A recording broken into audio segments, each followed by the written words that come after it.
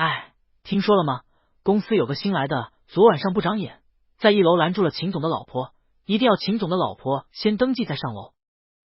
我靠，这主人翁意识够强啊，他管那么宽干嘛？公司又不是他家的。今早秦总都来16楼了，去16楼干嘛？听说拦他老婆的那个就在16楼。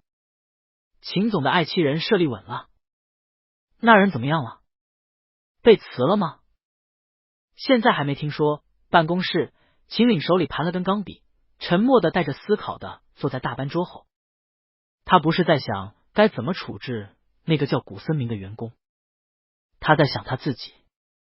理论上，公司上下这么多部门，一个员工的去留一般都是由对应部门的领导与人事部一起做决定的，根本用不上他来决断。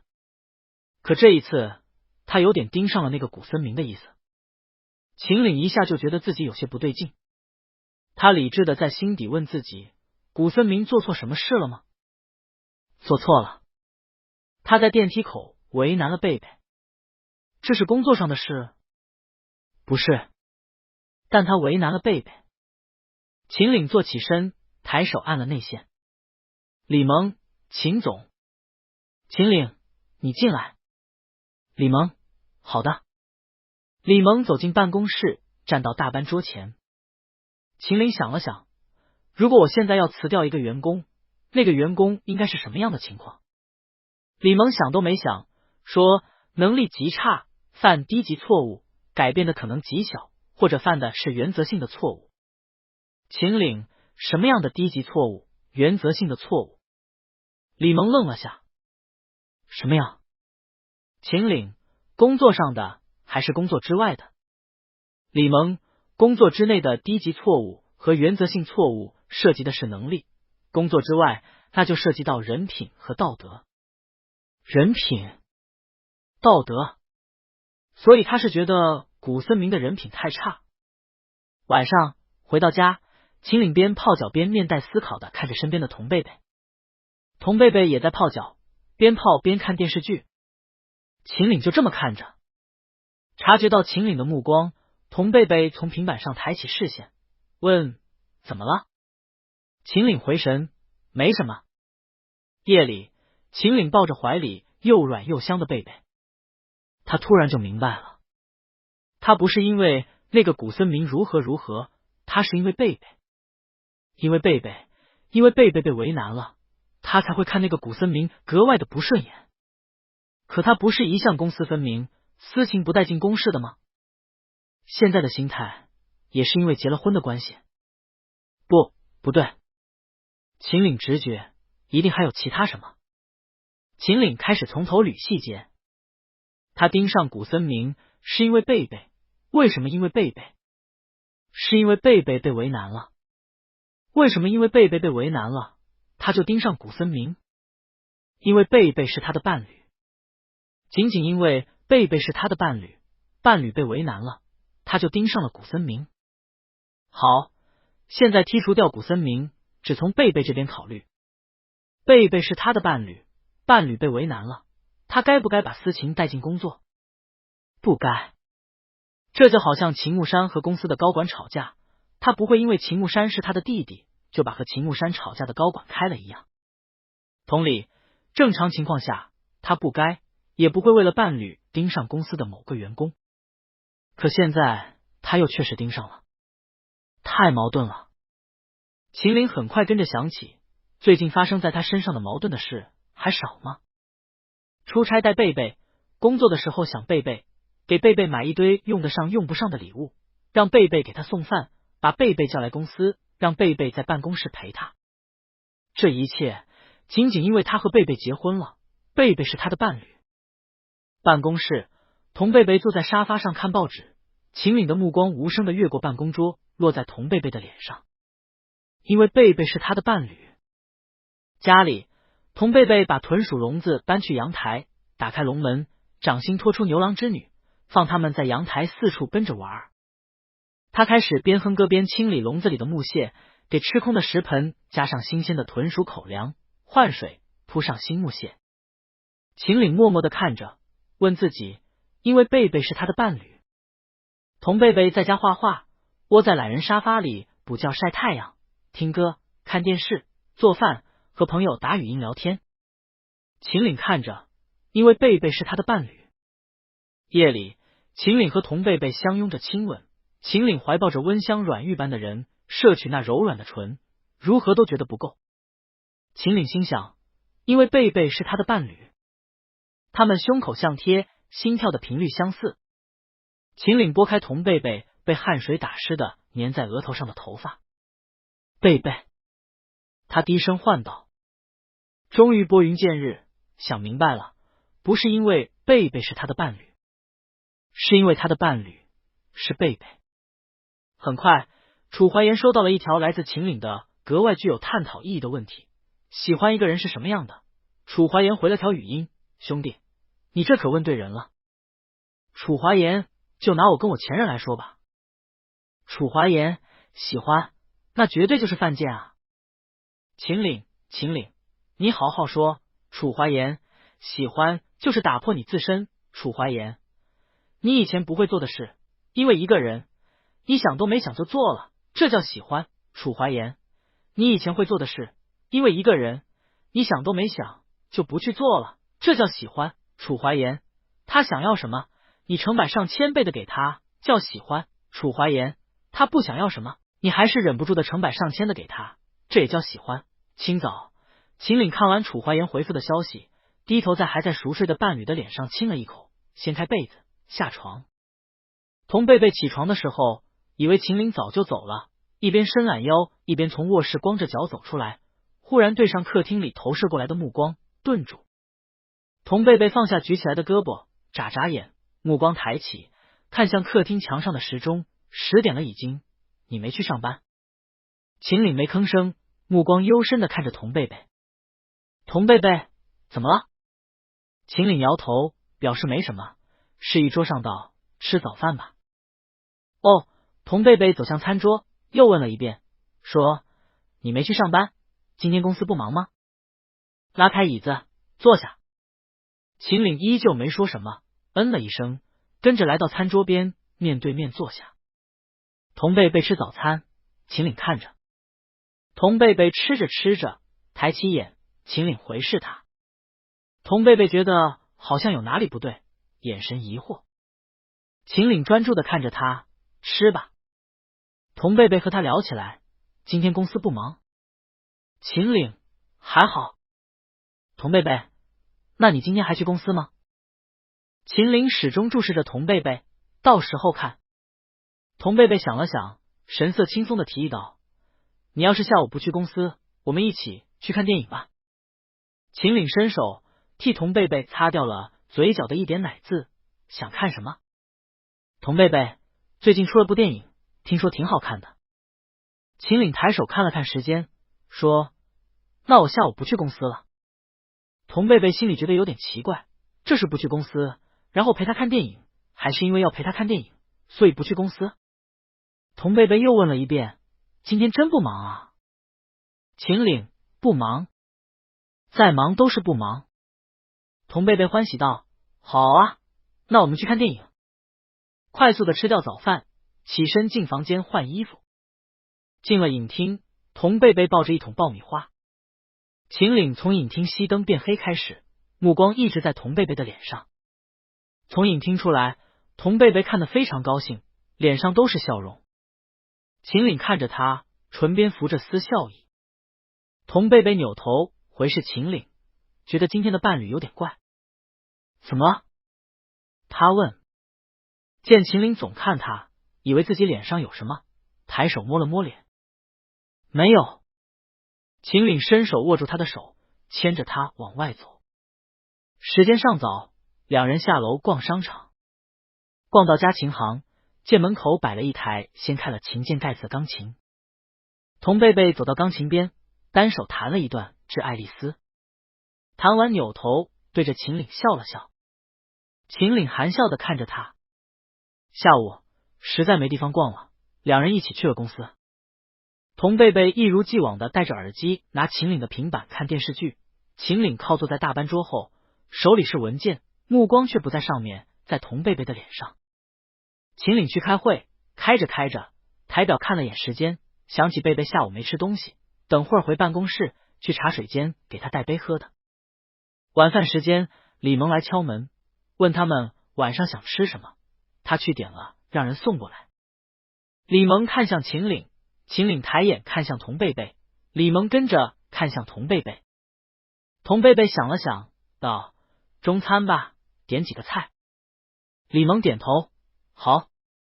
正要出去，听到秦岭提醒道：不要辣。李萌笑，我知道的。晚上回家，车在停车位停好，车上的两人都没下来，直接在车里缠绵了起来。童贝贝边亲边推拒着，说：别上楼。秦岭亲得越发着迷，额头、鼻尖、脸上、下巴到处亲着。童贝贝被逗得直笑。上楼，衣服、裤子、领带撒了一地，四只脚磕磕绊绊的走进卧室，倒在床上。秦岭粗重的喘着气，不够，还不够。秦岭向来很有头脑，短短一天，他便明白了什么是喜欢。喜欢是想要陪他，喜欢是一直注视着他，喜欢是他在眼前，还是会想起他。喜欢是以他的需求为主，喜欢是为他着迷，是这个人在你的面前、怀里、身下，哪怕他已经完全属于你，与你缠绵在一起了，你还是觉得不够，根本不够。喜欢是他对贝贝，原来他已经喜欢上了自己的伴侣，这完全超出秦岭的预料，因为他从不相信一见钟情，对爱也抱着十分保守的态度。他原本一直觉得他和童贝贝会在磨合与相处中渐渐培养出成年人之间较为稳定平和的夫妇感情，这种感情在他的意识中更倾向于一种相互陪伴的亲情，而不是爱情。可现在秦岭搂着怀里的童贝贝，感受着心口真实的异样而陌生的快跳，他细细的体味着，感受着。然后秦岭想，他下一步该做什么来着？秦岭再次咨询了楚怀言，喜欢的下一步是什么？楚怀言，追求。撤销。楚怀言，大哥，你最近问我的都是什么玩意儿？喜欢的下一步跟你有个屁的关系？你一个有老婆的已婚男。秦岭，我为什么不能喜欢？秦岭，喜欢自己的老婆有什么问题？楚怀言，你喜欢童贝贝？真的假的？楚怀言，你可别吹牛啊！我跟你说，楚怀言，世界上哪那么多好事都被你一个人遇上了。楚怀言，娶了个好老婆，老婆还是你喜欢的。哈！秦岭，是，就是这样。楚怀言没有回复。5分钟后，楚怀言发来语音，都是做生意的，凭什么全世界的好事儿都落你性情的一个人头上了？楚怀言骂骂咧咧，你上辈子拯救地球还是拯救全人类了？楚怀言百忙之中抽空和秦岭见了一面，在他常去的那家喝酒的清吧，两个装了酒的宽口玻璃杯轻轻一碰，楚怀言抿了口酒，眼底脸上染着浓浓的吃瓜欲，问秦岭，哎，你这什么心路历程啊？跟我说说呗。怎么就喜欢上了？我琢磨着闵恒那朋友适合过日子，没觉得他多有魅力啊。两人坐在吧台，秦岭悠悠的转头看楚怀言，没魅力。嗨，楚怀言更正，我是说看起来。拿起手里的酒杯和秦岭碰了碰，自罚一口，你个已婚男哪那么敏感呢？秦岭客观理智的一一细数道，贝贝出身好，名校毕业，性格好，会画画，会弹琴，懂艺术，情商也高，还会生活。说完扭头看楚怀言，言下之意，这么多优点，怎么能说没魅力？怎么可能喜欢不上？楚怀言没料到童贝贝这么多优点，卧槽了一声，我哪知道他什么都会啊？你这什么运气？结婚的刚好是自己喜欢的。脱腔带调的感慨，不像我呀，喜欢的只想睡我，连泡都懒得泡。秦岭听着，觉得楚怀言说的没错，但又好像有哪不对。直到楚怀言跟着来了句，那你老婆现在喜欢你吗？楚怀言看看秦岭，挑挑眉，开心的笑了，不是吧？秦岭手里握着酒杯，扭头蹙眉，你笑什么？楚华言没遮掩，我高兴啊，我当我孤家寡人呢，感情你现在跟我还在一个阵营啊。秦岭，谁跟你一个阵营？楚华言一语道破，你喜欢的人不喜欢你阵营啊。秦岭想把酒杯里的冰块都塞楚华言的嘴里。楚华言乐了，边喝酒边哈哈了几声，引来附近人的扭头，也引来秦岭射刀子的眼神。楚华言还在笑，对秦岭道：你这么看我也没用，再看我你老婆现在也就拿你当队友。队友？秦岭这次想塞杯子。楚华言大声的叹了口气，感慨的伸手拍了拍秦岭的肩膀，不过总的来说你运气还是不错的。楚华言，你至少还有先婚后爱的机会啊，不像我，不喜欢我就算了，还拿我当个按摩棍。楚华言的这句按摩棍简直有毒。这天晚上，秦岭正心情开垦着，不知怎么的，耳边就循环响起了不喜欢我就算了，还拿我当个按摩棍，不喜欢我就算了，还拿我当个按摩棍。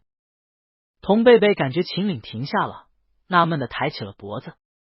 秦岭对上童贝贝染着潮色的眼睛，耳边又是那句不喜欢我就算了，还拿我当个按摩棍。秦岭在心底怒对楚怀言，你特么才是棍子。童贝贝吃痛啊！结束，秦岭抱着睡着的童贝贝，嘴里不说，心底不得不悲哀的承认，理论上来说他好像也是。次日晚，亲吧，两个装酒的玻璃杯轻轻一碰，秦岭面对吧台，面无表情的喝了口酒，旁边并肩的楚怀言也没什么表情的喝了一口。喝完，楚怀言伸手捂嘴，故作啜泣的样子，哭哭啼啼道：昨晚又拿老子当棍子。呜！秦岭吐了口气，什么都没说，握着杯子又和楚怀言碰了下，仰头把一杯酒都喝了。喝完被楚怀言带了波节奏，楚怀言，我们棍子也是有尊严的。秦岭，只有你是棍子。楚怀言拍拍秦岭，不过你比我强，你好歹还捞到了法定配偶的身份。秦岭觉得自己这老公的身份到了他楚怀言嘴里就跟多可怜似的。楚怀言下一句，但我们棍子不能只满足于就当根棍子，我们要有理想，要有策略。秦岭懒得搭理楚怀言这叫的多响亮的口号，问什么策略？楚怀言，攻心。我跟你说，我这个策略我已经小试牛刀，有了点成果了。你刚加入，赶紧的用起来。楚怀言嘴里所谓的攻心策略，就是追人三步法，塑造形象，创造浪漫，要什么给什么。楚怀言声称这招有效，所谓的效果就是昨天晚上闵恒可算让他留宿住家里了。秦岭无语，我不出差的时候天天回家。楚怀言，知道你已婚，少跟我这儿炫耀。然而楚怀言三步法的第一步就在童贝贝这儿完全失效了。秦岭天天西装领带，童贝贝早看习惯了，且他早上起不来，等他起来的时候，秦岭已经去上班了。塑造形象失败，一失败，秦岭醒神。楚怀言一个能把喜欢的人处成前男友的水平，他也是信了楚怀言的鬼。但制造浪漫要什么给什么这两点提议，秦岭虚心接受了。眼看着贝贝的生日快到了，秦岭提前问童贝贝生日想要怎么过。童贝贝想了想，道：妈妈在的时候都是和妈妈一起过的，妈妈去世之后，闵恒有空我就和闵恒一起吃个饭，闵恒没空我就一个人了。秦岭温声道：今年我陪你。童贝贝很开心，点头道：好啊。秦岭有什么想要的？童贝贝想了想，该有的都有了，也确实没什么缺的。他摇头道：我都可以，没礼物都行。按照童贝贝原本的想法，到了他生日那天，应该就是秦岭抽空陪他逛逛，买份礼物给他，两人晚上找家氛围不错，味道也好的餐厅一起吃顿饭。结果到了他生日这天，秦岭先是陪他看了场画展，看完画展后，两人驱车去向园区。进湖底隧道的时候，童贝贝才意识到他们正往园区去。他问秦岭，吃饭的地方在园区。秦岭，到了你就知道了。下车，见车子停的是园区知名的临湖商业街的停车场，童贝贝以为自己猜对了。然而，秦岭带着他越走越偏，离商业街也越走越远。童贝贝终于到了，两人来到的竟然是下午6点就已经闭门的湖边码头。而此刻的码头不但没有关门，湖边还靠着条游轮。童贝贝惊讶，湖边等候的工作人员面带微笑的看了过来。童贝贝转头看秦岭：“你包了游轮？”秦岭握住童贝贝的手，牵着他往游轮走，边走边道：“我想普通餐厅没什么气氛，这边湖上的夜景还算不错。”何止夜景不错，游轮也装饰一新，甲板上铺满了花瓣，灯树精致曼妙，灯光一照，又漂亮又有气氛。童贝贝问秦岭：“这些也是你让人弄的？”秦岭：“我只会买花，让我弄，我就知道往地上铺花瓣，所以我问了苗老师，苗老师帮我设计的。”秦岭转头看童贝贝：“喜欢吗？”童贝贝满眼惊喜，笑着点头：“喜欢。”进餐厅，整个餐厅除了一张临窗的餐桌，到处是鲜花装点铺就的花海。童贝贝再次看得满脸惊喜，嘴巴都看得张开了，感慨从心口发出，轻轻的哇了一声。秦岭含笑。童贝贝摸出手机：“等等啊，我拍几张。”举着手机东南西北连角落都不放过的一通拍。拍完走向餐桌，秦岭绅士的替童贝贝拉开椅子，童贝贝坐下：“谢谢。”秦岭跟着坐下，说：“法餐可以吗？”童贝贝点头，绅士的用法语道：“当然。”穿着西装马甲、戴着白手套的侍应生端着红酒走过来。秦岭对童贝贝道：“今天喝一点。”童贝贝：“好呀。”醒好的红酒被倒入锃亮剔透的高脚杯中，杯身映照着厅内的雅致。两个酒杯轻轻一碰，桌上布满了精致的菜色。窗外临湖的夜景美不胜收，远处城市的霓虹像一幅空旷的现代版油画，没有白日的喧嚣与拥挤忙碌，只有闪烁的灯光拼接出的五彩斑斓，以及黑色夜幕下空旷的宁静。童贝贝觉得这一餐很隆重，处处是仪式感，也很浪漫，令他惊喜。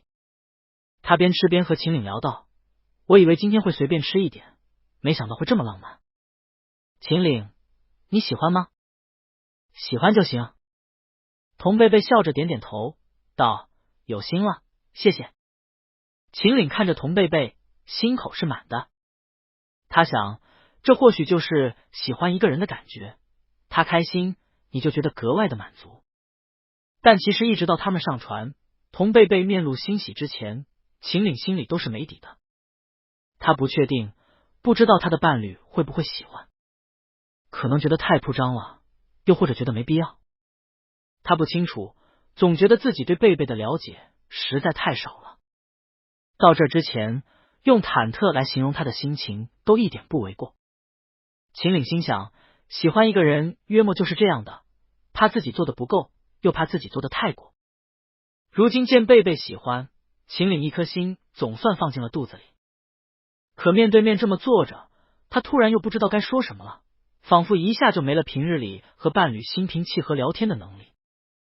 秦岭握着刀叉，垂眸，又很快抬起目光。童贝贝回视他：“秦岭找了个话题：“我们是不是快搬家了？”放下刀叉，拿起酒杯喝了一口，掩饰自己的刻意。童贝贝：“房子没什么，空关了那么久，味道都散得差不多了，主要是家具。放半年是有点久，3、4个月差不多，这样的话5月中旬就能搬。”秦岭又喝了口酒，再次语塞。童贝贝察觉到，觉得今天的秦岭有些沉默，是太累了，又工作上班，又陪他看展，还跑了大老远带他来这边吃饭的关系吧。童贝贝贴心道：“吃完我们就回家吧。”秦岭喝着酒，不急。童贝贝：“累吗？”秦岭闻言挑眉：“我看起来很累。”童贝贝看看秦岭：“你今天不怎么说话。”秦岭心想，他第一次喜欢一个人，他也会有不知道该说什么的时候。童贝贝主动道：“那我们就安静吃饭，像刚刚看展那样，用心体会，用眼睛欣赏。”秦岭点头。贝贝的贴心解决了他的难题，但秦岭的眼睛离不开与他面对面隔桌而坐的童贝贝，他一秒都不想错过面前的伴侣。他想，贝贝怎么能这么好看？贝贝的眉眼怎么会这么漂亮？楚怀言说的对，他上辈子一定是拯救了人类，这辈子才能娶到贝贝。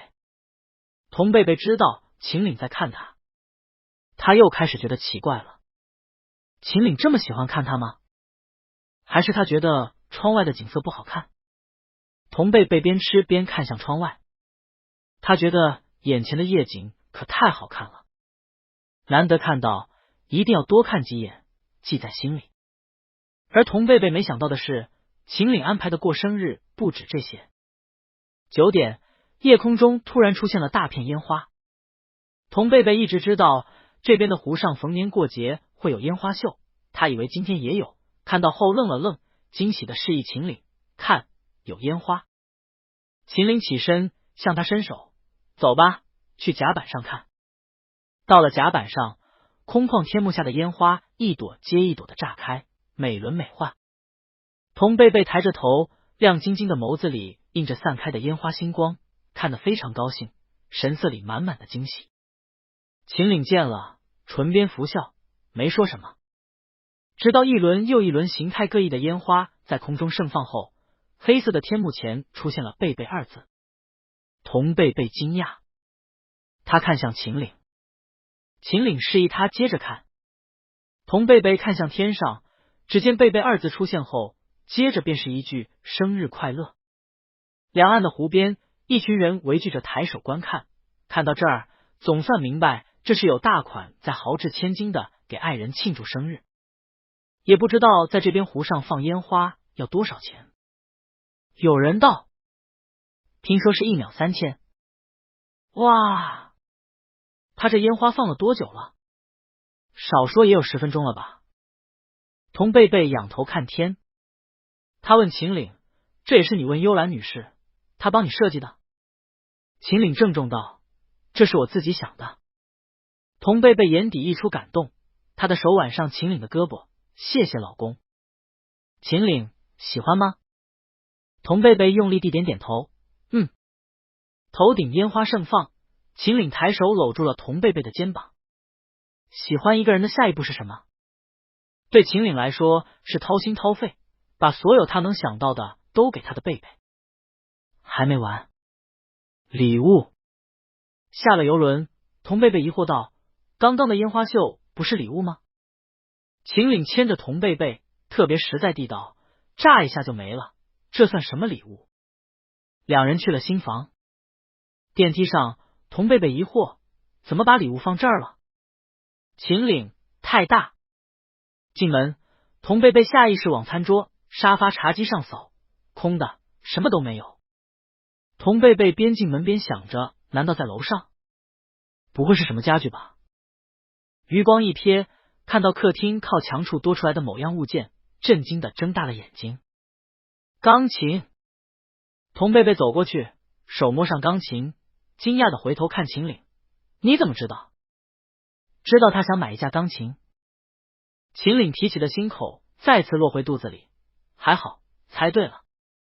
猜的。看电影那天逛街的时候，看你往琴行的钢琴上多看了几眼，又会弹，就想你会喜欢。还有就是，他记得贝贝说过去世的妈妈生前教学生弹琴，他想贝贝会弹琴应该也是妈妈教的。有架钢琴，想妈妈的时候就能弹了。秦岭又确认了一下，问喜欢吗？童贝贝比见到游轮发现烟花是给他过生日用的还要惊喜，转身快步走向秦岭，一把抱住了他。喜欢，太喜欢了，谢谢。那时候妈妈教学生弹琴，买不起，钢琴都是租的。他从小就想有一架自己的钢琴，本来想大学毕业后攒钱买一架，自己能弹，妈妈也能用来教小朋友。可妈妈不久就去世了，他便没再弹琴，也没有买琴的念头了。现在他有自己的琴了。童贝贝的胳膊圈着秦岭的脖子，紧紧的抱着，想到以前，想到妈妈，心中触动，感慨万千，情绪一下涌来。他眼睛红了，声音哽咽：“谢谢，谢谢你。”秦岭回报童贝贝，安抚的拍了拍他的背：“生日快乐，贝贝，以后你都有我。”秦岭在股东会上被弹劾了。事情是这样的，魏胜明被免职，罚薪后再次申请召开临时股东大会。从申请到过半的股东同意，到公示到确认召开，再到正式召开，恰好就在童贝贝生日这周。又恰好去年 Q4 季度的财报公布了，财报内容不甚理想，这2天的股价有点跌。这场临时股东大会一开，秦岭身为 CEO， 立刻招来了股东们的炮轰。秦岭坐在主位，原本听得挺淡定的，还边听边分神的想了想晚上带贝贝去哪儿吃饭。正想着，与会的股东里有人道了句：“秦总有空陪爱人在游轮上一掷千金的放烟花过生日，没空把公司项目好好管管吗？”李萌一个哆嗦，就见秦岭放下了手里在盘的钢笔。会议厅里骤然鸦雀无声。秦岭脚一撑，转移转正，面朝众人。他什么都没说，面前的黑色会议夹翻开，翻过几页，从里面抽出几张纸，甩向了众人。季总既然聊到我的私事，我也来问问季总，去年 Q4 季度的报表这么难看，您和魏总投的项目贡献了多少？季总要是不记得了，报表下的备注好好看看。季总立刻道：“长线投资本来就没有那么快的资金回流。”秦岭跟着道：“哦，原来季总看得懂财报，那去年 Q4 季度主营成本里一大半都是项目款的垫资，季总应该也看得懂吧？投资的大楼还在建，预估是今年 Q3 才会有资金回笼，诸位是不是太心急了？”秦岭淡淡的看向众人，目光在会议桌另一头的魏胜明脸上扫过。还有，秦岭把钢笔重新拿了起来，五指间转了转，后面1周我会天天掏腰包放烟花给我老婆庆祝生日。没有为什么，我乐意。众人，所以我们这周的晚饭都在园区。童贝贝坐在家里的沙发上，边吃水果边问。秦岭仰头，舒服的靠在沙发靠背上，同样泡着脚。童贝贝，你不会连游轮也一起包了吧？秦岭脸上盖着热毛巾，声音闷在毛巾里，说：“本来是想的，但那天给你过完生日之后，就也有其他人来包游轮了，游轮档期太满，包不上了，我就让李萌给我订了个视角还不错的餐厅，到时候我们在餐厅看。”童贝贝哭笑不得，1周的烟花，你是在和你的股东们怄气，还是在和你自己的钱包过不去？秦岭飙了句方言：“自己兜里的钱，老子爱怎么花就怎么花。”说回普通话，给老婆花的，怎么能说和钱包过不去？于是后面连着几天，2人都在园区的湖边边欣赏烟花边吃晚饭。秦岭说到做到，真的给他庆祝了1周的生日，每天晚上的烟花都有贝贝生日快乐这6个字。同餐厅一起吃饭的邻桌女生说，也不知道哪个姐妹厉害成这样，把男人捏得这么死。出书吧，出书我一定买。童贝贝哭笑不得。不过秦岭的胃口似乎不太好，每晚基本吃不了多少，就放下了筷子。童贝贝问他怎么了？秦岭：天天吃腻了。烟花在他们窗外的湖上盛大的绽放着。童贝贝：想不想吃点甜的？秦岭：童贝贝：红豆汤。秦岭：家里煮了。童贝贝摇头：我煮豆子老是焖不好，不是太生就是太老，有家店做的不错，我带你去。秦岭点头：好。童贝贝便带秦岭去了之前他赌秦木山的那条老街。老街有些年头了，房屋低矮，石板路坑坑洼洼。秦岭把车停在外面，跟着童贝贝步行往里走。小道逼仄，路灯昏暗，左绕右拐，前面有家窄小的门面亮着灯，门口煮着什么，锅口冒着氤氲的白气。童贝贝带秦岭过去，进门打招呼：奶奶。头发斑白驼背弓腰的老太婆转过头，一见童贝贝，笑起来道：哎呀，是你啊，你有段时间没来了。老奶奶招呼还是老三样吗？童贝贝带着秦岭在矮桌边坐下。是啊，帮我多来一碗红豆汤。秦岭日常去的都是高档场合，半点没嫌弃这小房子里破旧的显得有些油乎乎的矮凳矮桌。他正常的坐了，坐得特习惯，手伸到两腿之间，搬凳子往前挪了挪。他四处看了看，问童贝贝：“你经常来？”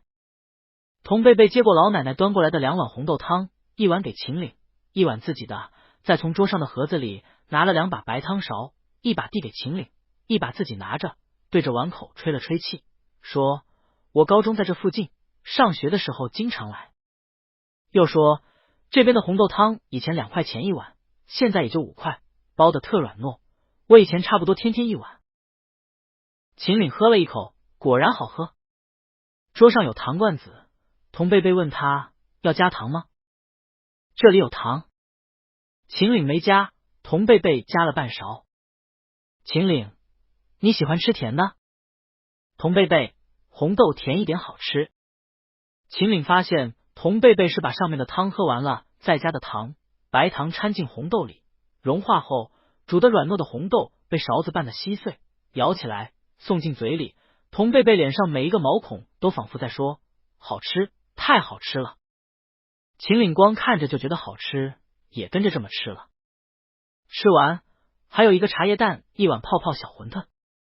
童贝贝包着茶叶蛋，对秦岭道：“这3样我以前可以天天吃，上瘾一样，真的。”秦岭：“这么好吃？”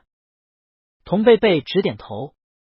秦岭低头吃了口馄饨，皮嫩馅鲜，果然好吃。再吃茶叶蛋，蛋白嫩，收口香，人间美味。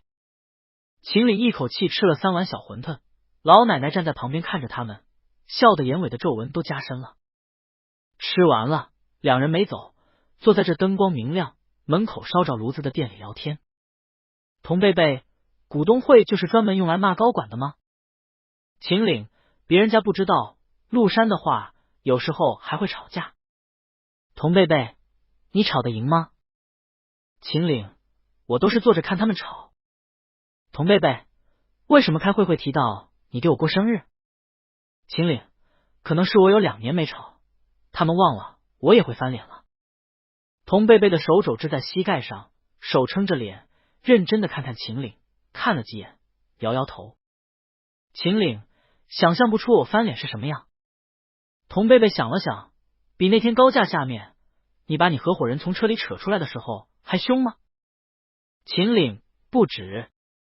童贝贝故作惊讶，哇！秦岭的手肘搭在桌沿，忍俊不禁，你这声啊，挖的有点刻意了。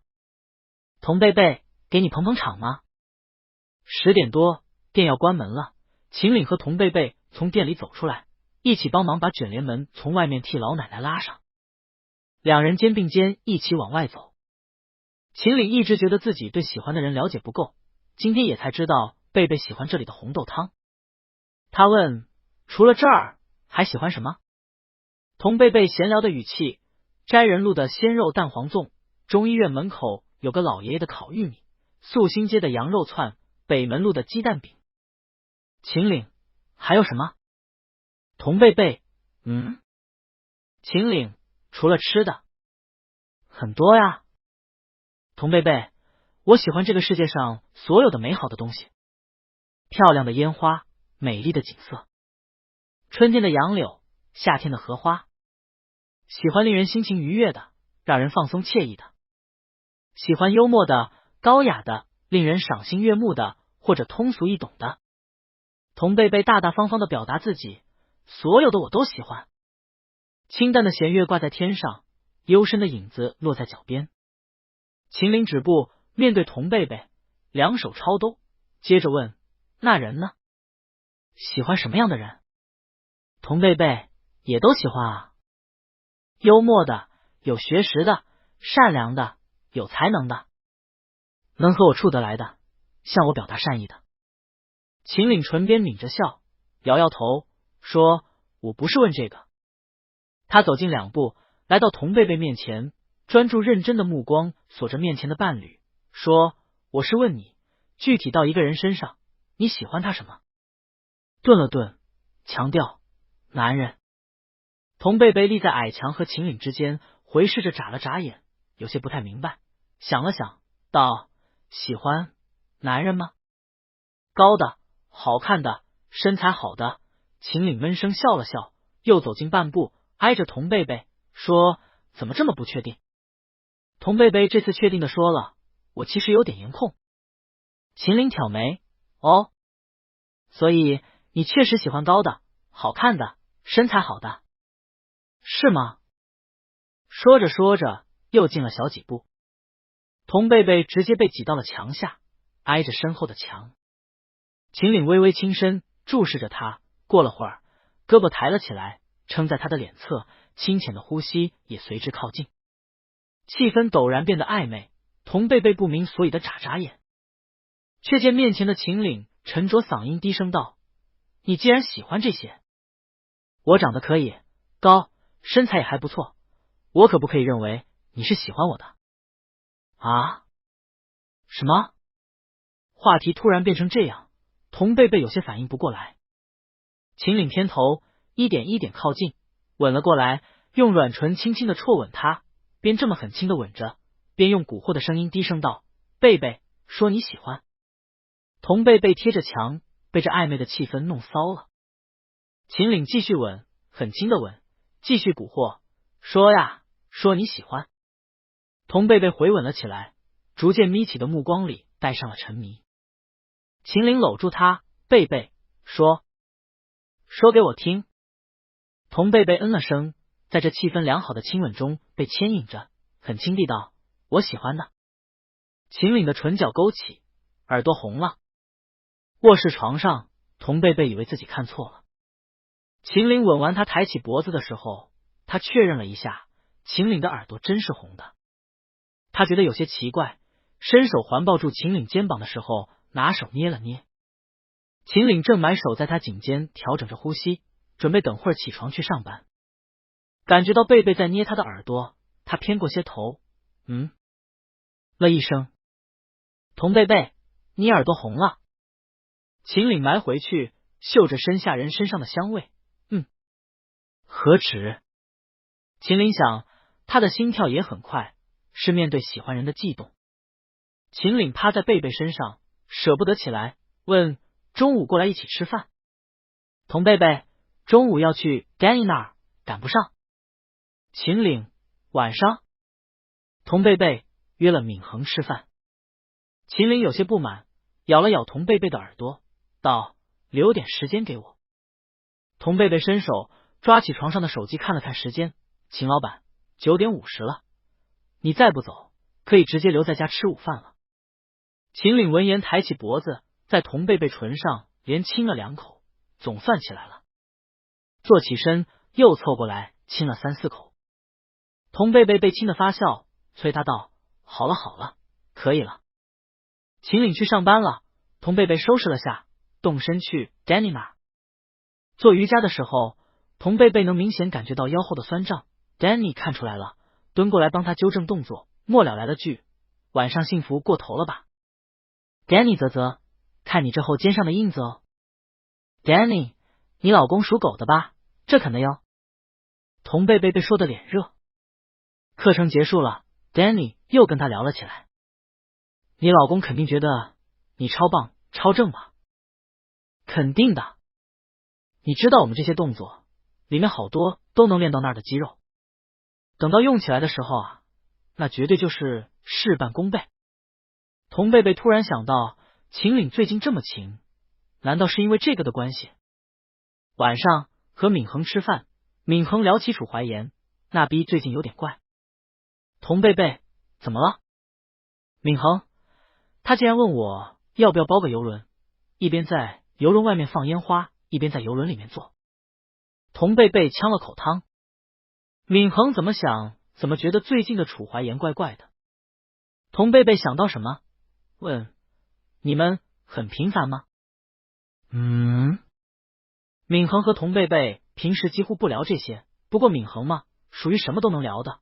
童贝贝既然问，他便回道：差不多吧。抬眼看看童贝贝，道：我跟你提过的吧，我跟他什么都合不来，除了床上。童贝贝，那个合得来就会很想做吗？闵恒边吃饭边奇怪的看了童贝贝一眼，怎么问这个？哦，闵恒懂了。闵恒低声眨眨眼，你跟你老公是不是也特别合得来啊？童贝贝不太好意思聊这些，垂下目光。闵恒大大方方道，特别合得来，当然就会频繁一点喽。男人嘛，还不就下三路那点事。童贝贝心想，果然是因为这个，秦岭最近这段时间才这么频繁的。频繁有频繁的好处，童贝贝自己也有需求，也挺享受的。当然也有点不好的，童贝贝咸鱼惯了，什么都讲求一个适可而止和舒适度。他梦想中的幸福生活是睡前运动一下，运动完一觉到天亮，睡满10小时。可近期的那个已经开始让他天天12点多才能睡了。咸鱼觉得有点多，还睡不饱。童贝贝问闵恒，那什么时候频率会下降啊？闵恒耸肩，做够啊，够了就不那么想做了呗。笑起来，揶揄，你们新婚才几个月，这才哪到哪啊？童贝贝啊！闵恒用他那双妖精似的漂亮猫眼直视童贝贝，而且你这种极品，男人肯定怎么尝都尝不够的。你还想频率下降？别做梦了！我要是你老公，天天24小时不间断的吃你。童贝贝打了个到此为止的手势。可以了，我们聊点别的吧。但其实秦岭的频繁远不止表现在这方面，只是他实在太忙了，出差也很多，外加咸鱼从不多想，童贝贝才没察觉出其他的反常。日子就这么顺风顺水的往前过着。5月中，秦岭和童贝贝搬去了新房。搬家的这日，秦岭出差，童贝贝找了搬家公司和老张，又把童小传和秦木山这2个小鬼叫了过来搭手。搬家公司是日式的，无论搬什么都会事先用箱子规整了包好，以防磕碰。但即便如此，一些私人物品也不方便让搬家公司自己整理，童贝贝便给童小传、秦木山都分派了活儿，几个人一起整，速度快一些。童小传整理到储藏室的时候，扬声喊：“哥，储藏室里的这些东西有用没用啊？没用直接不要了吧。”童贝贝的声音从卧室传来，没有不要的，都要。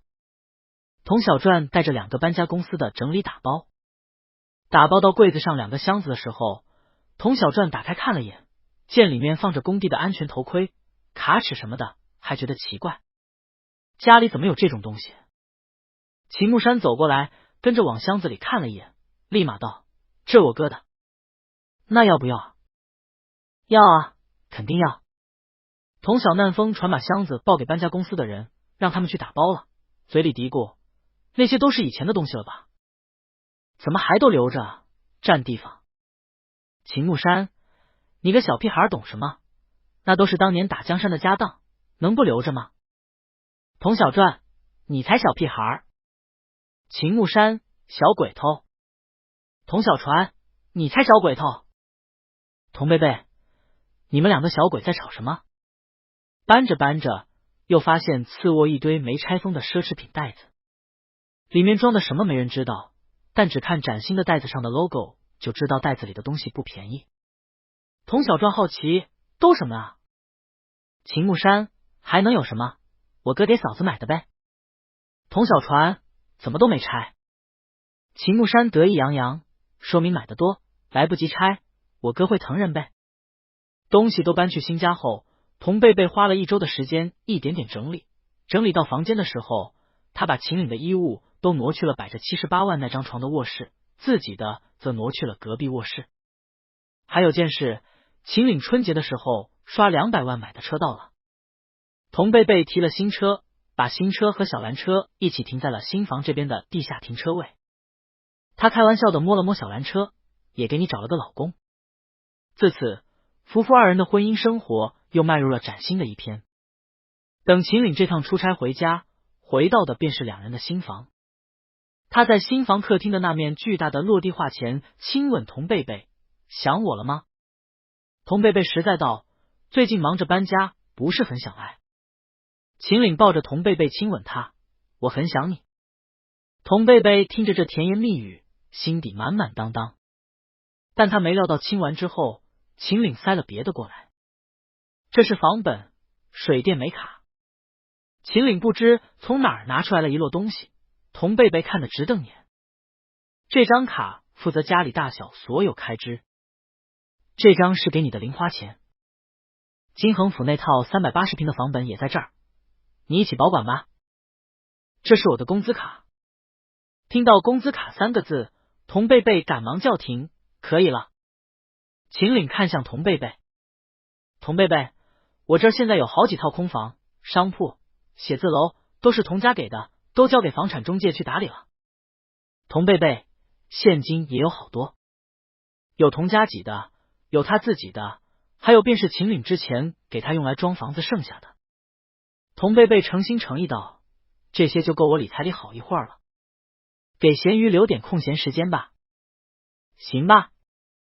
秦岭问起家里的情况，楼上楼下这么大，请个阿姨打扫吧。童贝贝，已经请了，是我妈妈之前在医院的陪护，阿姨人很好，我一周让她来3天。秦岭点头，搂搂童贝贝的肩，家里要你多费心了。童贝贝不觉得费心，都是简单的事。家里整理完后，因为地方远比之前金恒府的房子大，客厅里能躺能窝，还能铺了垫子做瑜伽，露台有花有工具，闲来无事还可以浇浇花，种种东西，生活实在惬意。只是晚上，童贝贝正要熄灯睡了，秦岭裸着半身边擦头发边推门走了进来。童贝贝抬起脖子眨眨眼，你房间在隔壁。秦岭坐在床尾，语气寻常的问，怎么又分房睡了？童贝贝解释，那张床我特意给你买的。秦岭想起来，哦，78万的那张。秦岭动都没动。童贝贝，去睡睡看呢。78万，这么贵，怎么也不能浪费。秦岭擦好头发，邀请的眼神，一起。童贝贝，我就不去了吧。话音刚落，秦岭起身走近，弯腰把童贝贝从床上连被子带人的抱了起来。童贝贝吓了一跳，叫了一声，秦岭已经抱着他几步走到门口，用脚拨开了半掩的房门，走了出去。再几步走到隔壁，把童贝贝放到那张78万的床上后，顺势压了上来。秦岭，老婆。童贝贝立马懂了，有些羞臊的说道，刚回来，你不累吗？秦岭低头亲吻童贝贝的嘴唇，眼底有光，说，不累。可我累啊。童贝贝裹在被子里，小声嘀咕，搬家整理，忙了1个多星期。秦岭吻了吻童贝贝，低声哄着说，那我轻点，尽量快点。童贝贝正要开口，秦岭没再给他说话的机会。次日，童贝贝不知道秦岭睡着床什么感受，他自己觉得这钱没白花，腰都不怎么酸了。原来以前会酸，不是秦岭的问题，是床不好的关系吗？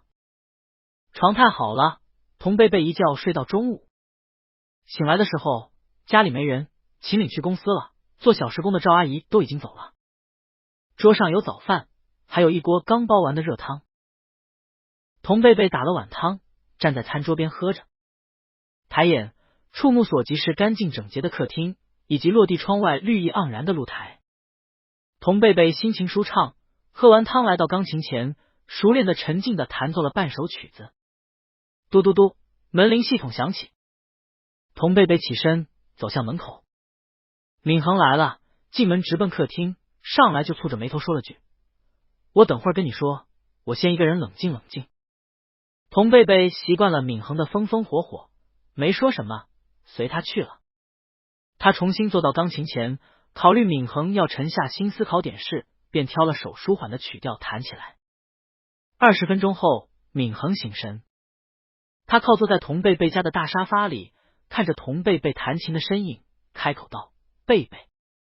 童贝贝弹下最后一个音，停下了弹琴的手。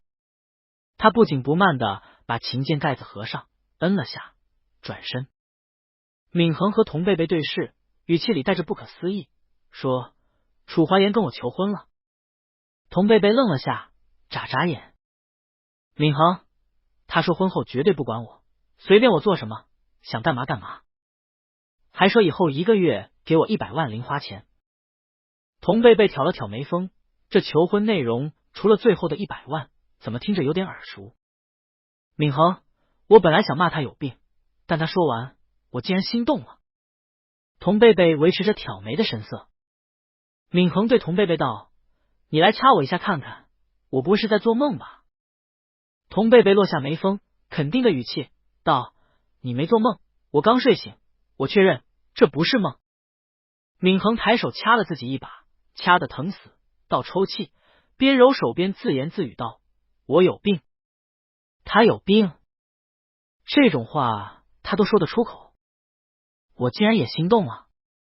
童贝贝好笑的弯了弯唇角，坐在钢琴椅上，后背挨着琴，道：“关键是你同意了没有？”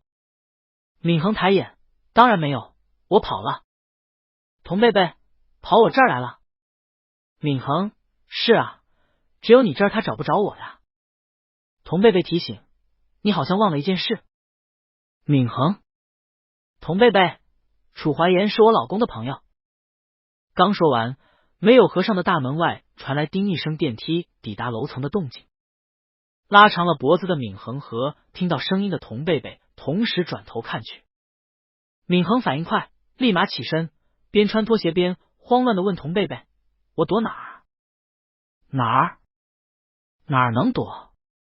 童贝贝伸手指露台，闵恒快步走向露台，拖鞋都飞了一只，结果刚拉开落地窗门，大门就从外面被拉开，楚怀言怒气汹汹的跑了进来。闵恒！闵恒差点被窗门绊一跤，他一下跳上露台，在楚怀言跑近前唰一下合上了窗门。楚怀言拉窗门拉不开，气急败坏：“有你这样被求婚的吗？”“我还没说完。”“你跑什么？”窗门是双层的，还是隔音的那种，一合上，别说楚怀言在屋子里说了什么，外面的闵恒听不到，闵恒说了什么，屋子里的人也照样听不见，只能隔着玻璃看到闵恒的嘴张张合合。秦岭晚了几步走进门，脚步不快不慢。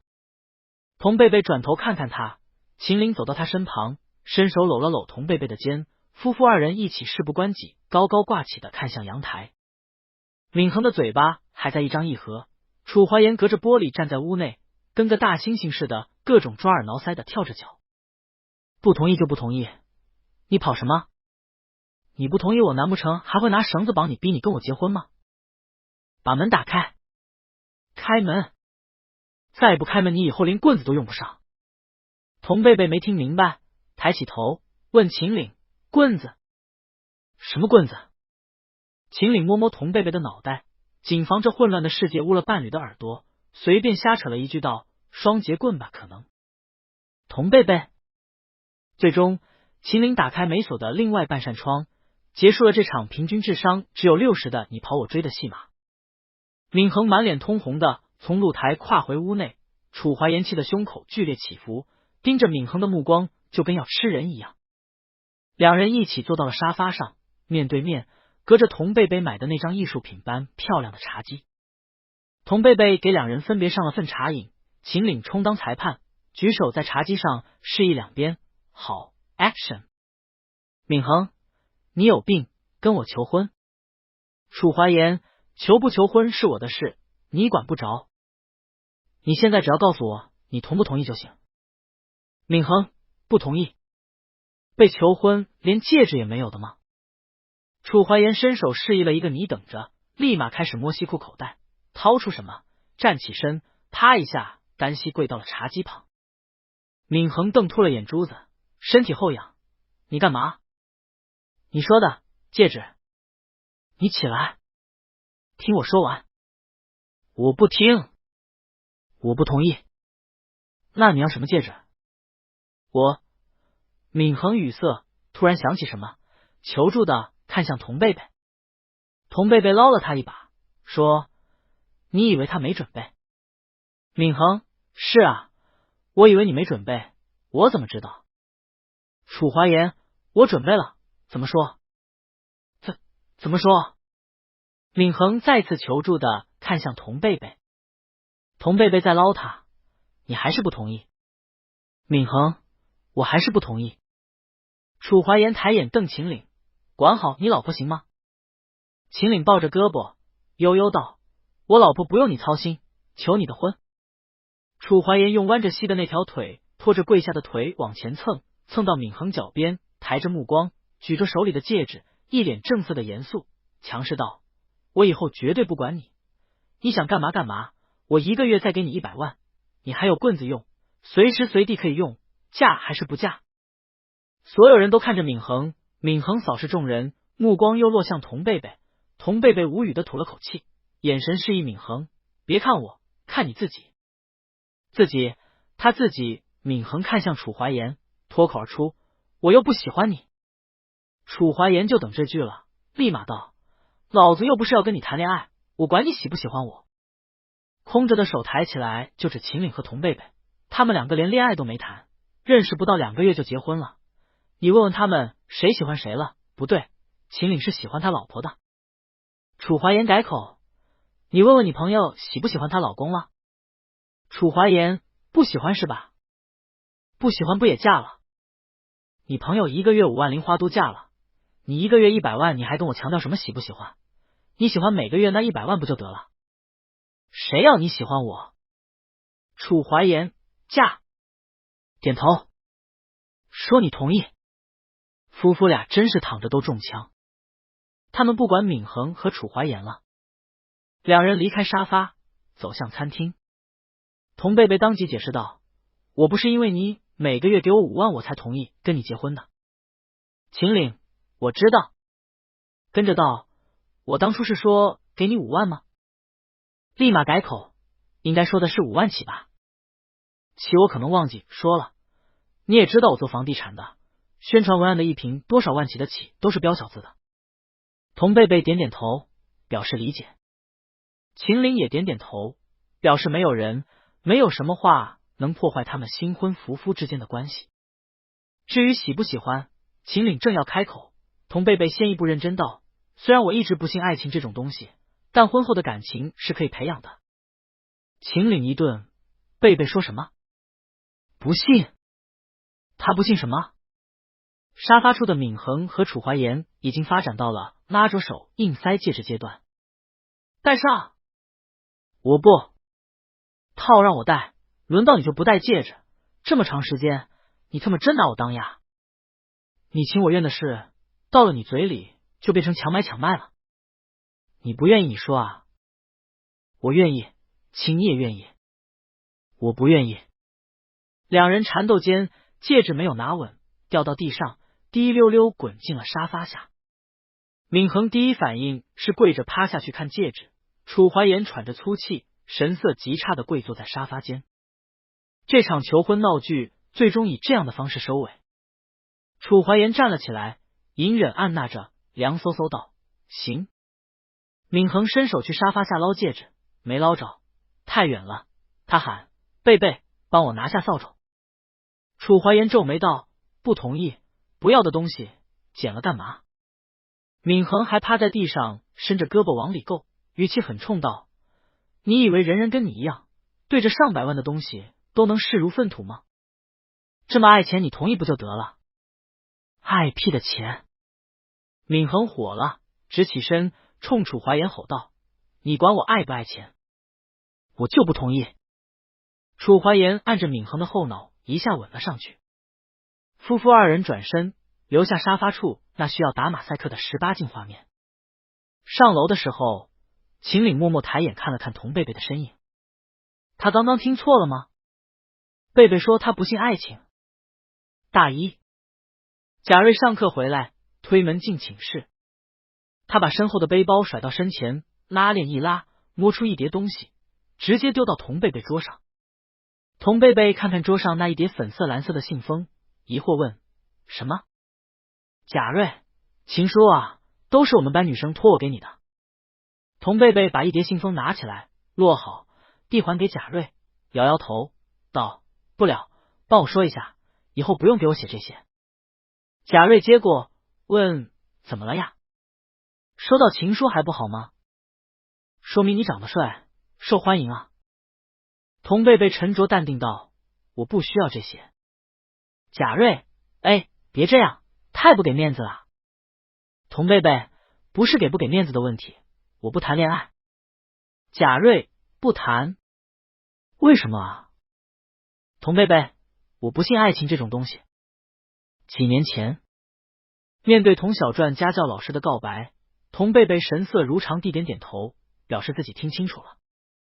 家教老师怕自己的表白对童贝贝造成心理压力，连忙道：“我没有要你现在就回复我。”家教老师的目光热切而真挚，他说：“我只是对你有点情不自禁，也怕说晚了，你有了喜欢的人或者男朋友，所以才跟你说的。”家教老师明显没有准备好，各种紧张，越说越结巴。他紧张的笑了笑：“让你见笑了。”童贝贝没笑，也不觉得有什么见笑。他有着这么一张脸，从小到大跟他表白的人数都数不清。家教老师以为性格温和如童贝贝，听了他的表白可能会害羞，并不知道在被人表白后，童贝贝非但不会害羞，正常来说还会非常冷静。谢谢。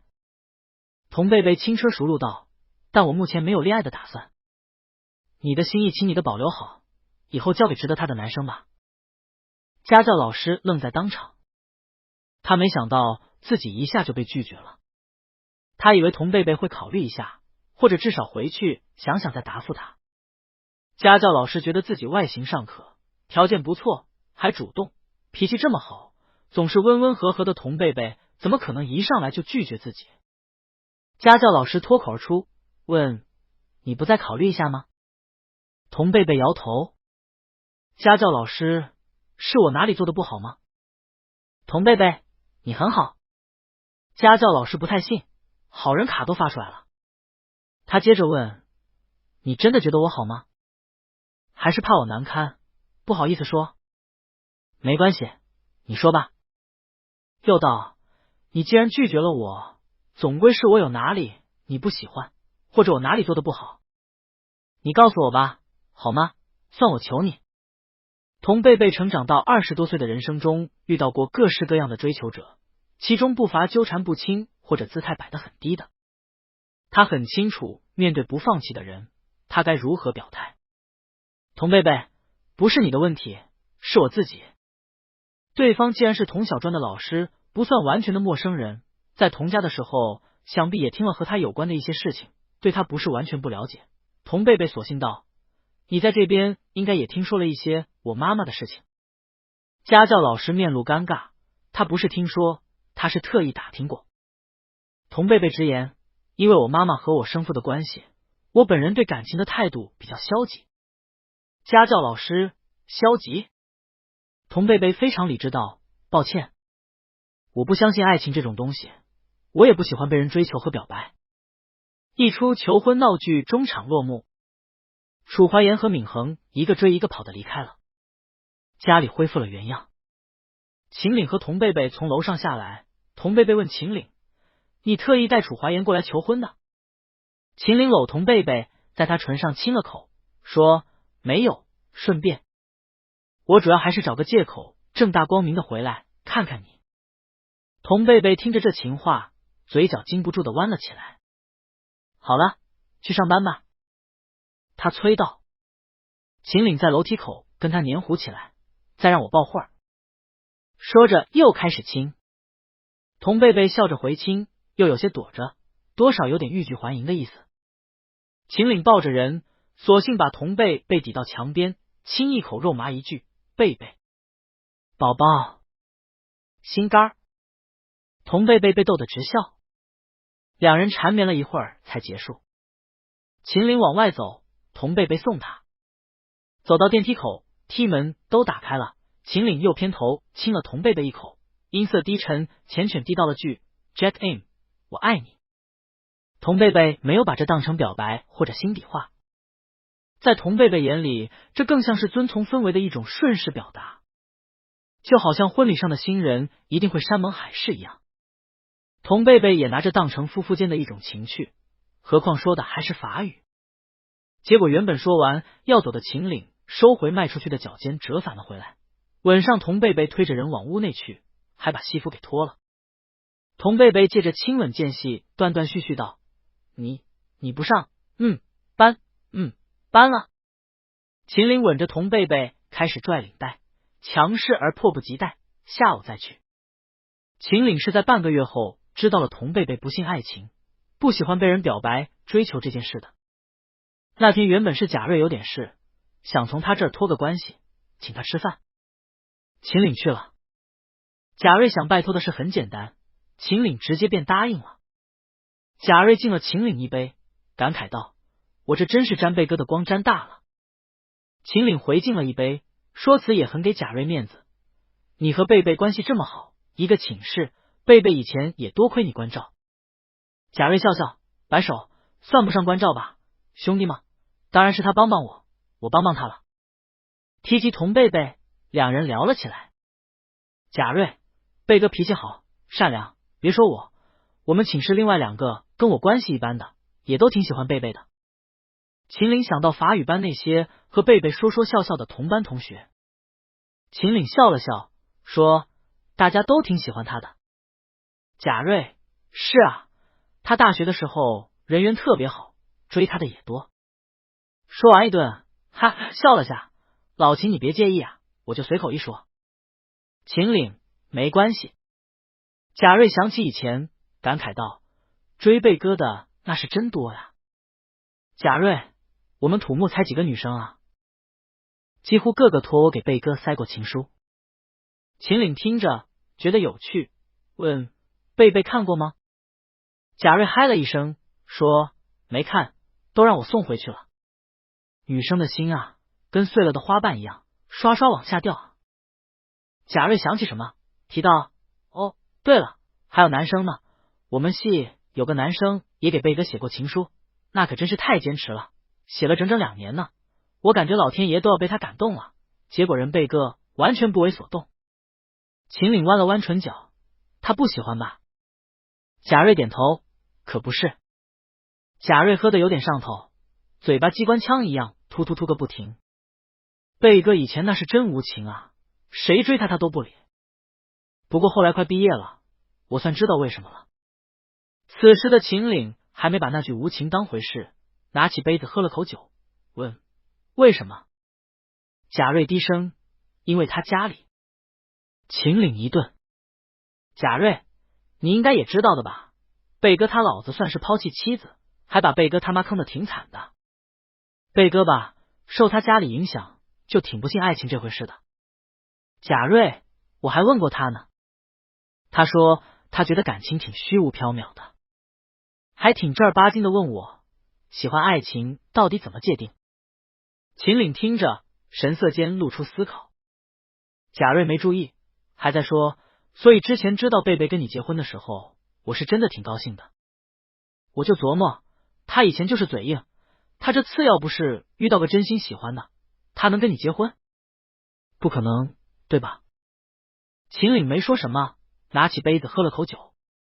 回去的路上，老张开车，秦岭落下车窗，让夜晚的凉风吹在脸上，醒了醒神。晚上贾瑞说的那些，真像拿了根棍子把他心底搅得乱七八糟。贝贝，他不信吗？原来之前单身多年是因为这个原因。秦岭觉得有点闷，伸手扯了好几下领口。老张从后视镜扫到，问：“不舒服吗？”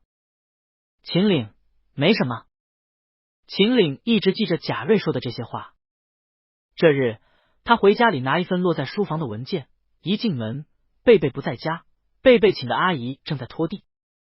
这还是赵阿姨和秦岭第一次在家里遇见。门一开，两人一对视，赵阿姨拘谨的叫了声东家，秦岭点点头。秦岭上楼拿文件，原本立刻就要走，路过客厅，看到赵阿姨，突然想起贝贝曾说请来的阿姨做过护工，在医院照顾过妈妈。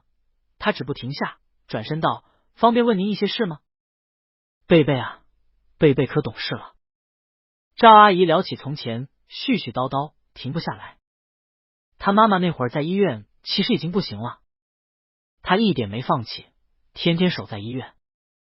母子也可怜呐，遇到那种男人。他妈妈去世前可内疚了，可不放心这唯一的儿子了。他妈妈跟我说贝贝受他和他生父的影响，从小就不信什么感情啊、爱情啊这些的。可他妈妈临终前是非常希望他能找个伴儿，安安稳稳、开开心心共度一生的。本来我也担心，年后听说他结婚了，还挺替他妈妈开心的。秦总，秦总！李萌连着唤了好几声，秦岭才回过神。李萌怀疑自己刚刚汇报的事，正在出神的老板到底听进去了几个字。结果秦岭直接把文件合上，神思部署道：“先这样吧。”李萌见秦岭神色不太对，忙问：“要倒杯咖啡吗？”秦岭嗯了声，李萌出去了。办公室恢复了静谧，秦岭靠在椅子里，手里盘着钢笔。他突然想，如果他现在开口跟贝贝表白，贝贝会是什么反应？会像拒绝那个连着写了2年情书的男生一样拒绝自己吗？晚上，秦岭和楚怀言在清吧会合，两个男人肩并肩坐在吧台前，身形相仿，背影接近，连喝酒的沉闷都跟一个模子里刻出来似的。楚怀言问秦岭：“为什么你有老婆，我没有？”秦岭转头：“毛病。”楚怀言接着问：“你当初和童贝贝怎么就那么快结婚了？有秘籍吗？”秦岭喝酒，没理楚怀言。楚怀言：“哎，跟我说说呢。我都这么惨了，能不能给点同情？”秦岭给了，觉得合适，商量了下，就结婚了。楚怀言：“怎么商量的？”秦岭：“房车、家用这些。”楚怀言转头问秦岭：“你当时确实是说1个月给5万吧？”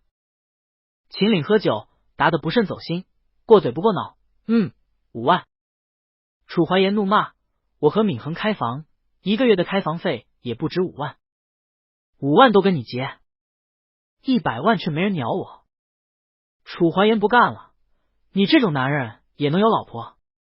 秦岭也在想，抛妻弃子，害得孩子连感情都不信的男人也能在这个世界上存在。楚怀言：“妈的！”秦岭：“妈的！”楚怀言：“你说我要是现在再求一次婚，他能答应吗？”秦岭问：“我要是跟你说这个世界上好男人还是绝大多数，你会信吗？”楚怀言摇头：“我不信。”秦岭把酒杯一推，起身。楚怀言：“哎，去哪儿？”秦岭：“回家陪老婆。”老婆本人正在客厅的瑜伽垫上做瑜伽。秦岭推门的时候看到的便是这样一幕：童贝贝穿着套淡蓝色的贴身瑜伽服，前胸紧贴垫子，挺背，一腿膝盖触地，脚向天，脚背绷直，一腿在前胸和膝盖的支撑下笔直的绷紧向天，两臂贴垫前伸，动作舒缓，姿势曼妙。这套动作完美的展现了童贝贝身材的优势和体态上的纤细柔软。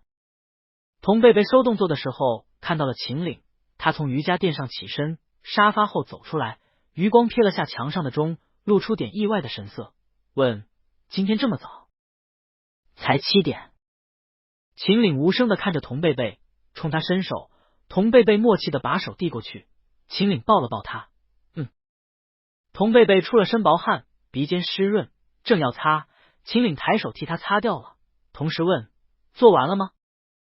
童贝贝：“好了。”秦岭搂着他纤细的腰，拍了拍，耐心道：“先去洗澡吧。”童贝贝观察着秦岭的脸。秦岭温声道：“怎么了？”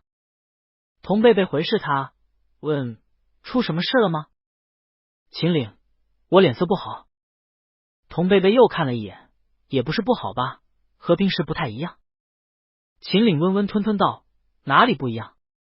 童贝贝：“你今天看起来有心事。”“没事。”秦岭又拍了拍童贝贝的腰，去洗澡吧，别着凉。童贝贝出来的时候，秦岭已经帮他把落地窗前的瑜伽垫收起来了，正坐在沙发前削苹果。童贝贝带着身心香的水汽坐过去，秦岭当即抬眼。童贝贝拿起盘子里切成块的苹果吃了一口，扬扬眉看秦岭：“秦岭示意他过来。童贝贝边吃苹果边绕过茶几坐了过去，刚坐下，秦岭轻身侧头，凑到童贝贝颈间嗅了嗅，鼻尖轻轻的蹭了蹭，说：“好香。”童贝贝怕痒的躲了下。秦岭在他脖子上亲了一口，接着把手里削好的半个苹果递给了童贝贝，童贝贝接过。秦岭收拾着茶几上的果皮和垃圾盘，随意的语气跟童贝贝提到，前2天贾瑞有事拜托我，请我吃了顿饭。童贝贝听着点点头，吃着苹果。秦岭，事情简单，我答应了。童贝贝，秦岭，后来我们吃饭，聊了点你大学时候的事。童贝贝，啃了口苹果，嚼着，边吃边问，聊我什么了？秦岭回头看看童贝贝，聊到那会儿，你拒绝了一个给你连写2年情书的男生。童贝贝有印象，点点头，然后呢？秦岭收拾好茶几，往后靠坐，闲聊的姿态。他道：没然后了，随便聊聊。接着问：2年你都没给个机会，这么无情？童贝贝随口道：是有点，不过我那时候基本是谁都拒绝。秦岭，为什么？童贝贝，我不想谈恋爱。为什么不想谈？秦岭已经知道了原因，但他想听他的伴侣亲口说。童贝贝耸肩，也没有什么具体的为什么吧，就是不想谈。顿了顿，那时候年纪不大，对感情的想法有点极端。秦岭引导着，极端。童贝贝吃着苹果说：我那时候觉得感情这种事虚无缥缈，挺说不准的，也不信，所以谁追我都拒绝，我自己也没有喜欢谁追求谁的想法。现在呢？现在啊，童贝贝想了想，现在还好吧。想了想说，至少没以前那么消极了。秦岭听出话外音，还是不信，是吗？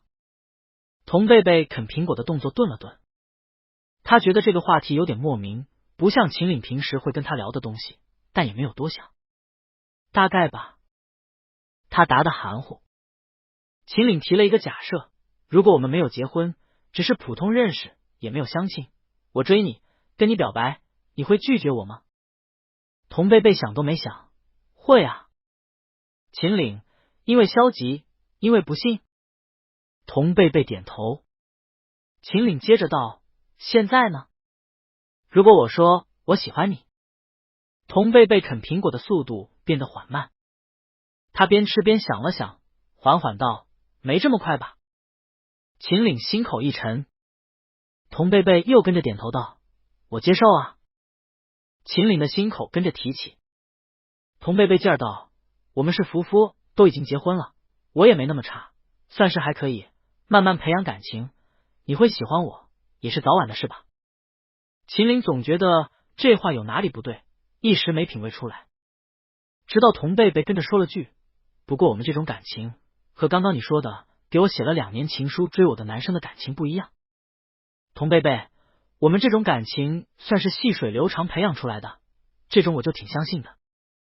童贝贝，追我的那种算是爱情吧，明明不认识我，也不了解我，却能因为见过我几面就说喜欢我，这种我是不信的。秦岭终于意识到哪里不对了。童贝贝说的他们会培养出来的感情，跟他以前对婚姻感情的理解一样，属于在相处中培养出来的较为稳定平和的感情。这种感情比起爱情更像是一种亲情。童贝贝不信的那个，准确说是爱情，再精准一点，就是他现在对童贝贝的感情。秦岭顿时有种心口被剜了一刀的刺痛感，他忍着那些刺痛，注视着童贝贝，问：如果我对你的感情不是你说的前一种，而是第2种？童贝贝一愣，脸上顿时露出莫名。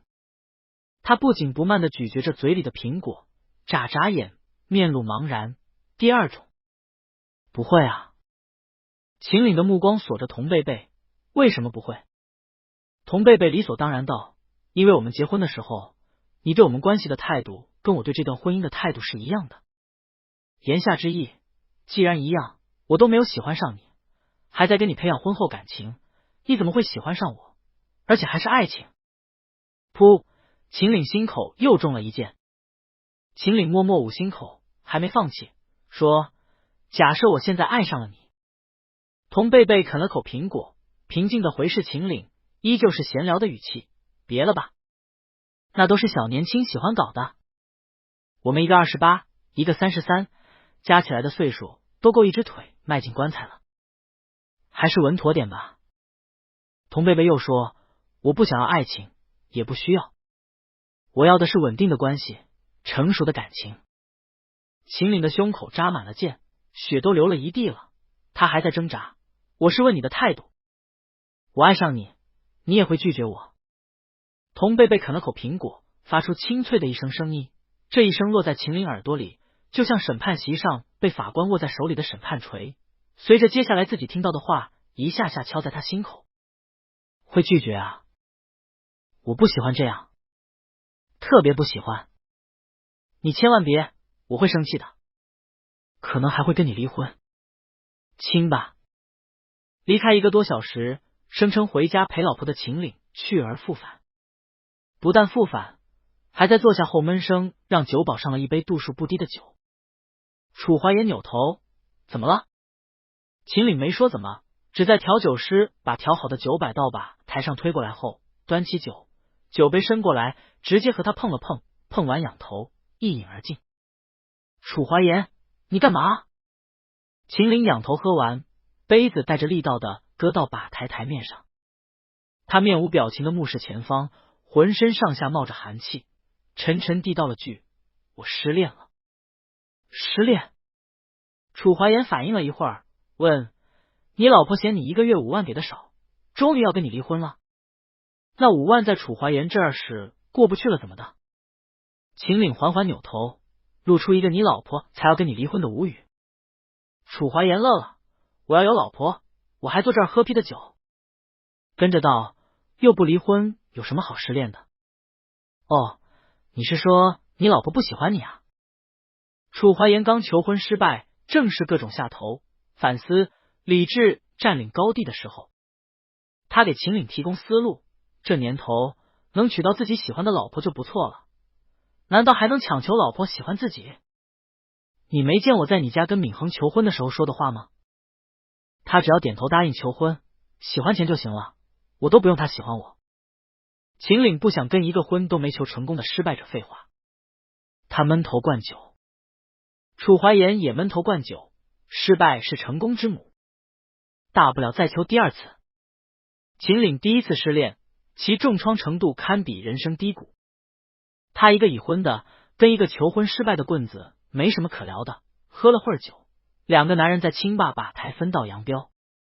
秦岭像个游魂，大半夜的家不回，绝不睡，坐着车在外面晃荡。晃到之前跟童贝贝一起吃红豆汤的那条老街的时候，秦岭叫老张停下。老张停车，觉得秦岭状态不对，劝道：“回家吧。”秦岭推开车门，扯了扯领口：“老张不知内情，也几乎没见过秦岭有这种状态，很不放心，边解开安全带边道：“是要买什么吗？我帮你去买。”秦岭下车：“没事，我帮贝贝买份红豆汤，等会儿就回家。”回了家，家里和他2个小时前出门的时候没什么不同，秦岭的心情却十分低落。他把打包的红豆汤放到餐桌上，没吭声也没喊童贝贝，低头闻见自己身上浓重的酒精味。他想他喝了没多少，怎么身上的味儿这么重？醉了吗？看灯光都是糊的。秦岭没上楼，什么动静都没有，默默坐到沙发上，靠着靠背，仰头闭眼。没一会儿，有一只温热的掌心贴在了他额头上。不舒服吗？温温和和的声音在秦岭头顶响起。秦岭没睁眼，抬手握住伴侣的手腕。童贝贝低头嗅了嗅，问：“刚刚出去应酬了吗？”秦岭还仰靠着沙发，闭着眼睛说：“和楚怀言喝了几杯。”童贝贝没有多问，只道：“早点休息吧。”秦岭这才睁开了眼睛，触目便是童贝贝那双润亮清澈的眸子，眸子里带着几分关切。秦岭心碎而矫情的想，他不喜欢我，也不需要我的喜欢。童贝贝看出秦岭的反常，胳膊撑到沙发靠背的顶部，低头垂眼的看着秦岭，说：“你看起来很累。”秦岭仰躺的默默回视着，什么都没说。童贝贝亲了亲他的额头，温柔道：“早点睡吧，有什么明天再说。”秦岭心想，今天的沮丧到了明天估计也好不了。童贝贝见秦岭不动，便也继续维持着低头垂眼注目的姿势，还伸手轻轻的摸了摸秦岭的脸颊。秦岭沉浸在这片温柔里，不想说话，懒得起来。他有些自暴自弃，就想这么待着，就想贝贝这么陪着他。陪了会儿，秦岭想起自己打包回来的吃的，终于开口道：“给你带了巷子里那家红豆汤。”童贝贝在哪儿？扭头一看，就在餐桌上。童贝贝回过头，垂着目光看秦岭：“不是去喝酒了吗？怎么还开去那儿了？”秦岭让老张开着兜了会儿风，刚好开到那儿了。秦岭：“去喝吧，要凉了。”童贝贝：“一起喝吧，刚好你醒醒酒。”秦岭摇头：“你去吃吧，我去洗澡。”今天约莫是秦岭结婚以来最有气无力的一晚，连晚上最喜欢做的那件事都不做了，洗好澡便躺在了床上。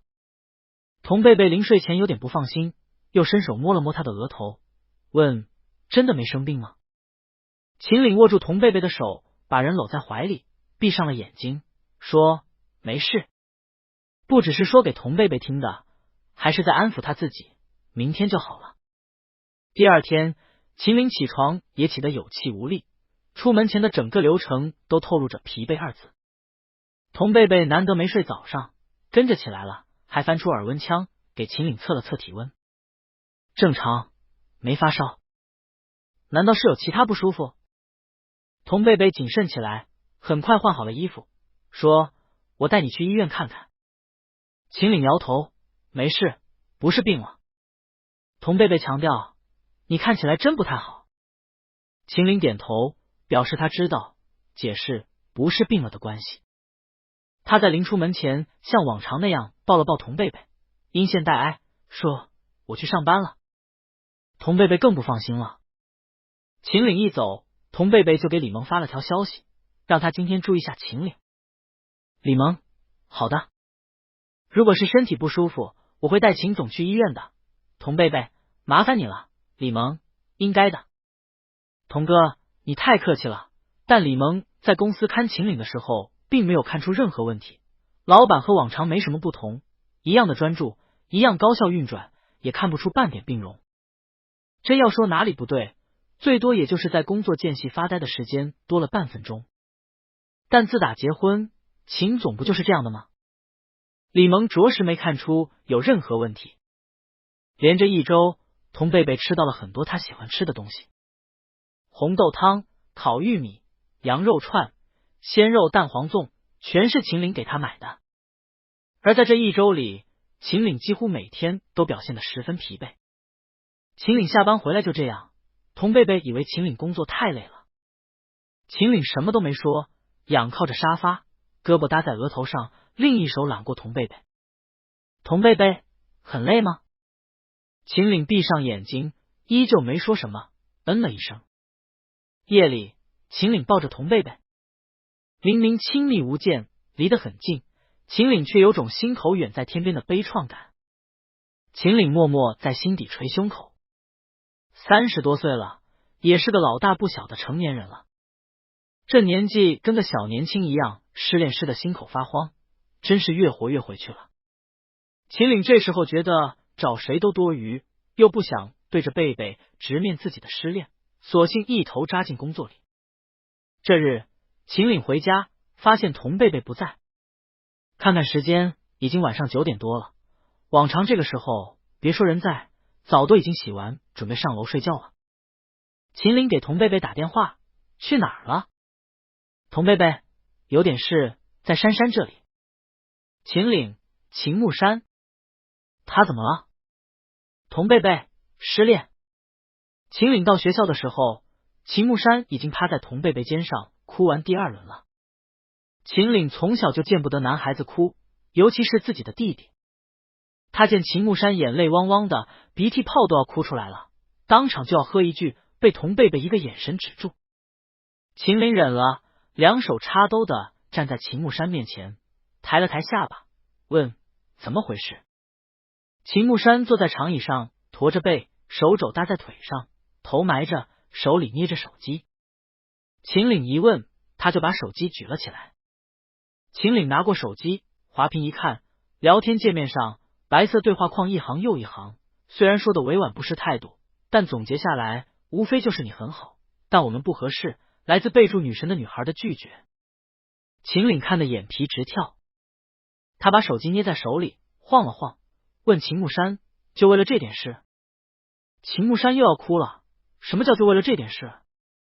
秦木山抬眼肿着眼泡回视秦岭，我喜欢他啊。秦岭，你喜欢他，他拒绝你，你就哭？秦木山，是啊，还是那句我喜欢他啊。秦木山说的非常有逻辑，我喜欢他，他拒绝我，我当然会难过，难过了当然会哭。秦岭心道，这都什么难兄难弟。秦木山说着，呜呜呜的趴到了童贝贝的肩头，童贝贝顺着秦木山的后背，好了好了，哭吧哭吧。秦岭无语的翻了一眼，他也失恋，他找谁哭去？而童贝贝对秦木山失恋的态度非常包容温和，一直劝着，你喜欢他，他不喜欢你，只能说你们两个暂时没有缘分，你也别太难过了，难过就哭吧，想哭就哭，哭完就好了，但别因此觉得自己哪里不好，也别去怪人家女孩子，更不能纠缠，知道吗？秦木山听得直点头，秦岭眼皮子又跳了，别去怪，不纠缠。秦岭两手插兜的站着，心口发凉，他默默深呼吸，又掏出手给自己扇了扇风，同时宽慰自己，想没什么的，不就是他喜欢贝贝，贝贝不喜欢他，还拒绝爱情这档子事吗？他30多了，不是10几岁，也不是秦木山这样的毛头小子，有什么是他不能承受的吗？是。不久后，童贝贝坐在长椅中央，右边肩头的身前是秦木山，左边肩头的身后是秦岭。童贝贝哭笑不得，问秦岭，你又怎么了？秦岭闭着眼睛，长长的出了口气，道，我也难过，让我靠靠。童贝贝，工作上的事。秦岭含糊的嗯了一声。童贝贝问他，那你想哭吗？秦岭抬手按了按眼睛，说，有点想，但我哭不出来。刚说完，秦木山嚎了一嗓子，哭起了第3轮。当晚，失恋到丢魂的秦木山被童贝贝带回了家，安置在客房。秦岭怀疑秦木山失的搞不好不是恋，而是自理能力。童贝贝给秦木山铺床，拿枕头被子、洗漱用品，在安慰脆弱的心灵，借肩膀哭，挤毛巾擦脸一条龙。秦岭看得憋闷，心道这谁的老婆？又很快从自家蠢弟弟身上找到了失恋灵感，秦岭也往沙发上一靠，闭着眼睛。童贝贝拿了2包纸巾从1楼小书房出来，见秦岭这样，问，你怎么了？秦岭虚弱的向童贝贝伸出手，喊，老婆。童贝贝忙把手递过去，秦岭握住，说，老婆，我难受。童贝贝顾不上靠在另一只沙发上的秦木山了，赶忙问，哪儿难受？秦岭，晕。童贝贝把纸巾放到茶几上，完全顾不上秦木山了，注意力全到了秦岭身上，边问着还有哪儿不舒服，边把秦岭从沙发上扶起来，带着人上楼回房间。童贝贝脸上的忧心和关切都是真的，秦岭这一下立马觉得心底舒畅了许多。贝贝虽然没喜欢上他，也不要他的喜欢，但贝贝至少还关心他。秦岭躺到床上，眼看着童贝贝拿耳温枪给他测体温，又跟他额头贴额头的是体温，说，没发烧，还晕吗？秦岭握住童贝贝的手，神色间流露这段时间以来的疲惫，声音低沉缓慢，喊，老婆。童贝贝坐在床边，我帮你叫家庭医生吧。秦岭摇头。童贝贝正要说这样不行，秦岭，你陪陪我就好了。秦岭反常的时间长达1周多，比起失恋的秦牧山，童贝贝自然更担心秦岭。童贝贝低下头，温温柔柔的劝着，几乎是在哄着，还是看看吧，你这段时间看起来真的不太好。秦岭摇头，我没事，不是身体的问题。始终握着童贝贝的手，说你陪陪我就好了。童贝贝关切的说，还是请医生来帮你看看吧。秦岭再摇头，不用。童贝贝无法说，那你这会儿觉得好点了吗？秦岭点头。童贝贝，那你睡吧。秦岭，陪我。童贝贝，你先睡，我下去看看珊珊。秦岭不松手，他那么大的人，有什么好看的？童贝贝只得坐在床边继续陪秦岭。陪了会儿，童贝贝困倦的打了个哈欠，秦岭胳膊一拉，把人拉到怀里。童贝贝打着哈欠道，我还没洗澡。秦岭掀开被子，把人抱进来，不洗了，明天再洗。童贝贝躺到了秦岭怀里，他见秦岭还没睡着，虽然自己已经困了，都困得闭眼了，还是强撑着意识，用搭在秦岭胸口的手边拍边哄睡似的哼着歌，哼了会儿，声音渐弱，睡着了。楼下，秦牧山伤心的趴在沙发上，趴着趴着，困了，还有点冷。他打了个哆嗦，疑惑的抬起头，四处看看，没看到他哥，也没看到他嫂子。秦牧山的悲伤立刻终止，默默起身，上楼进房间。明天继续难过吧，今天先这样。嫂子，结果次日，秦岭比秦牧山这个失恋的还像个需要人照顾的。秦牧山眼看着童贝贝走上走下，搬小桌子，端早饭，顾都不太能顾上他，更别说借肩膀给他靠一靠了。秦牧山茫然的站在客厅里，喊童贝贝，嫂子，我哥怎么了？童贝贝，哦，你哥这段时间可能是上班太累了，最近这1周都不太舒服。示意秦牧山，桌上有早饭，你吃吧。秦牧山眼看着童贝贝忙里忙外的走着，问，那我？童贝贝上了楼梯，没听到。童贝贝下楼来了。秦牧山，那你？童贝贝回过头，我今天可能要顾不上你了。边忙着边问，你现在还难过吗？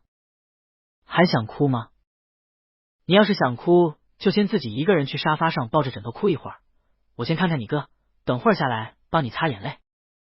秦牧山觉得眼下这个情况，他想哭都哭不出来了。倒不是一切以他哥为主，主要是没有气氛。废话，嫂子都忙得脚不沾地了，谁借肩膀给他，谁安慰他？秦牧山好奇他哥怎么了，上楼。主卧门没关，他站在门口往里看去，一张摆放了早餐的小餐桌搁在床头，秦岭躺在床上靠坐着，童贝贝隔着餐桌面对面坐着，手里端着碗，正耐心的温柔的一勺一勺给秦岭喂早饭。秦牧山眉头顿时挑得老高，他长这么大，这还是他第一次见到他哥不动手只动嘴的吃饭。他哥手断了，被截肢了？不对啊，胳膊明明还在啊。再一看，秦岭喝完喂过来的一勺子粥，虚弱的轻咳了2声。童贝贝，都这样了，今天别去上班了。秦岭又咳了2声，还是抬手攥拳，把手抵到唇边的咳法，咳完虚弱的开了口，那你别走，陪陪我。他是不是在做梦？这个秦岭一定不是他哥。秦黛玉吃完早饭又躺了。童贝贝把餐桌端走，秦牧山走进卧室，喊哥。秦岭躺在被子里，扫了眼童贝贝离开的身影，看向秦牧山的表情立刻就恢复了，还挑挑眉，冲秦牧山，失恋失够了，不够我骂你2句你就好了。秦牧山不明所以的张张嘴，说哥，你没事啊？我以为你病了。秦岭躺在被子里，表情不善，回道，我确实病了。秦牧山傻傻的问，哪儿病了？秦岭，心病。果不其然，下一句，你失恋失完了吗？没失完，我把我肩膀借你。借你挺尸。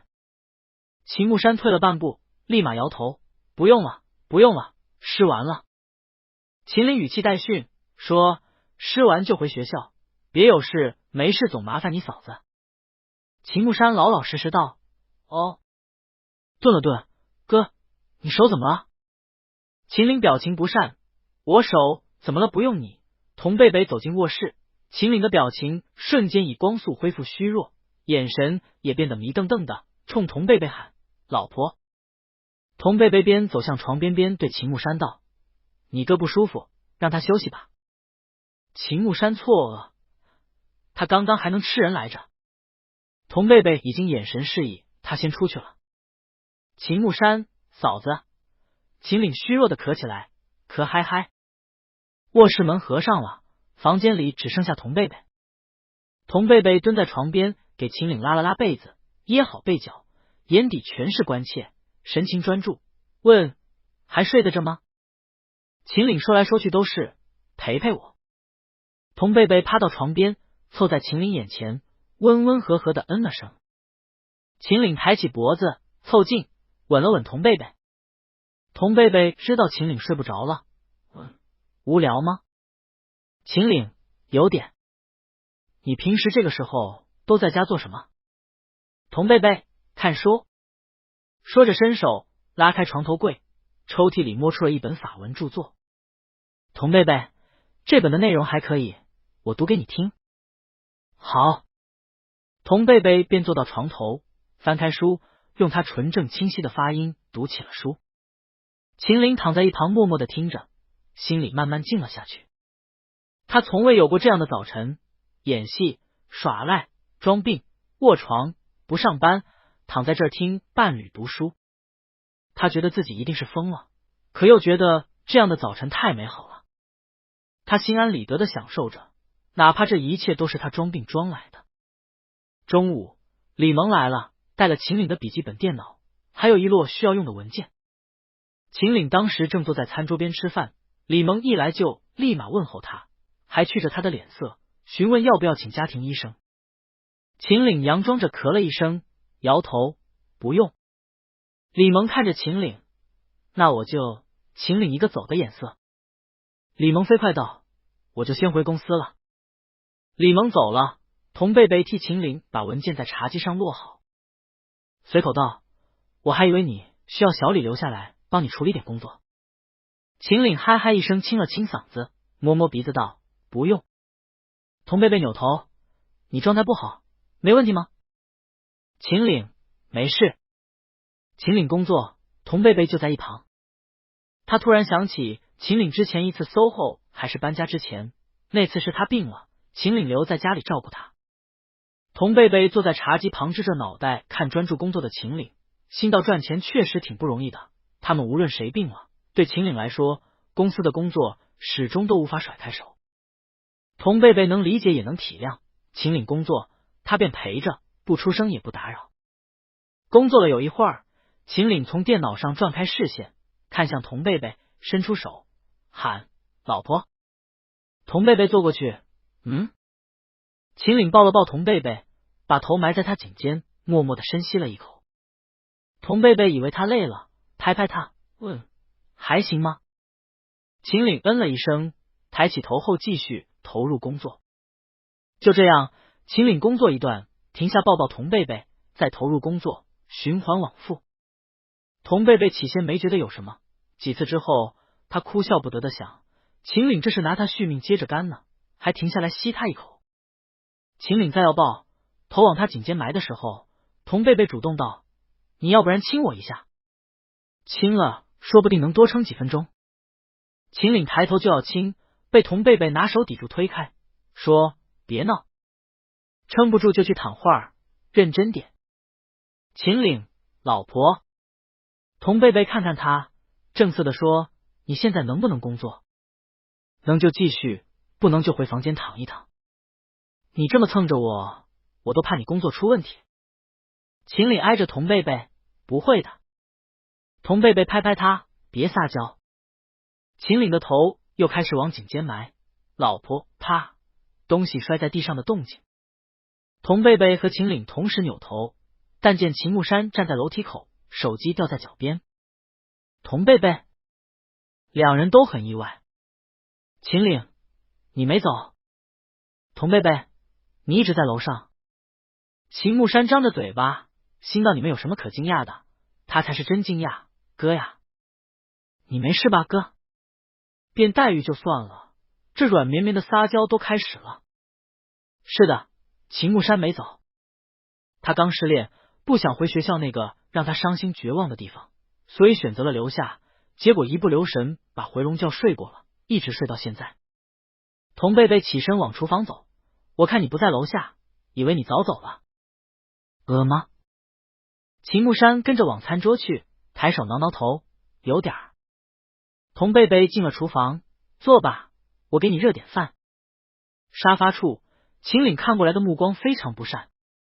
秦木山缩了缩脖子，秦岭语气悠悠，你今天没课？秦木山，我让我舍友帮我请假了。秦岭，我花钱送你去念大学，是让你有事没事失个恋就请假不上课的。秦木山简直怕死了，赶紧拉长了脖子，冲厨房喊：嫂子！童贝贝的脑袋从厨房里伸出来，冲着秦岭：好了，别训了，谁上大学没翘过课？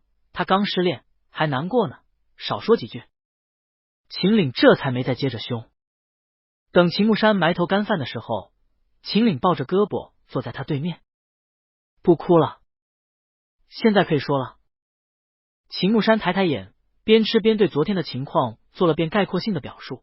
那个女生是法语系的，社团认识的，我喜欢她，就追了段时间，昨天表白了，她拒绝我了。秦岭依旧抱着胳膊，冷笑了一声。秦木山不明所以，眨眨眼，问：哥，你冷笑什么？秦岭，我只是想到我上大学的时候，没日没夜，不是在做设计，就是在拼功课。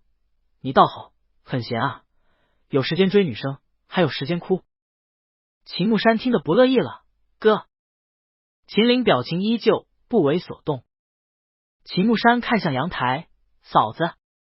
童贝贝手里拿着花洒，站在门窗边劝秦岭，不能这么说，以前是以前，现在是现在，你是你，他是他，年轻孩子总有自己的生活。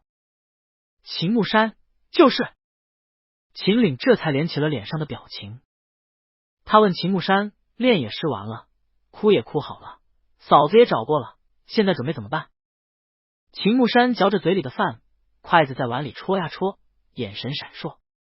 秦岭板着脸说：秦木山，我不打算放弃。声音细若文瑞。秦岭松开胳膊，举起手，秦木山赶紧抱住脑袋，大喊：嫂子！童贝贝，别动手！秦岭放下了手，童贝贝从露台走了回来。童贝贝很不认可秦岭对待秦木山的方式，眉心都拧了起来，边走进屋那边劝道：别打他，他不是别的什么，他是你弟弟。秦岭心道：是弟弟才能动手，要是别的什么人，他才懒得管。但贝贝既然说别打，秦岭自然不会动手。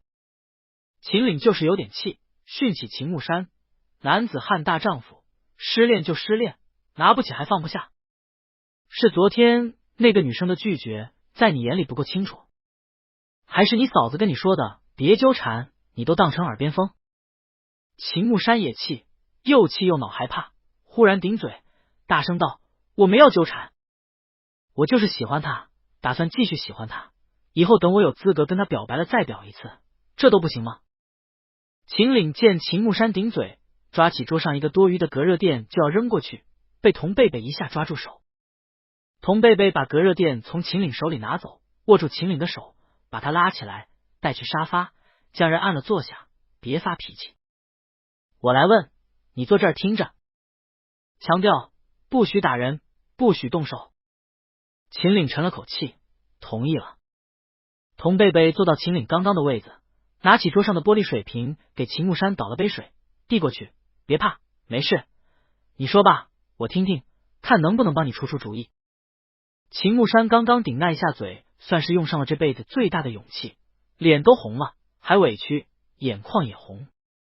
他接过水，喝了几口，才终于好了些。秦木山吸吸鼻子，抬眼看着神情平静的童贝贝，慢慢开口道：我就是挺喜欢他的，他拒绝我，我也喜欢他。童贝贝点点头，表示自己有在听，温温和和的鼓励道：然后呢？你决定继续喜欢他，行动上会做什么？我听你刚刚说，你说你不会纠缠他，会挑合适的机会等以后再表白。那现在你打算做点什么？秦木山吸吸鼻子，果敢而肯定的态度，眼神也非常坚定，说他学法语的，成绩特好，我觉得他看不上我，可能是觉得我是个学渣吧。我打算把专业学好，回头先把绩点刷上去，至少不在成绩上让他看不起来我，觉得我跟他的差距特别大。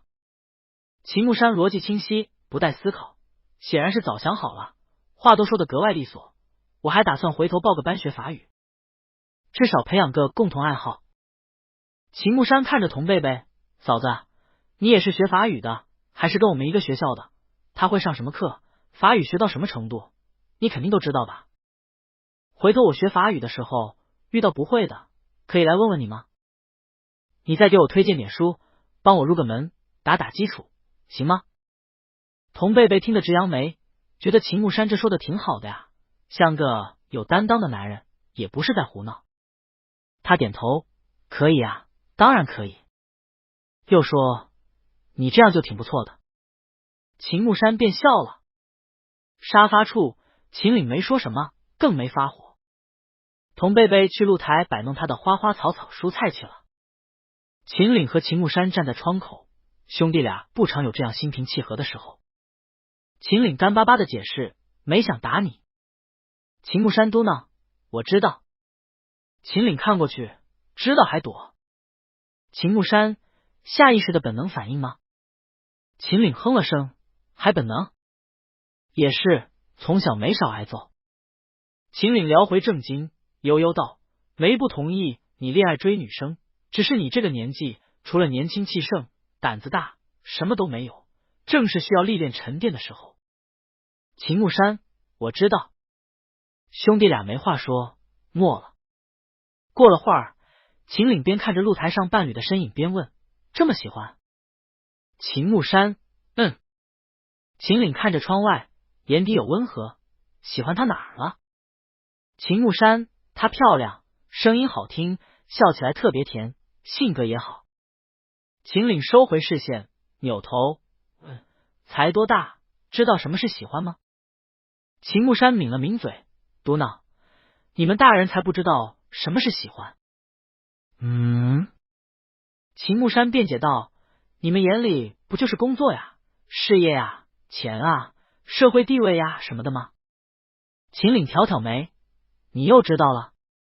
秦木山，我知道啊，我有喜欢的人，还不用考虑那么多，我当然知道什么是喜欢。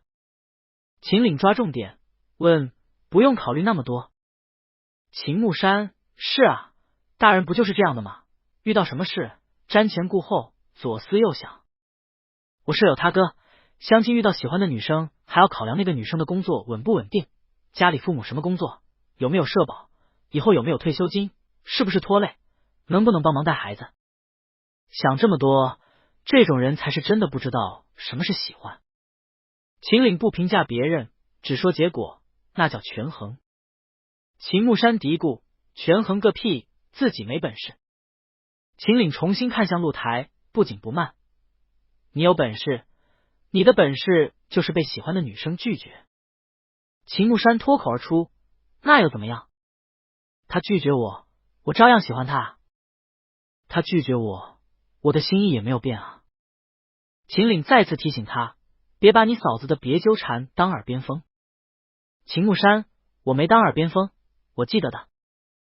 你们放心，我绝对不会纠缠他，我只会继续喜欢他，放在心里喜欢，然后让自己变好，变得更好，迟早有一天让他能看见我。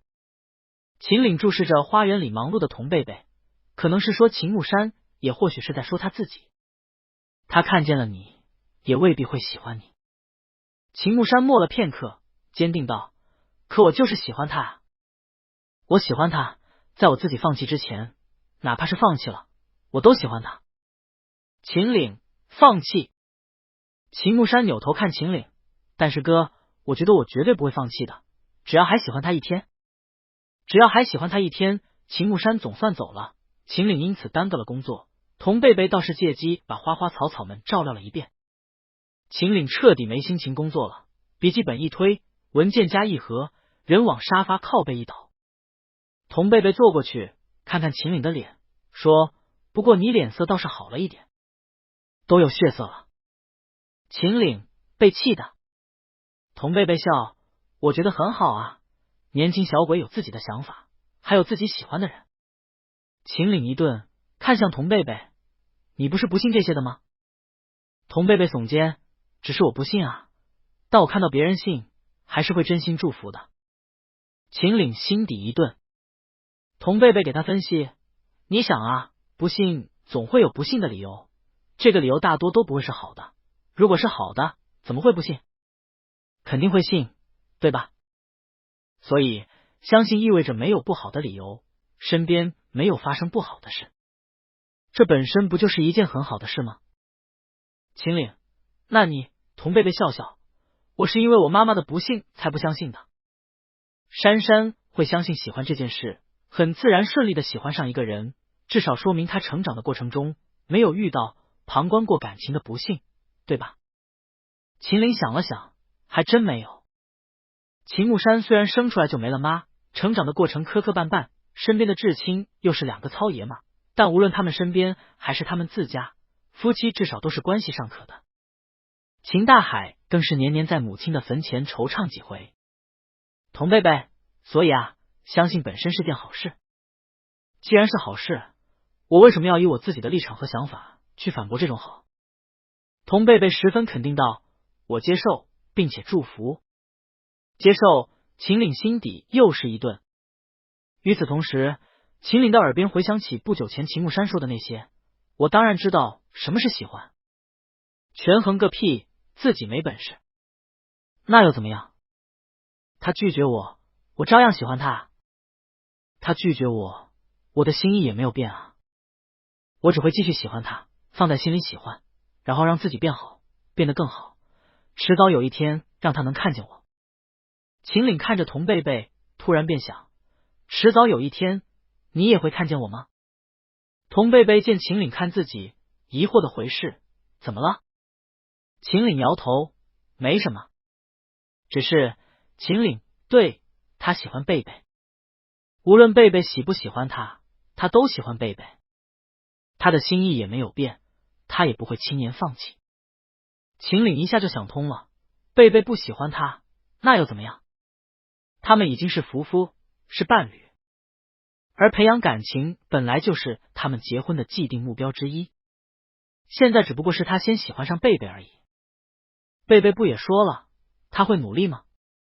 秦岭搂住童贝贝的肩，偏头吻了下，目光认真且深的注视着眼前人，缓缓道：“我希望有一天你也能喜欢我。”童贝贝惊讶这直白的表述。秦岭：“我也希望有一天你能接受我的喜欢。”童贝贝不知道秦岭喜欢自己，他以为秦岭在描述构想两人的未来。未来，秦岭喜欢他，他也喜欢秦岭。童贝贝的唇边浮起笑容，同样认真的回视秦岭，也亲了亲秦岭，郑重道：“好，我会的。”顿了顿：“我会努力的。”那现在，秦岭默默在心底捂心口，失恋是真特么疼啊！秦岭往童贝贝身上挨去，喊：“老婆！”然后秦岭陷入了长达3天时间的误区。秦木山都因为喜欢一个女生，想要学法语，培养共同爱好。秦岭觉得他好歹年长一轮，怎么也不能比秦木山差。贝贝不是擅长法语，在家读的书都是法文原著吗？好，秦岭在网上买了一堆法文原作送回家。童贝贝，贝贝不是喜欢研究菜谱、种花种菜吗？好，秦岭买了一堆种子、花盆、培养土以及菜谱。童贝贝看着那一堆摞起来比人都高的书，以及那一堆放都没地方放的花盆，顶着满头问号的问秦岭：“你这是？”秦岭卷了袖子，就把花盆往露台搬：“不是喜欢种花吗？我陪你一起种。”秦岭又把那一摞书在餐桌上分门别类的归置好：“不是喜欢看法文原作吗？我都买回来了，哦，还有这些菜谱。童贝贝消化了会儿，缓缓在头顶打出一个问号，这是想累死他。童贝贝面露艰难，法文原作的小说很难看的，我只是刚好喜欢一本小说，小说的原著是法文的，我就买了看看。一般没事的时候，谁抱着法文书坐那儿啃啊？当年上学时候被专业支配的恐惧，他可至今没忘。还有种东西，马上就要7月了，那么大的太阳，谁没事天天上露台？至于菜谱，研究吃的，那得是兴致上来的时候，恰好他最近没有兴致。童咸鱼、求放过秦岭不明所以啊，你不喜欢吗？童贝贝真诚回视，眨巴眼睛，十分肯定的拒绝道：不喜欢。秦岭赶紧表示他马上找人把花盆和书通通搬走，又连忙问：那你喜欢？童贝贝不知道秦岭一个日理万机的大老板，怎么突然把注意力投注到了家里，他可是太怕秦岭这突然的一下了。他连忙表态：我喜欢躺着。亲吧。秦岭和楚怀言又做出了如出一辙的沉默背影。秦岭喜欢躺着，这让他怎么培养共同的兴趣爱好？楚怀言见面只想做，这特么到底要怎么正常相处？秦岭把那一堆书和花盆搬走之前，童贝贝可算松了口气。秦岭迟疑道：老婆，你喜欢躺着？童贝贝态度坚定：对，我喜欢躺着。秦岭试着深入挖掘，问：其他爱好吗？童贝贝做瑜伽呀。秦岭想了想，那天童贝贝上身趴着贴垫子，腿竖着冲天的折叠姿势，及时掐灭了自己想要尝试下瑜伽的念头。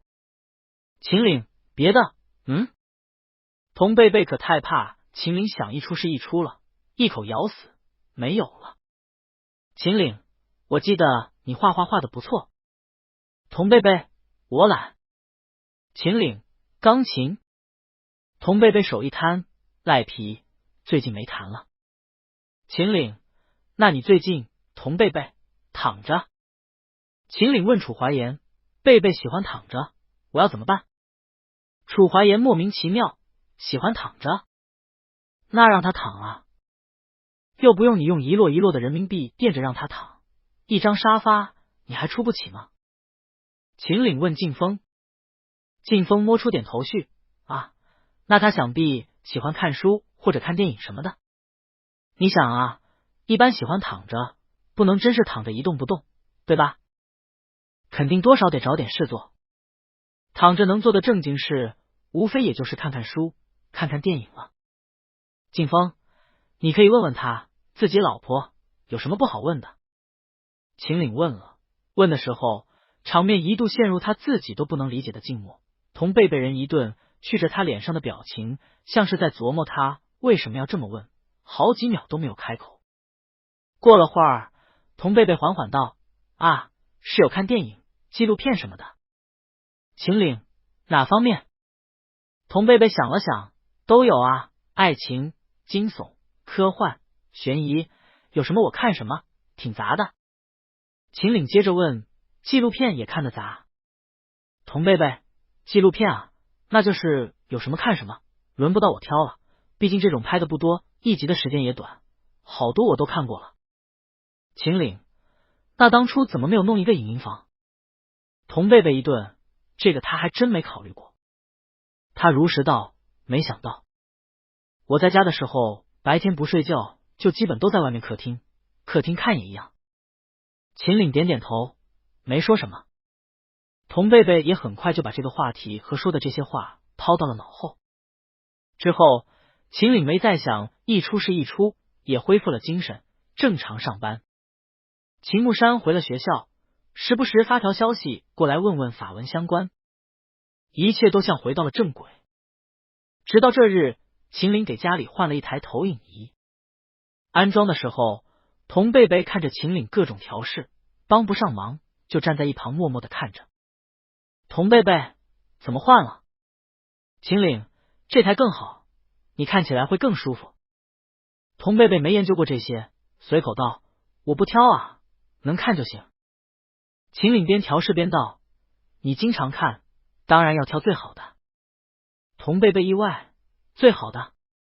很贵吧？”秦岭忙着手里的活儿，不甚在意的表情：“不用在乎这个，赚钱就是用来花的。”童贝贝点点头，接受了秦岭的好意：“谢谢老公。”秦岭这才看向童贝贝，温声道：“跟我说什么谢谢？”童贝贝冲秦岭甜甜的笑了下。等到机器调试完毕，随便投屏了点东西看效果，童贝贝这才发现了普通和最好的差距。他惊讶：“这效果也太好了吧，差这么多吗？”秦岭问：“可以吗？”童贝贝惊喜：“可以，太可以了。”秦岭弯起唇角。没完，秦岭接着又给了童贝贝一个移动硬盘，这里面有3万多部电影，几千部纪录片，暂时应该够你看了。童贝贝，你哪里找的？网上现在能下这么多？不能吧？现在不都有版权保护的吗？秦岭找的影厅的人，让他帮忙去弄的。放心看吧，都买下来了，密钥都解了。买的？童贝贝惊讶不已。秦岭见童贝贝睁大了眼睛看自己，问：“怎么了？”老公。童贝贝一下扑到秦岭怀里，啵一下就在秦岭脸上亲了一口，说：“你也太好了吧。”秦岭心道不容易，总算做对了一件事。他搂着怀里格外开心的伴侣，心也跟着甜起来。你喜欢就好。童贝贝，你怎么想到的？秦岭哄道：“你说你喜欢躺着，还喜欢看电影、纪录片，我当然要想办法帮你弄好。”秦岭又确认了一遍：“喜欢吗？”童贝贝：“喜欢，太喜欢了。”老公你真好。秦岭当即体味了一下此刻的心情，心说爱情这东西真是了不得呀。贝贝不过扑过来抱他一下，亲他一口，夸他2句，他魂儿都要飘上天了。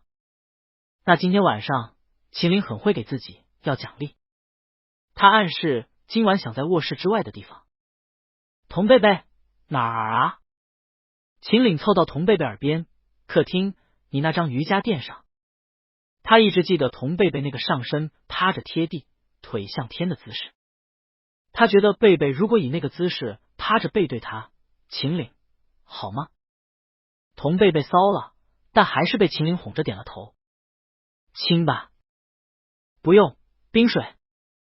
秦岭不但晚到近1个小时，还拒绝了调酒师替他上酒的建议。楚怀言扭头往秦岭脸上一扫，喝了一声：“揶揄，怎么，老婆跟你复婚了？这么人逢喜事精神爽。”秦岭接过冰水，也倒了句：“怎么，还没搞定？”楚怀言握着手里的酒杯，不紧不慢的喝了一声：“早着呢。”秦岭，有这么难吗？楚怀言，让你老婆轻轻松松爱上你，你觉得容易吗？秦岭喝了口冰水，半点气没生，还心平气和道：“我和贝贝打算请你和闵恒吃顿饭。”楚怀言纳闷：“吃什么饭？”秦岭：“给我们牵线的饭。”楚怀言挑挑眉：“行啊。”吃饭的地方没安排在酒店餐厅，直接在家里。楚怀言到了，闵恒也来了。2个冤家难得在酒店套房外的地点见面，也难得见了面没有吵吵闹闹，于是面对面坐下，虽然都很尴尬，气氛微妙，好歹能正常沟通了。闵恒，你戒指还在我这儿。楚怀言：“没用，丢了吧。”闵恒：“那么贵。”楚怀言：“我不心疼。”闵恒：“我心疼。”楚怀言沉了口气，扭头看去，在家里请客吃饭的那对夫妇却默契融洽的不行。童贝贝，老公，帮我尝尝这个汤。秦岭：“来了。”童贝贝舀了勺汤，一手举着，一手虚托在勺子下面，凑到秦岭嘴边。秦岭喝了，尝了尝，点头道：“刚好。”童贝贝开心道：“刚好吗？那就行。”秦岭凑到灶台前看了看，手搭着童贝贝的腰，问：“好了吗？还需要做神风吗？”童贝贝，马上好，不用了。哦，把碗筷拿出去吧。秦岭从童贝贝手里接过碗筷，楚怀言看到了，尴尬的收回目光。闵衡也看到了，神情间显得有点不自然。两人都同时想起不久前在这边客厅的一出求婚闹剧。闵衡吸了吸鼻子，楚怀言抬手摸了摸鼻尖。吃饭的时候，童贝贝礼数周到的示意楚怀言随便吃，又给闵衡夹菜，给秦岭夹菜。闵衡多看了几眼童贝贝和秦岭，眼底的羡慕藏不住。秦岭准备开瓶酒，童贝贝很自然的起身，道了句我去拿，拿回来递给秦岭，秦岭接过。闵衡默默的看着，若有所思的把这一切尽收眼底。饭毕，闵衡和童贝贝在楼上，楚怀言和秦岭在楼下。楼上的两人喝茶，楼下的两人喝酒。秦岭的酒都是好酒，楚怀言拖着酒杯看向秦岭，之前还说失恋，现在不失了。秦岭言简意赅，还好。楚怀言，你还好，我就差多了。看看秦岭，道：哎，结婚到底什么感觉？秦岭，你今天不是看到了吗？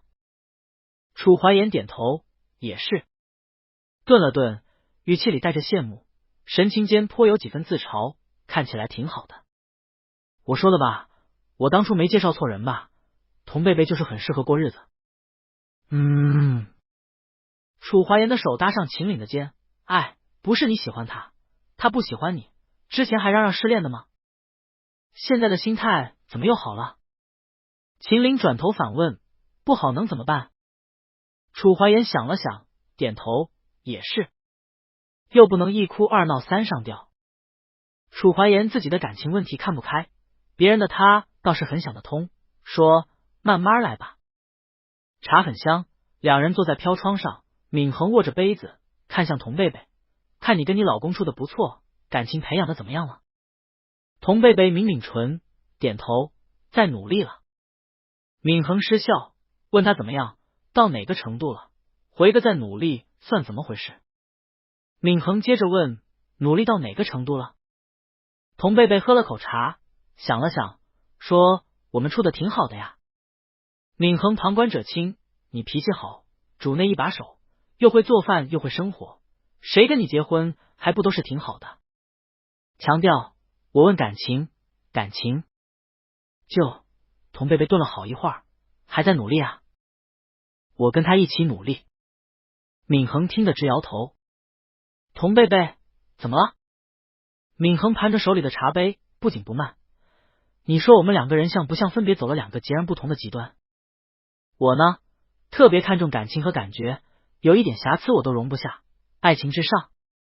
我还恐婚，难以想象和一个人平平淡淡从一而终的走完一辈子是什么样。你呢？感情靠边，就想找个人结婚？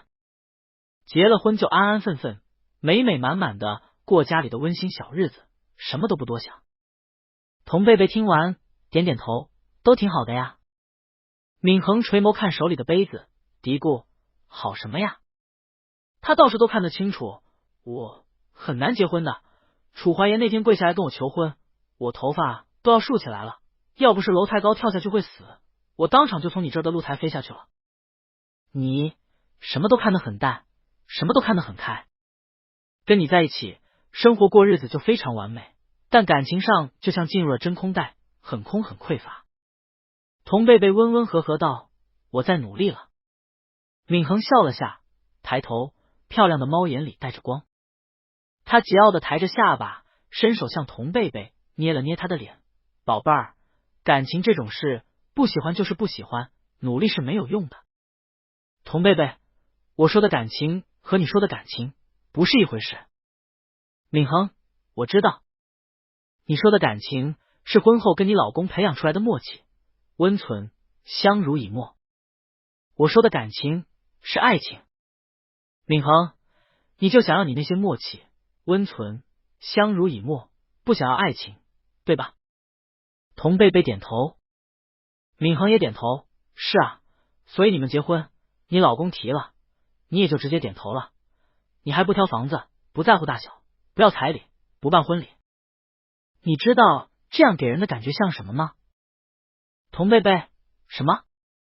闵恒一字一顿，过分完美，完美得像是假的。童贝贝露出思考。闵恒，也像是你随时做好了不合适就立马撤的准备。童贝贝，我和秦岭当初确实说好了不合适就直接分开。闵恒摊手，看我说的吧。童贝贝不明所以，有问题吗？闵恒摇头，没问题，当然没问题，这是你们的婚姻，你们觉得合适就 OK。我只是觉得吧。童贝贝，觉得什么？闵恒，婚姻里有爱情，就像煮菜放调料会更鲜美。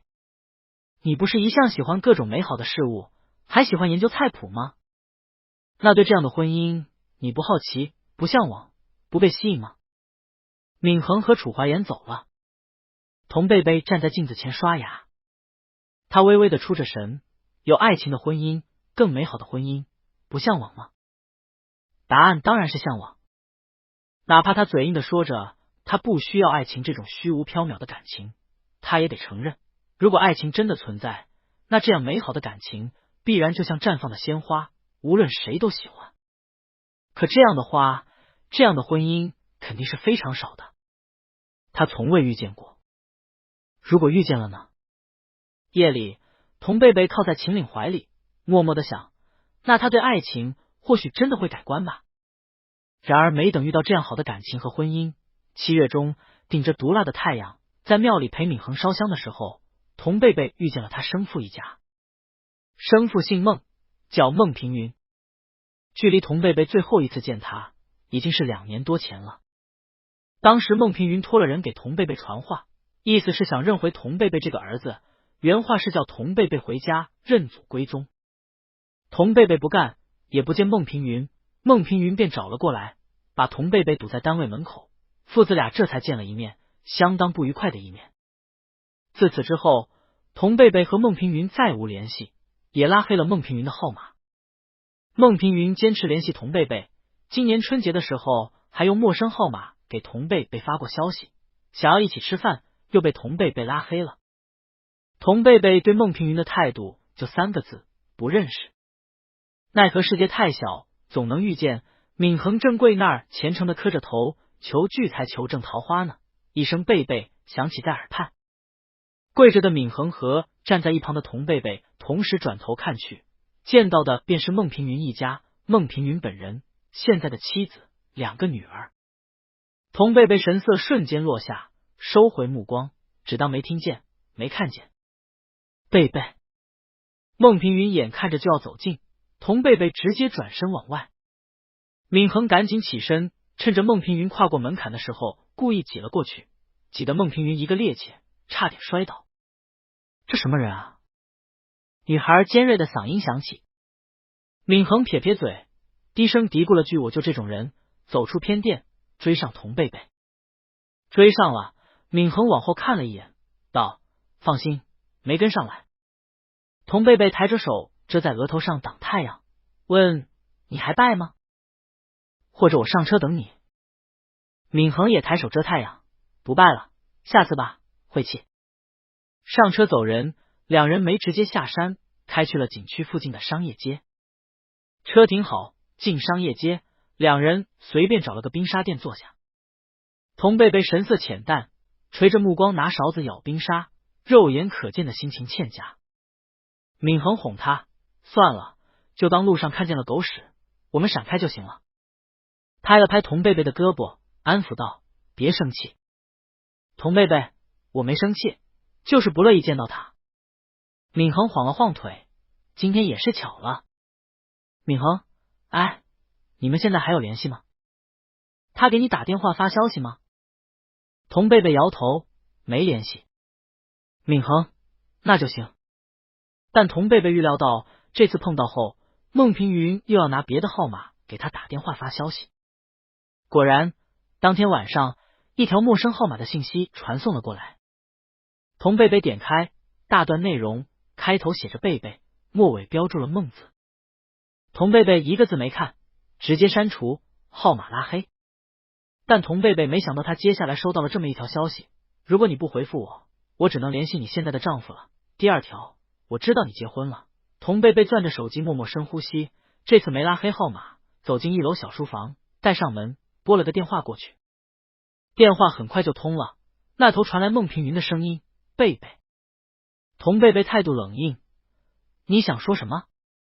孟平云，我就是想联系上你。童贝贝语气干瘪：现在联系上了。孟平云在电话那头叹了口气，说：别这样，贝贝。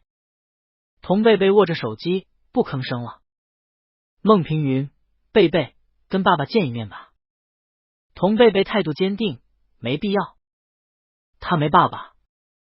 不待孟平云开口，我不见你，你打算怎么样？找秦岭。孟平云，童贝贝不受胁迫，你找吧，随你便。说完挂了电话，再次拉黑。贝贝。秦岭的声音从门外传来，他奇怪人去哪儿了？明明刚刚还在客厅。童贝贝调整了下呼吸，神色如常的拉开门，说：我在这儿。晚上，童贝贝安静的趴在秦岭胸口，微微的出着神。秦岭搂着他的肩，摩挲着，问：怎么了？这么安静？困了。童贝贝回过神，闭了闭眼睛，没什么。过了会儿，抬起脖子看向秦岭：我想我妈妈了。秦岭，秦岭记忆力不错，还记得自己婚前看过的童贝贝资料上的内容。他想起来，妈妈的忌日是不是快到了？童贝贝点头，是快到了。秦岭在童贝贝额头上亲了一口，说：那天我陪你过去。好。童贝贝趴回去，安心的闭上了眼睛。秦岭是在几天后见到的孟平云，当时他刚结束一个会，正在会议所在的酒店的餐厅楼层独自用餐。一个穿着西服、保养得当的中年男人忽然坐到了对面。秦岭抬了抬眼，没有放下手里正在切的牛排，语气克制而疏离：抱歉，现在是我的私人时间，如果是公事，可以联系我的助理。男人看着秦岭：我是童贝贝的父亲。秦岭握着刀叉的手顿住，再次抬眼。孟平云沉静而气场充足，说：知道秦总很忙，我就借用10分钟。刀叉重新切起了牛排，秦岭的态度并没有因此有任何变化。他淡道：10分钟太久。孟平云：那就5分钟。秦岭非常强势：你可以在5句话之内说清楚你的来意。孟平云沉着道：我想见见贝贝，他不愿意见我。秦岭边吃边听。孟平云：你是他的丈夫，想必可以帮忙从中调解劝说一下。秦岭平静的提醒道：2。孟平云看着秦岭的目光开始带上审视，眼底也渐渐流露戒备，接着道：你可以告诉他，他是我的儿子，我的以后都是他的，但童家的他就别想了，他是一个字儿都不会分到的。他不是小孩子了，应该掂量清楚利弊了。秦岭4。你还有最后一句。孟平云的态度突然软化下来，说：我知道我当年对不起他妈妈。秦岭抬眸，做出请的眼神，孟平云起身离开。秦岭顿时胃口全无，主要是有点担心贝贝。他放下刀叉，摸出手机，边喝水边拨电话。电话很快接通，那头传来贝贝的声音：老公，怎么了？秦岭的唇边缓缓浮起笑意，想问问你吃了没有，现在在哪儿？童贝贝，我刚吃完，在闵行的花店。秦岭听童贝贝语气轻快，料想他应该没有遇上不好的事，放心了。秦岭抬手看看时间，说：早上的会提前开完了，今天可以早点下班，到时候我去接你，一起吃饭。好啊。去哪儿吃？餐厅吧。我来订。我来吧。好呀。秦岭根本没和童贝贝提孟平云半个字，也没有提及孟平云找他这件事。秦岭看得很透，有关生父，贝贝几乎没有和他提及过，无论婚前婚后说的都是生父再婚了，有自己的家庭，我们没有往来。既然是没有往来，秦岭不认为自己有必要在贝贝面前提及孟平云，给自己的伴侣找不痛快，就当没遇见好了，就当什么都没有发生。时间一晃，8月初，这日秦岭起了个大早，陪同贝贝去墓园祭奠，把一堆东西拎上车。童贝贝接到童蕊希的电话，他边坐上副驾边听着电话。童蕊希在电话那头道：“我还在出差，今天赶不过去了。小专最近在补课，我就不让他替我过去了。你替我陪你妈妈说说话吧，跟他说等我出差回来就去看他。”童贝贝，好。童蕊希在电话那头默了默，说：“等会儿见了你妈别太难过。”童贝贝，好，我知道的。挂了电话，童贝贝的手被秦岭搁在扶手箱上的手握住，两人十指相扣。秦岭问他：“等会儿会哭吗？”童贝贝好笑，怎么一个两个都觉得他会哭。童贝贝：“不会的。”秦岭开着车：“真的。”童贝贝：“我去年没有哭，前年也没有哭，我不是哭包。”秦岭跟他聊着：“那等会儿是你把我介绍给妈妈，还是我自己介绍？”童贝贝：“你自己介绍。”秦岭点头：“可以。”说着紧了紧和童贝贝相扣的手。童贝贝：“怎么了？”秦岭偏头看了童贝贝一眼，第一次见丈母娘，紧张。童贝贝被逗笑。结果到了墓园，两人刚把车停好，便看到孟平云从里面走了出来。童贝贝的表情当即就变了，但他没表现出什么，下车后备箱拿包，就当没看到孟平云，径直往墓园走。秦岭跟着，孟平云也看到了他们，不远不近的止步望过来。童贝贝和秦岭只留给他2道背影。童贝贝走得有些快，秦岭察觉出异样，几步跟上，手搭在了童贝贝背上。童贝贝回头见到秦岭关切的眼神，摇了摇头：“我没事。”然而待他们抵达童梦溪的墓碑前，看到墓前摆着一束百合，童贝贝的情绪彻底崩了，他脸色发白，双手不可抑制的微微发抖。贝贝，童贝贝一声不吭的放下手里的包，咬了咬唇，几乎用抢的速度一把抓起墓碑前的百合，转身往外。秦岭，贝贝，孟总。孟平云的司机坐在主驾，看到了汹汹而来的2道身影，提醒后座的孟平云。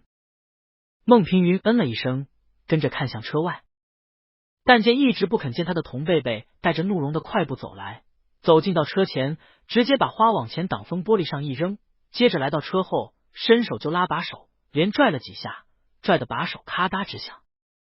兼做保镖的司机下车，抬手就要拉开童贝贝的手，被秦岭先一步挡开。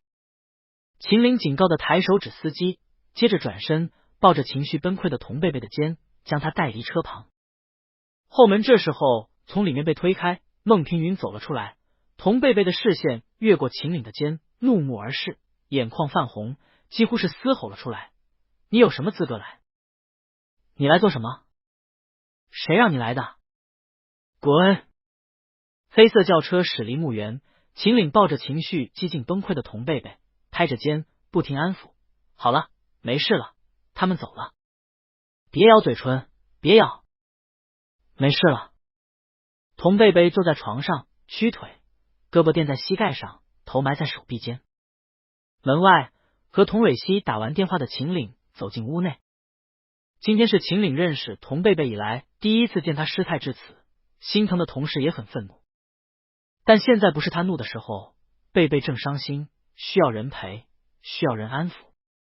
秦岭坐到床上，按着童贝贝，将人拉到了自己怀里抱着，轻轻的抚着背。童贝贝闭着眼睛，安静的靠在他肩头。刚刚心里很乱，这会儿好一些了，但他就是觉得非常难受，不是伤心，而是觉得生气。秦岭抱着他，把肩膀给他，不停的抚着他的后背。童贝贝一口气顺过来，渐渐觉得舒服一些了。他动了动，调整姿势，面对面抱住秦岭，下巴垫在秦岭的肩上。秦岭由着他，同时紧密的抱住了自己的伴侣，胸口贴胸口，心跳同步。童贝贝觉得心安。好一会儿，童贝贝闭着眼睛开口道：“我好多了，谢谢。”现在是下午1点多，从早上回来到这会儿，童贝贝一口饭没吃，一口水没喝。秦岭问：“起来吃点东西。”童贝贝摇摇头，枕着秦岭的肩，眼睛依旧闭着。秦岭便没说什么，继续抱着他，顺他的后背。又过了会儿，童贝贝低声缓缓地说：“我妈生病走的，临终前意识不清了，喊的是她的名字，眼睛也没有闭上。办葬礼的时候，火化前有老人说这是死不瞑目，最好让我妈咽下最后那口气再走。我去求她，让她去看看我妈妈，就一眼就行。”她不肯。童贝贝蜷曲起身体，往秦岭怀里缩，声音哽咽：“我真是恨透她了。”秦岭将人紧紧的抱着。童贝贝最终什么都没吃，一口水也没喝，就这么蜷缩在秦岭怀里，带着眼角的泪痕睡着了。秦岭给他盖好毯子，擦干眼角，心疼坏了。他哪儿都没去，就这么坐在卧室的床边，安静的陪着。晚上，童贝贝醒了，一觉醒来，状态好了许多，情绪也收敛住了，就是睡得有些猛，边撑着胳膊坐起来，边疑惑的看了看拉着窗帘的窗户，茫然现在是什么时候。秦岭推门进来：“醒了。”童贝贝坐起身，靠着床头，揉了揉浮肿的眼睛，问：“几点了？”秦岭：“7点多。”童贝贝：“睡了这么久吗？”他神情还是木的，人还没有回神，下意识就掀开了腿上的毯子。秦岭坐到他面前，直视着他，柔声问：“饿吗？”童贝贝点点头。秦岭：“别起来了，我把饭端进来。”端到面前，秦岭还不要童贝贝动手，直接拿勺子喂他吃。吃着吃着，童贝贝回过神：“我自己来吧。”秦岭避开他伸过来的手：“我来。”童贝贝又吃了几口，眨眨眼问：“你今天没去公司吗？”秦岭边喂边道：“李萌下午来过。”童贝贝嚼着嘴里的饭菜，点点头。一顿饭安静吃完，童贝贝算是彻底满血复活了。他要下床上厕所，结果刚上完卫生间回卧室，秦岭从主卧的浴室出来，拿着冒着白烟的热毛巾就给他额头、脸颊、下巴一通擦，擦完脸擦手，擦完左手擦右手。童贝贝宛若残障人士般的坐在床边，等秦岭擦完，他茫然的问：“我怎么了？”看手看脚还在啊。秦岭把毛巾放回浴室，走出来：“没怎么，我照顾你。”童贝贝轻声说：“我好好的呀。”秦岭站定到他面前，弯腰，双手按住童贝贝的肩，平视，神色认真：“你确定？”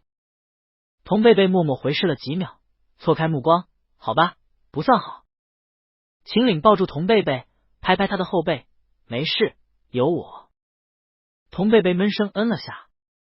秦岭：“还难过吗？想哭吗？”“好多了。”“不想哭。”秦岭：“我们在家，想哭就哭，没人笑你。”“我真不想哭。”秦岭耐心的：“那想跟我聊聊吗？”童贝贝默了默：“嗯。”两人回到床上，像平时临睡前的姿势那样，面对面的搂着。童贝贝低声道：“我妈年轻的时候爱上孟平云，孟平云算是标准的凤凰男吧，觉得我妈条件好，也想娶我妈，但是外公外婆不同意。童家不同意，觉得孟平云有颗狼子野心，不是值得托付的人，试图棒打鸳鸯。奈何两只鸳鸯捆绑的死紧，童梦溪不知被灌了什么迷魂汤，就是非孟平云不嫁，闹得天翻地覆之后，童梦溪怀着孕离开了童家。孟平云原本是想靠着童梦溪的肚子让童家点头的，奈何童家不是吃素的，宁可断绝关系，不要长女，也绝不接受孟平云。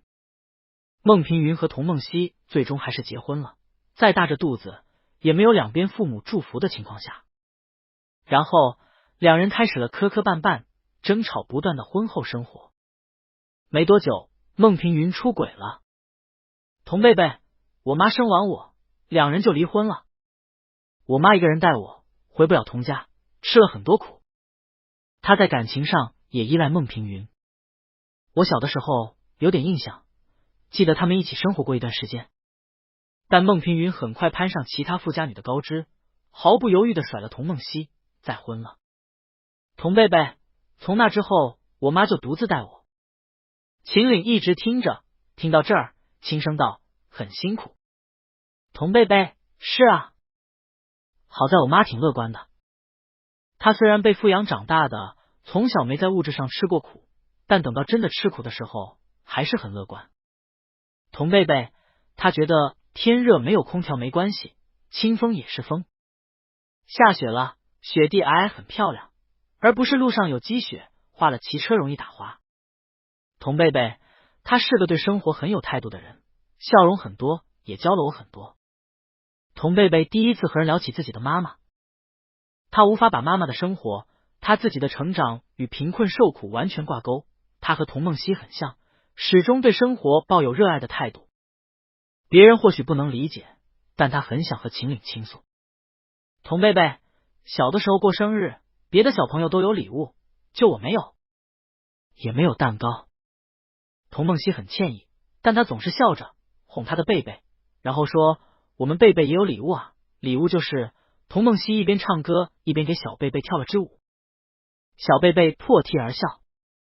童贝贝，老师觉得我天赋不错，可以学画画，可是没钱，老师就不愿意教我了。童贝贝很沮丧，童梦溪接过笔，问他：“你想学什么？妈妈教你。”童贝贝，我刚上大学的时候，啃法语啃的头都大了，特别后悔报法语。童梦溪流利的说出一口法语，鼓励他，还每周给他推荐法语类的书，再陪他练口语，纠正他的发音。童贝贝说了许多许多，有关他小时候的，有关妈妈的，他自己都说累了，秦岭还在认真的听着。童贝贝靠在秦岭怀里，倾诉够了，心便也没那么沉了。他闭上眼睛，鼻尖蹭了蹭伴侣的脖子，秦岭侧头，唇峰贴上唇角，轻轻一吻。已经很晚了。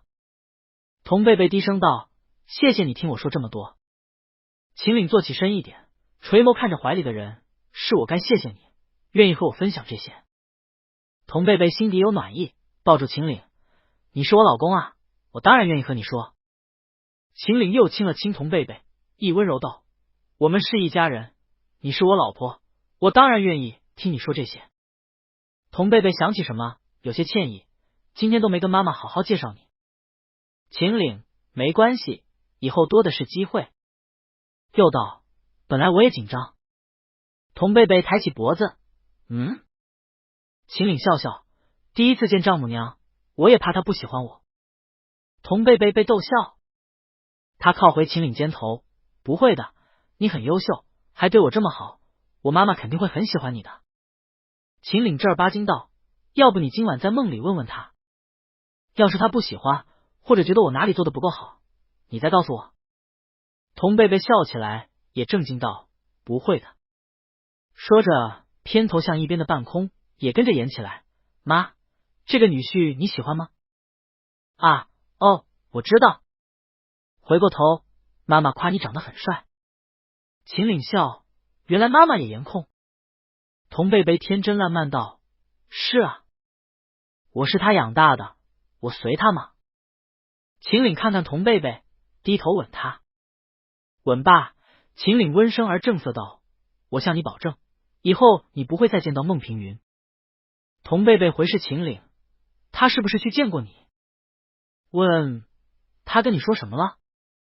秦岭摇头：“不重要。”说着举起手，正经而严肃的起誓道：“我保证，你不会再见到他，他也不会再去打扰妈妈。”童贝贝满心感动，眼眶很快红了。“谢谢。”秦岭放下手，再次摇头：“我不要听你说谢谢。”童贝贝吸吸鼻子，问：“那你想听什么？”秦岭哄道：“说点好听的，说点我喜欢听的。”童贝贝想了想，眨眨眼，吸吸鼻子道：“老公你真好。”秦岭提醒他，语气怎么还是疑问句了？童贝贝改口：“老公真好，老公特别好。”秦岭点头，示意他继续。童贝贝领悟了，抓住了要领：语气里带上感叹，说：“老公是世界上对我最好的人。”秦岭，还有吗？童贝贝心道，秦岭原来爱听好听的话啊。他其实不算会说，但突然的福至心灵一下开窍，他凑到秦岭唇边吻了吻，软着嗓子拖着音调，带着气声的缓缓道 ：“Love you， 爱你。”秦岭听得眼睛都高兴的眯了起来，低头看童贝贝，亲了一口，哄道：“以后每天都说正如秦岭承诺的那样，自忌日那天之后，童贝贝再没见过孟平云，也没再收到任何陌生号码发过来的消息。反倒是童蕊希出差回来后，赶过来看了看童贝贝，一进门就是一脸紧张，拉着童贝贝的胳膊上下打量，怎么样？没事吧？童贝贝，他能有什么事？童蕊希皱着眉头，听说姓孟的保镖跟你动手了。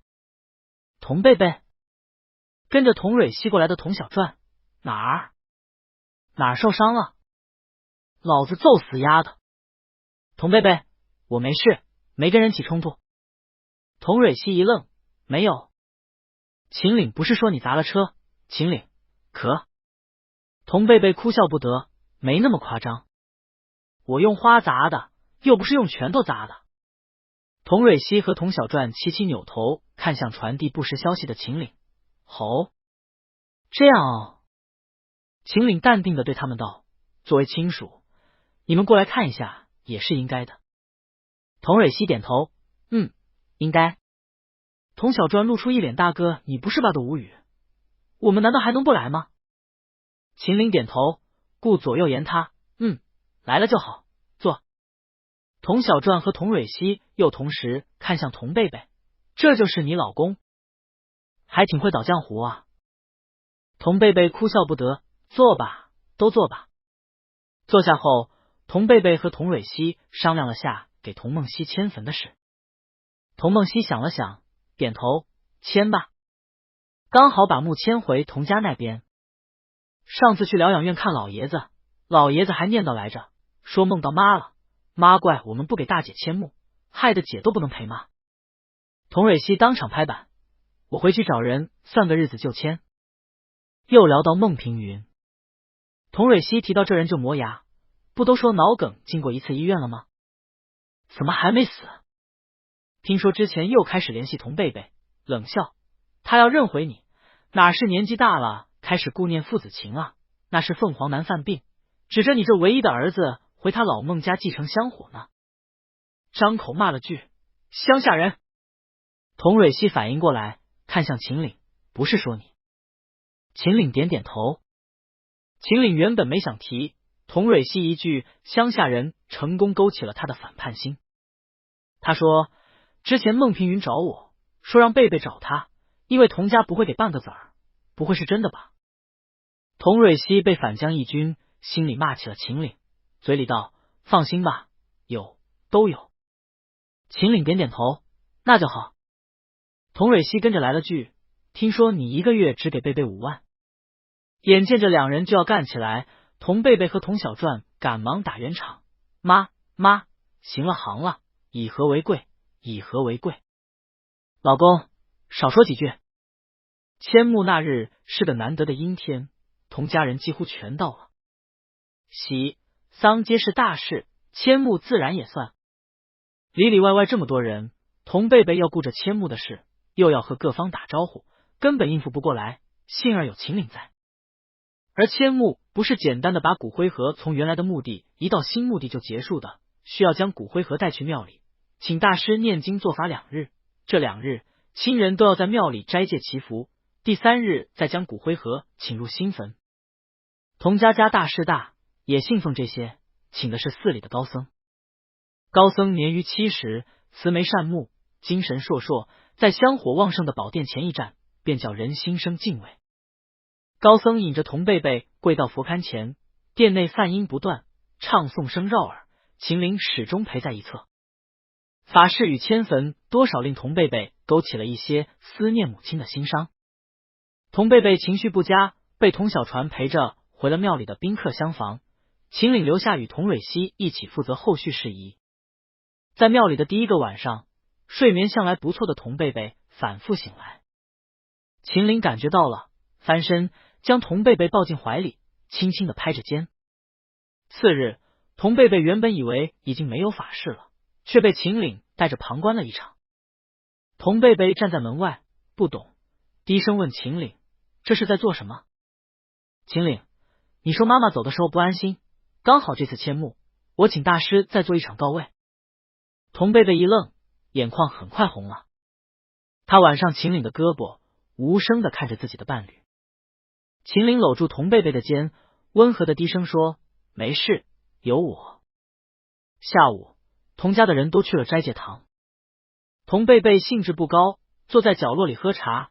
秦岭应付着进进出出、来来往往的童家人。童蕊希走过来，劝童贝贝打起点精神，今天这么多人。想了想，又说：“算了，反正你老公在。”童贝贝往秦岭那边看去，见秦岭站在廊下，与大舅舅、小舅舅他们站在一起，利落而娴熟的跟各种亲人打招呼应酬。童贝贝在这一刻觉得格外的心安踏实。童小专这时候凑过来，嘀咕着说：“他让我这2天都跟着你来着。”童贝贝转头：“什么？童小传，你老公啊？他提前就跟我说了，让我这2天都跟着你。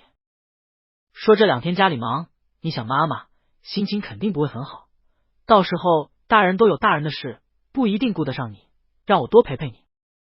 童小传，你老公还挺细心周到的。”童贝贝再次转头往秦岭那边看去，看着看着，他弯起唇角，轻轻的笑了笑。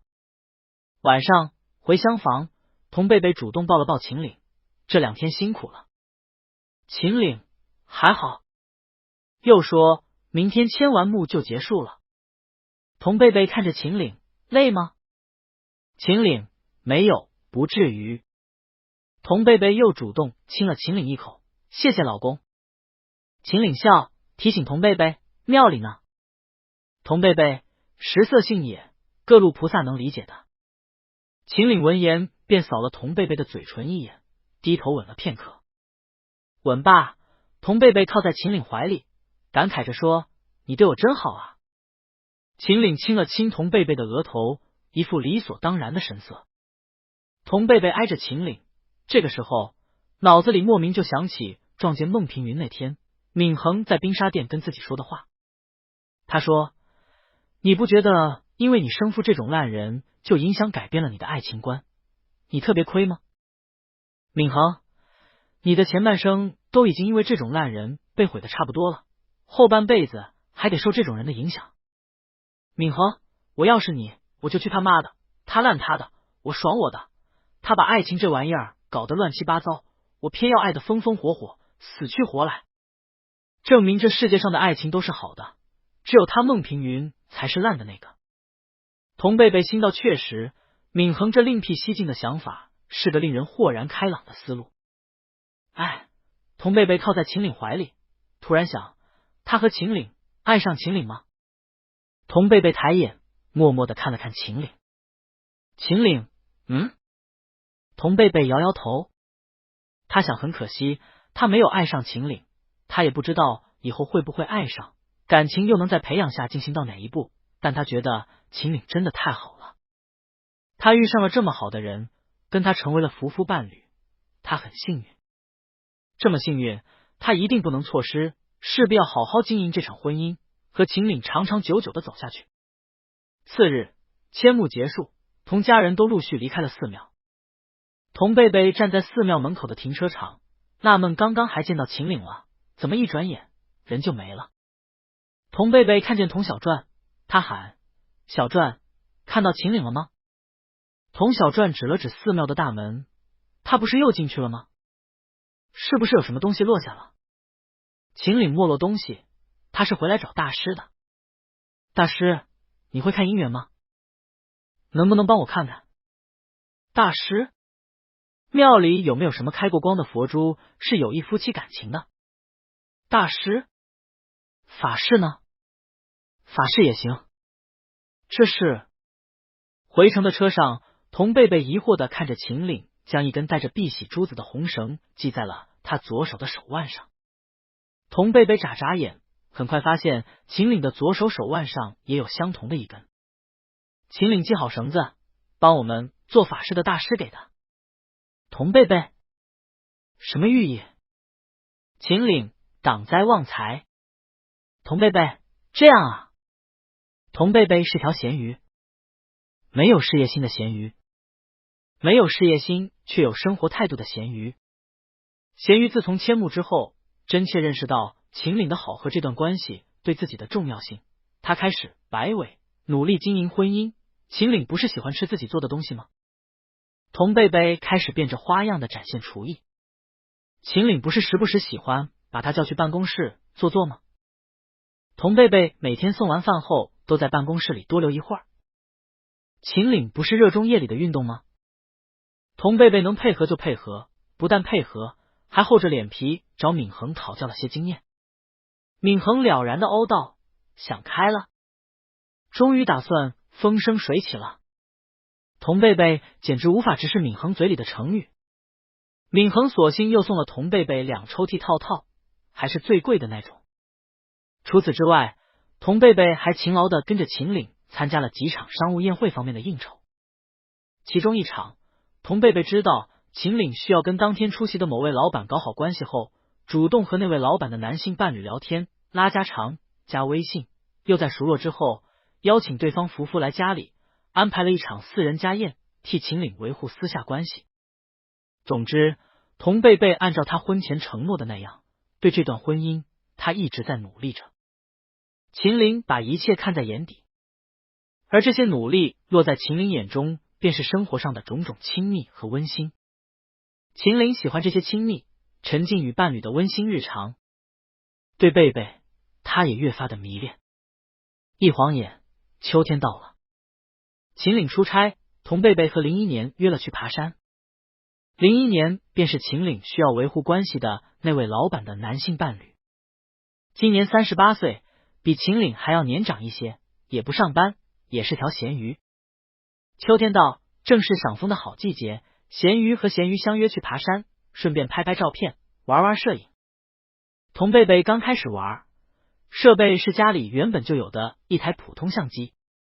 此时眼前秋意正浓，枫叶飘动，童贝贝举起相机端在眼前拍了一张，将这幅秋日的美景定格在像素里。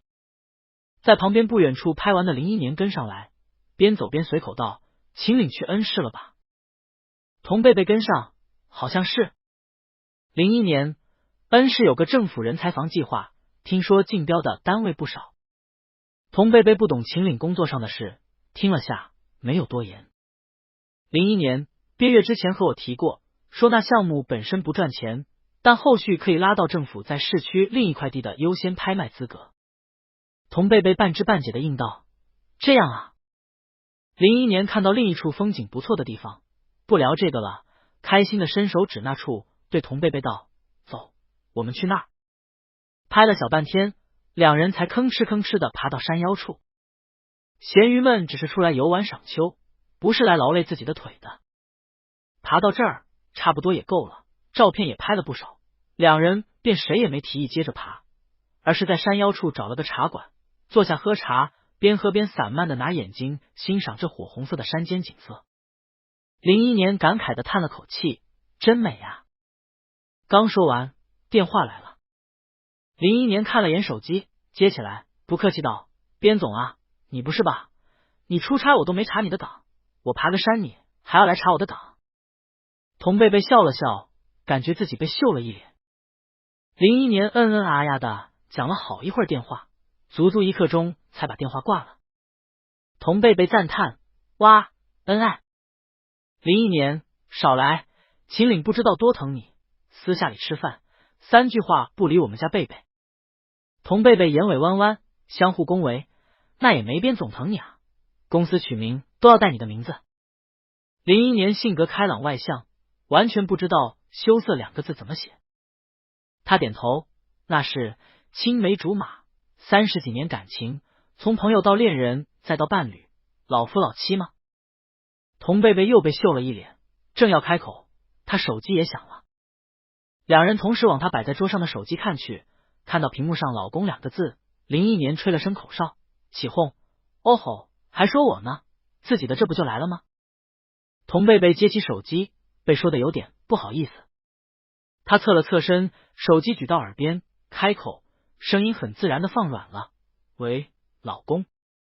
林一年举着茶杯在唇边，听了这软绵绵的声音，唇角弯起。秦岭在哪儿？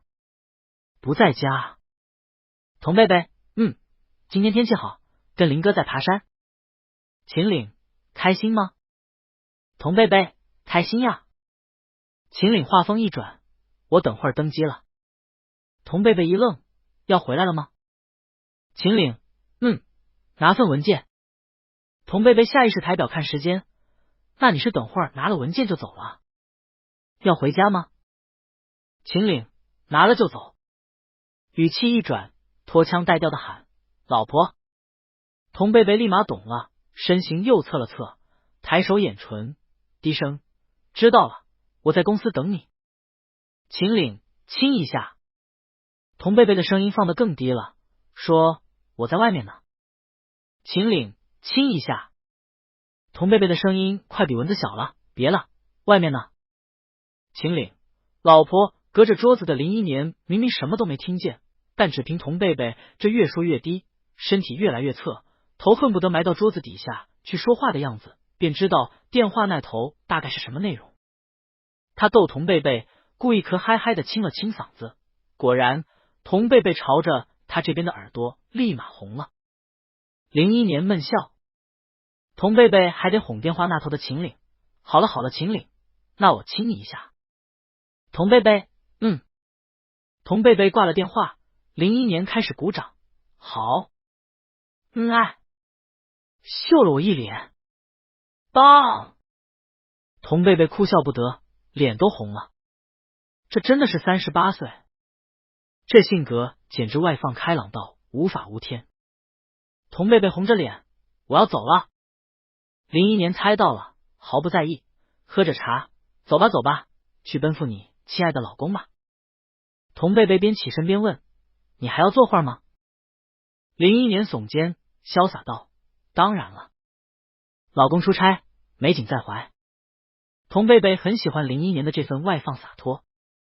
童贝贝到公司等秦岭，办公室里喂喂鱼，刷刷平板，1个多小时后，门从外面被推开，秦岭携着一阵风的走进来。童贝贝转身，老婆。秦岭一把抱住童贝贝，紧紧的就跟半个月没见到人一样，还真叹了句，很想你。童贝贝哭笑不得，你前天才走的。秦岭在他耳边，是吗？我怎么感觉很久没见你了？说着一个法式热吻，长达10分钟之久，吻完差点没给童贝贝憋死。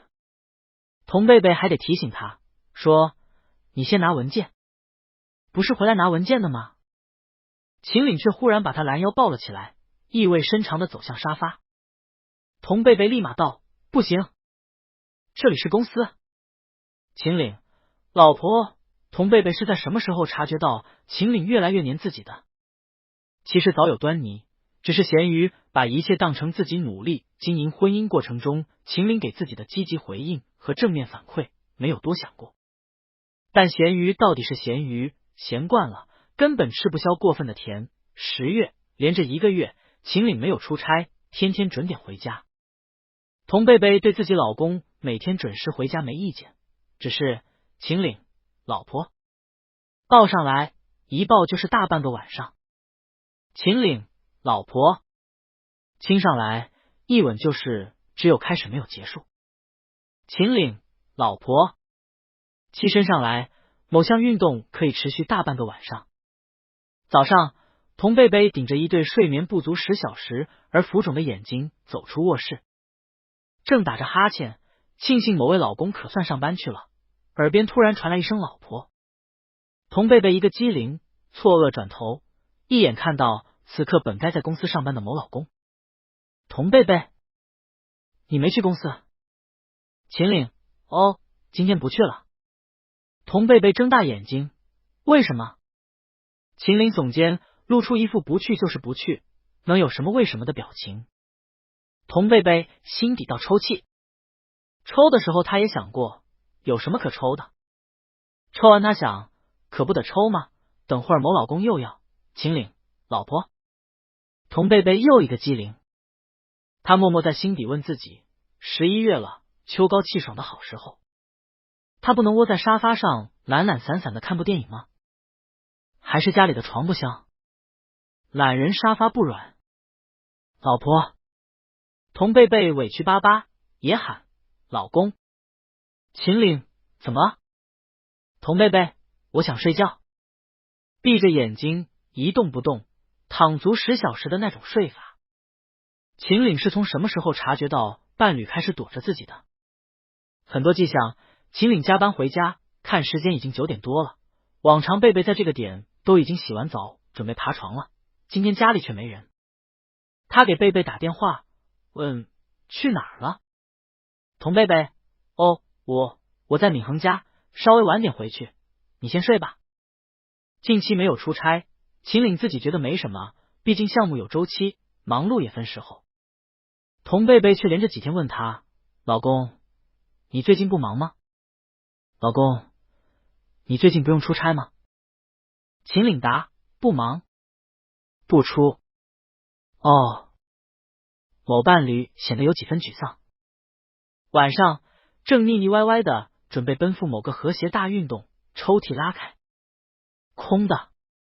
童贝贝恍然，啊，我忘记买了。那要不今天就这样吧，老公晚安。说完凑过来亲了下嘴角，快速翻身躺下，10秒开始呼噜。亲吧，老难兄难弟，老位子。秦岭闷了口酒，忽然想到贝贝最近是在躲着他。楚怀言握着酒杯自言自语，闵恒在特么演我。闵恒家小区的公园，闵恒一个秋千，童贝贝做另一个，两人各自晃啊晃，各自还有各自的忧虑。闵恒，爱这怎么搞啊？楚怀言怎么又求婚了？他就这么想要结婚吗？是恋爱不香，还是婚姻这目的不够黑？童贝贝，爱好愁啊！秦岭现在回家的频率也太高了吧，还要抱他，还要亲他，还要啪啪，咸鱼觉得好累哦。闵恒突然道，贝贝，今天几号了？童贝贝，19号啊。等等，19号？19号？19号不是他和秦岭领证结婚的日子吗？时间过得这么快吗？不知不觉竟然已经1年了。秦岭以为童贝贝记得这天，也记得他们当初说好的1年期试婚。他特意一整个白天没有联系童贝贝，打算在晚上给伴侣一个惊喜，好好的庆祝两人的1周年。至于试婚，秦岭很自信，也相信这1年的相处足够贝贝真正的认可接受他。他包下了餐厅，准备像当初给贝贝过生日那样过一个浪漫的1周年。然而桌对面蜡烛旁，童贝贝面露犹豫。秦岭心底咯噔，难道童贝贝神色犹豫，目光闪烁？秦岭，我想跟你商量件事。秦岭，他叫他什么？秦岭，不是老公。秦岭的心一下沉到底，他注视着童贝贝，余光里是伴侣欲言又止的嘴唇。商量。秦岭忽然有了某个不好的预感，他无法接受，几乎是出于自救般的先一步开了口，打断道，我是绝对不会离婚的。童贝贝。秦岭是个脑子很活，思考很快，直觉也非常准的人。一瞬间他便想了很多，结婚1年，他和贝贝有过很多温馨美好、默契融洽的时刻不假，但这一切都基于他喜欢贝贝，贝贝又是个脾气非常好的人。脾气温和如贝贝，在他们结婚的这1年里，于他来说是个相当称职且完美的伴侣。可这世上真的有完美到挑不出半点瑕疵的人吗？对这段时长1年的婚姻，对他这个并不能说是非常完美的伴侣，贝贝真的毫无不满吗？秦岭之前便想过，贝贝可以看起来这么完美，还毫无怨言，除了本身的脾气好之外，或许还因为贝贝并不喜欢他。因为不喜欢，没有期待，没有情感上的起伏，所以能坦然面对他的一些不好，接受婚姻生活中的那些不顺心，不生气，不抱怨。但秦岭此刻又很快想到，贝贝并不是没有完全表达出不满的。近段时间，贝贝就回避了他不少次，且越是临近1周年，回避的表现越是明显，连床榻上的亲密都有在避免减少。秦岭的直觉告诉他，这一切都不是什么多好的征兆。他下意识开口先表了态，与其说是先发制人，倒不如说是害怕他自己预想的会变成真的。童贝贝则在听到这句绝对不离之后，错愕着定住了。离婚？怎么突然提到这个了？他想说的明明是童贝贝含在嘴里的话，一下压到了舌尖下。他突然想到，他这段时间躲秦岭躲了不知道多少次，是躲得太明显太刻意了，所以让秦岭有了他再重新考虑两人关系的错觉。童贝贝一下反应过来，他躲秦岭做什么？他明明可以直接说的呀。说老公，啪啪平凡高真的好累，我想休息，我们过2天吧。说老公，我想多点时间一个人待着做咸鱼，我等会儿陪你，行吗？他明明可以直说，他为什么要躲？童贝贝觉得莫名，反思着，又顿了顿，这次彻底沉默了。他一沉默，秦岭便以为他真的想提离婚，一口气提起来，直接堵在心口。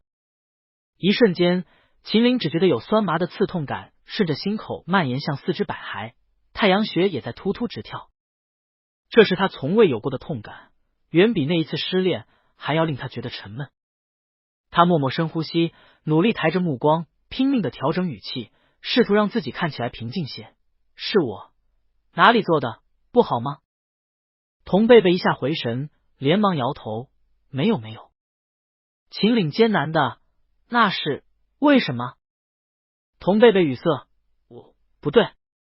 童贝贝连忙道，我没要跟你提离婚。秦岭一愣，换童贝贝不知道怎么开口了，我不是要跟你提这个，我只是被包下的餐厅宽敞安静，背景乐都是些轻缓的情歌。童贝贝刚一默下，餐厅里便静的只剩下那些描述爱情的音乐，尴尬微妙的气氛一触即发。秦岭默默调整着自己鼓励的语气和眼神，没关系，你尽管说。童贝贝突然又觉得根本不好启齿了。怎么说？直说是可以说，可说出来呢？表达的不就是你离我远点，我不想跟你多亲密的意思吗？童贝贝原本不是个多纠结的人，可这一刻他莫名开始犹豫。他觉得如果真说了，那这些话背后表达的意思得多伤人啊。但面对秦岭，又是1周年，总不能不说话。思来想去，童贝贝摇头，道了句没什么，又举起杯子喝了口酒，借着抿酒的时候多想了片刻，同时掩饰性的冲秦岭笑笑，试图缓解尴尬。但尴尬并没有因此得以缓解，这顿饭也因为夫妇二人的各揣心思而吃得毫无气氛可言。最终1周年就这么在只有烛光和晚餐，没有其他的情况下结束了。相顾无言，双双静默的气氛一直延续到了回家。秦岭在想，真的不是要跟他提离婚。童贝贝在想，我这是怎么了？整个家里静的只有牛郎织女在笼子里钻来钻去的动静。最终是秦岭先开的口，他将童贝贝叫来沙发处坐着，摸了摸，两手的掌心合着搓了搓，抬眼看童贝贝，现在住的和金恒府那套大的都没有贷款，我想这段时间找个空的时间带你去房管局把名字加上。童贝贝没想到秦岭会跟他说这些，错愕的默着，眨眨眼。秦岭把童贝贝的表情和反应都看在眼里，他接着道，还有我的工资卡，之前你没拿去，现在1周年了，我自己放着也是放着，还是一起交给你保管吧。秦岭，还有一些投资，我自己的股权，到时候秦岭说不下去了，今晚贝贝的过分沉默就像搬起了块巨重的石头压在他心口，压得喘不过气。此刻贝贝这显而易见的觉得没必要的态度，则像挪了座山压到他身上，他那里的精血骨骼都要被碾碎了。贝贝，他就这么不想接受吗？婚前谈结婚，刚一起的时候还可以说两人认识不久，物质金钱方面的东西聊多了伤感情。到现在了，贝贝还是不喜欢，感情还是没有培养起来吗？秦岭重重的沉了口气，没说什么，起身。童贝贝看着他，老公。秦岭，没什么，我出去下。亲吧。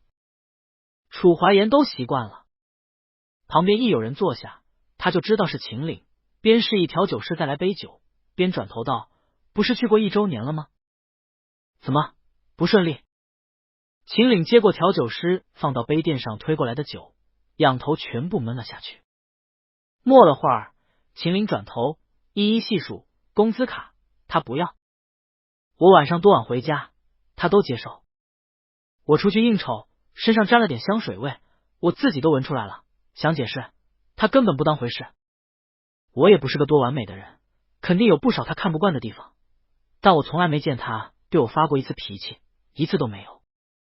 楚怀言听了挑挑眉，哦，懂了，不在乎就是不爱呗。你之前不是调整好了，说慢慢来的吗？楚怀言，这怎么心态又崩了？就因为过1周年过得不开心？秦岭沉默的坐在吧台前，手里握着杯子，没答。过了会儿，他扭头问楚怀言，当初分手你什么心情？分手心情？哈！楚怀言嗤笑，心情？还什么心情？想死呗。秦岭回过头，他觉得自己估计等不到离婚再想死了，现在就差不多了。一杯新酒摆上桌，秦岭端起来一饮而尽。家里童贝贝躺在床上，11点多了还没有睡。他反复翻身看看时间，想着秦岭，不知道他什么时候回家。他心里有点乱，为这过得十分不妙的1周年，为秦岭突然变得沉默沮丧的样子，为自己这段时间回避的态度，也为今晚自己的哑口无言。他莫名也有点焦心，不知道自己怎么了，也不知道秦岭怎么了。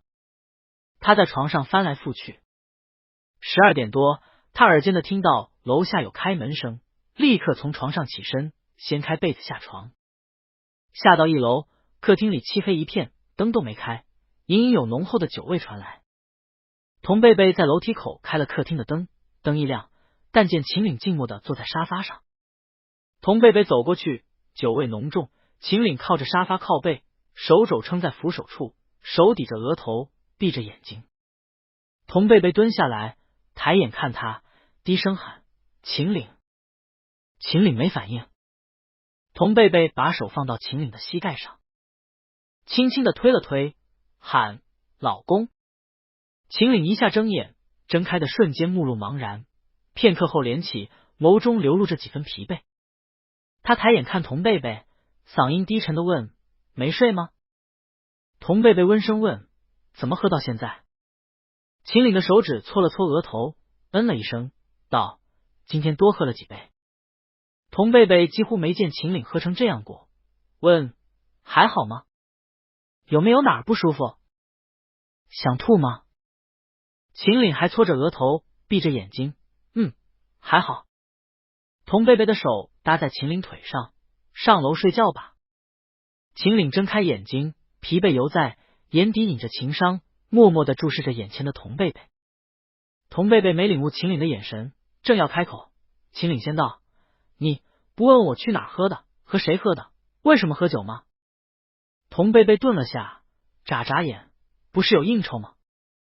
秦岭沉了口气，更难受了。不是，不是就不是。童贝贝依旧没多问，起身拉住秦岭的胳膊，上楼吧，早点睡。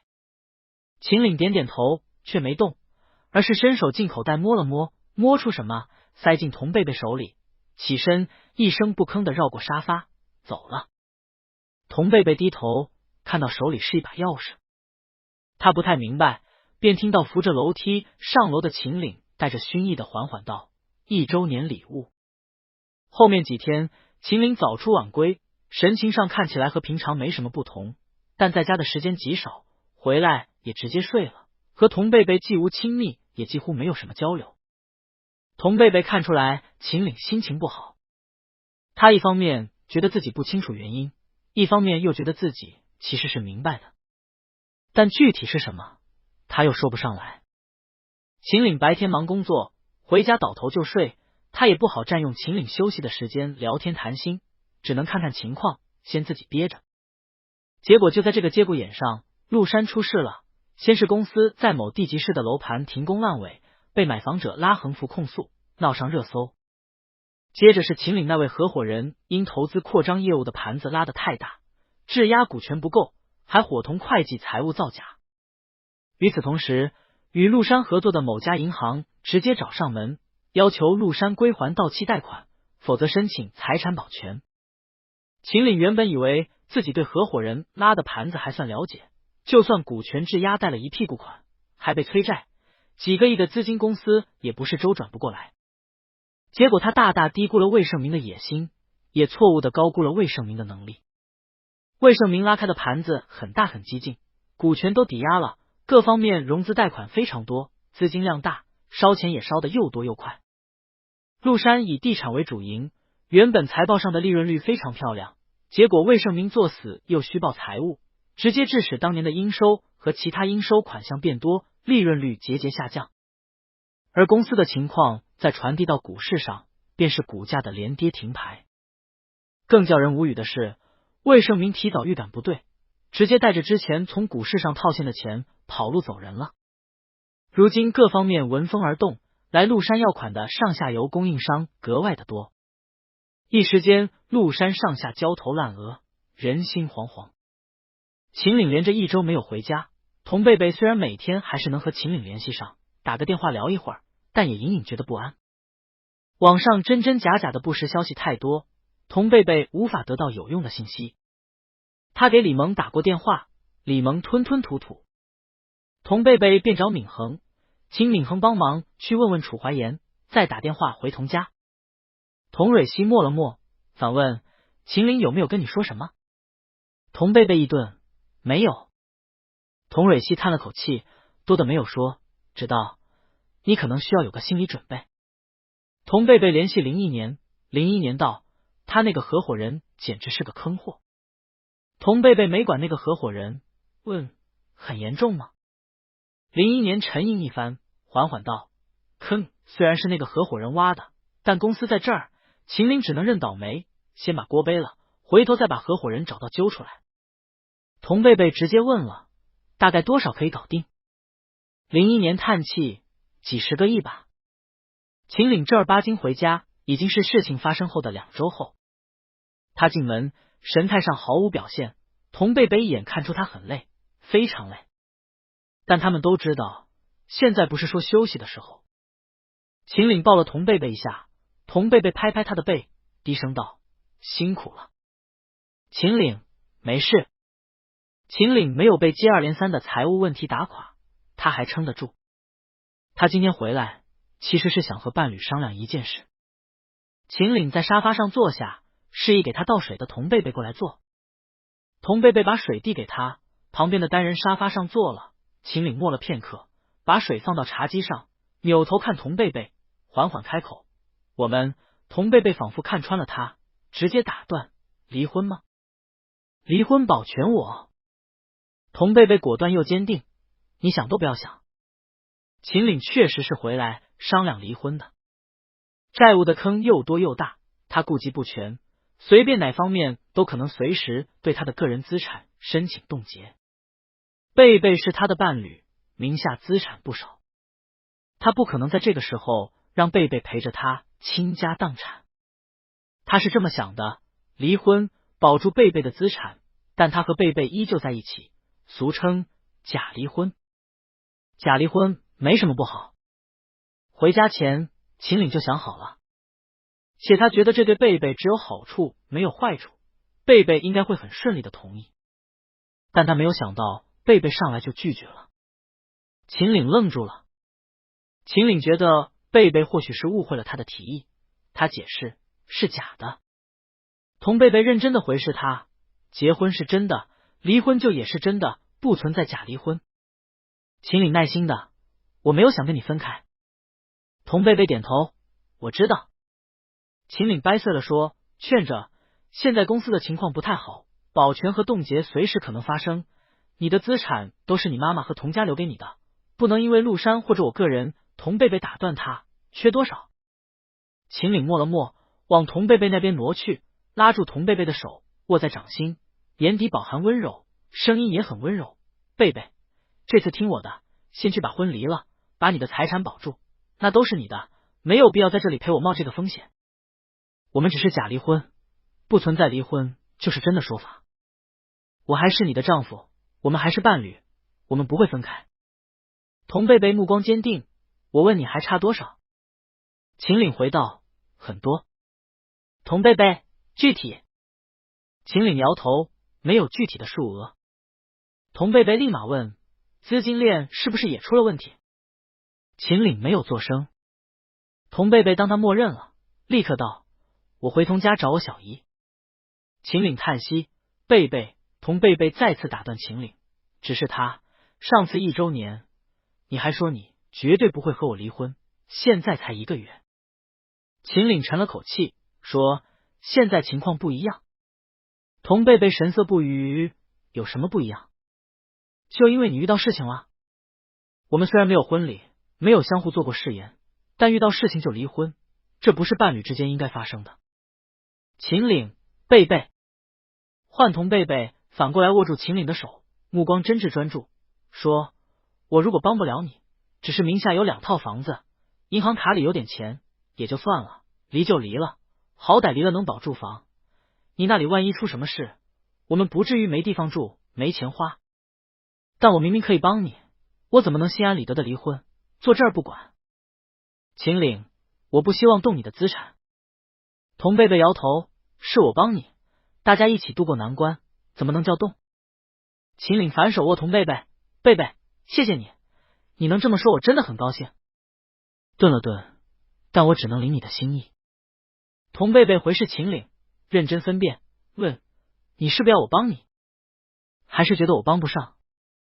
秦岭摇头，当然都不是，是他爱他，根本不想自己心爱的伴侣在这个时候受到一点伤害，何况是把贝贝拉出来，两人一起经历这场危机风暴的洗礼。秦岭原本就疲惫，劝了这么多，渐渐有些说不动了，但他必须说服贝贝。秦岭于是用上更温柔的态度，我希望无论发生什么，你都没有一点妨碍，不会受一点伤害和影响。不是什么我不要你帮，或者觉得你帮不上，是我希望你好，什么时候都好好的。童贝贝错愕，脱口而出，秦岭，我不是温室的花，我不需要你这么保护。秦岭，我知道，是我单方面想这样。童贝贝从秦岭手里抽回自己的手，坚决道，我不接受。秦岭沉了口气。童贝贝坚定的，我不会离婚的。秦岭再要开口，童贝贝，你要离婚就去法院起诉我吧。童贝贝生气了，结婚以来第一次生气。他不再和秦岭接着聊，起身离开沙发，甚至开始不理秦岭，捧着手机一直在跟人发消息。秦岭几次走过去，童贝贝察觉到他要靠近，立刻往相反的方向走，甚至直接上楼锁门。但秦岭明白自己必须说服伴侣，时间不等人，各债务方也不会等。他走到卧室门口，敲门，贝贝。童贝贝的声音隔着门传出来，难得的语气不好，还很强硬，还离吗？童贝贝真生气了，气话都开始说了，去走诉讼离婚吧。秦岭在敲门，贝贝正要再劝，房门忽然被拉开，换了身衣服的童贝贝捏着手机从卧室里走过来，侧身从秦岭身旁走过，快步下楼。秦岭，贝贝。童贝贝一声不吭，身影消失在楼梯上。秦岭跟着下楼，童贝贝已经出门，坐电梯离开了。晚上，童贝贝回来了，手里拿着一个装了文件的牛皮纸袋。他走向沙发，示意秦岭过来。秦岭走过去，童贝贝边打开牛皮纸袋边道，外婆临终的时候给了我一部分遗产。秦岭按住童贝贝从文件袋里抽文件的手，童贝贝抬眼，两人四目相对。秦岭没有开口，摇摇头，意思很明显，他不想动这些，无论有多少。童贝贝抽文件的姿势定住了，就这么看着秦岭，分辨后者脸上的神色，不错过哪怕一丝半点的微表情。直到他看出秦岭是真的不想要，他放下手，文件袋捏住落在身侧，表情可谓是相当之差。秦岭从未在他脾气好的伴侣脸上看到这副神情，收回手后便要去抱，被童贝贝伸手推开。秦岭，贝贝。童贝贝一个字没说，拿着文件袋从沙发另一边绕过去。秦岭，贝贝。童贝贝径直上楼。晚上，童贝贝没有睡主卧，睡得他弄房子时给自己安排的那个房间。他正靠在床头刷手机，秦岭推门进来了。老婆。童贝贝躺下，转身背对。秦岭睡到床的另外一边，也侧身试图去搂，被童贝贝无声的抓住手丢开。再搂，再丢，还搂，还丢。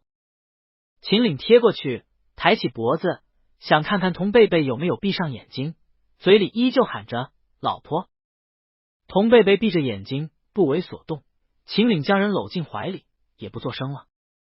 这么抱了会儿，童贝贝忽然气鼓鼓的转身，抬腿屈膝，照着秦岭身上就是一脚，你给我下去。秦岭却笑了，虽然现在这个节骨眼并不是能笑出来的时候，但他就是笑了，因为他第一次见到这样有情绪闹脾气的贝贝。他为这样的情绪和脾气觉得新奇又惊喜，原来贝贝也会为他生气，为他有情绪波动。这么气全都是因为他，为了他，秦岭光想想，心头因债务的雾霾都要散了。被踹就被踹了，反正他不会走。秦岭继续伸手把人搂着。童贝贝瞪他，你起来，你去隔壁。秦岭哄，好了好了。童贝贝见秦岭神色间带笑，盯着眼前人，哽着声音问，接受吗？秦岭边叹息边哄，宝宝，留着资产让我以后抱你的。童贝贝心想抱你大爷，又瞪过去一脚，实打实的一脚。秦岭被踹疼了，越疼越能感受着童贝贝的愤怒，越感受到越觉得高兴。他跟魔怔了似的，边笑边翻身把童贝贝压到了身下，低头稳住。童贝贝，你秦岭在1周年那顿饭上的不愉烟消云散。他觉得在培养感情上自己并不是没有一丝希望的，至少贝贝能为他有情绪上的起伏，还能被他气得不轻不是。秦岭在感情上的自信重归高地，觉得贝贝只要有希望和可能喜欢上他，那人生就没什么可绝望的。不就是公司的债务问题吗？不就是魏盛明留下个烂摊子跑了吗？干就是了。这日，多家银行的代表齐聚麓山，想要秦岭给一个明确的答复，公司到底如何了？他们这些快要到期的还没到底的贷款，能有几分希望拿到？秦岭从上一个会议厅挪到这一个会议厅，刚坐下，银行的代表们便端起了咄咄逼人的架势。一起与会的麓山某经理压不住脾气，直接隔着桌子和代表们吵了起来。我们这么多年哪次晚还过，不还过一次贷款？上下游的供应商跑上门收个应收款我还能理解，你们急的哪门子？当初求爷爷告奶奶指着麓山拿你们的贷款，现在有点风吹草动就一起找上门。你们上马路上问问，有几家银行像你们这样的？会议室里一时吵吵嚷嚷，很是热闹。恰在这个时候，李萌接了个电话，凑到秦岭身边附耳道，秦总，童哥来了，我去接一下。秦岭意外，李萌起身出去了。不久后，李萌带路，律师殿后，中间是穿着西装，神色镇定，昂首阔步的童贝贝。会议室外的公共办公区鸦雀无声，所有人就这么默默的抬手，看着他们大老板的伴侣以一身正装的突然空降公司，然后消失在了会议室门口。会议室大门打开，突然进来2个陌生面孔的男人，所有人都齐齐住嘴，扭头望了过去。童贝贝带着律师出现，现场既然无人认识他，他便镇定地站在会议桌前，冲众人颔首，然后道：“我是秦岭的伴侣。”童贝贝穿了正装，容貌俊朗，气质出尘，又自称是秦岭的伴侣，众人自然不敢轻视他。只是这伴侣为什么要在这个时候出现？但见童贝贝镇定自若地扫视众人道：“诸位是在担心陆山的资金链问题？”含笑：“大可不必。今天天气好，阳光通过楼宇间玻璃面地折射，照进会议厅，刚好有一束落在童贝贝的身上。斜对面是一栋耸天立的作为 CBD 区标志性建筑的高楼西林大厦。传闻中，这座大厦占了 CBD 区的龙骨，价值几百亿。跟着童贝贝一起过来的律师怕众人看不见那栋楼，特意走到窗边，把帘子往角落里又拉了拉。众人不明所以。童贝贝将气势收敛在眉眼和姿态间，含笑大方道：“本人正是西林大厦的单独所有人。诸位就算不看秦总，不看我丈夫，看在西林大厦的面子，也仅可以把担忧揣进肚子里，放10000个心。”童贝贝一字一句：“陆山有的是钱。”童贝贝不是来唬人的，是拿着资本来给陆山撑腰的。他带了律师，律师带了西林大厦所有权的证明和产权证件的复印件。这些纸质证明被律师摆上桌，一字排着地展示开。会议厅里的众银行代表震惊的震惊，窃窃私语的窃窃私语。童贝贝不混商场，却撂了句很能讽刺在场众人的话：“我和秦总的结婚证，诸位要看吗？”童贝贝：“诸位放心，陆山不会倒。哪天倒了，哪天我就在隔壁给陆山空出10几层做办公室。”不久后，会议室的门从里面被拉开，童贝贝快步走了出来，秦岭紧随其后。童贝贝没等秦岭，目不斜视地穿过外面的公共办公区，整个办公区依旧鸦雀无声，甚至比刚刚他来的时候还要安静。然后小半层楼的人眼见着秦岭追上童贝贝，嘴里似乎还叫了一声名字，童贝贝理都没理，头也不回。贝贝。上走廊，秦岭还追着。童贝贝脚下生风，不停。秦岭伸手去拉童贝贝的胳膊，被脚下速度不减的童贝贝抬臂撂开。秦岭快步小跑到前面，转身面朝童贝贝，边退边道：“老婆。”童贝贝一脸谁是你老婆的漠然，半丝眼神也没分给他。秦岭笑了，试图去抓童贝贝的胳膊给个拥抱，被童贝贝毫不留情的推开，继续往前。秦岭赶紧放低姿态：“老婆，我错了。”童贝贝绷着脸，面无表情，心里气得脏话都骂出来了：“错你妈！童贝贝，你没错，错的是我。错在身为你的伴侣，没有识趣的听自己丈夫的安排，老老实实离婚，而不是像现在这样自掏腰包给伴侣撑腰。我的错。”童贝贝气得直接把心里话说了出来，脚下的速度越来越快，根本不给秦岭半点哄他的机会。秦岭就这么一路追到电梯间，还试图挡住童贝贝按电梯的手，被童贝贝拉胳膊拍开，还喝了句让开。童贝贝等电梯，不看秦岭，只看楼层提示屏。秦岭心情好的不行，不是为什么西林大厦，也不为公司的危机因为贝贝而有了转机，只为伴侣此刻同他闹的脾气。秦岭简直开心死了，结婚1年，足足1年，贝贝可算跟他翻脸了。这说明什么？说明贝贝并不是完全不在乎他的。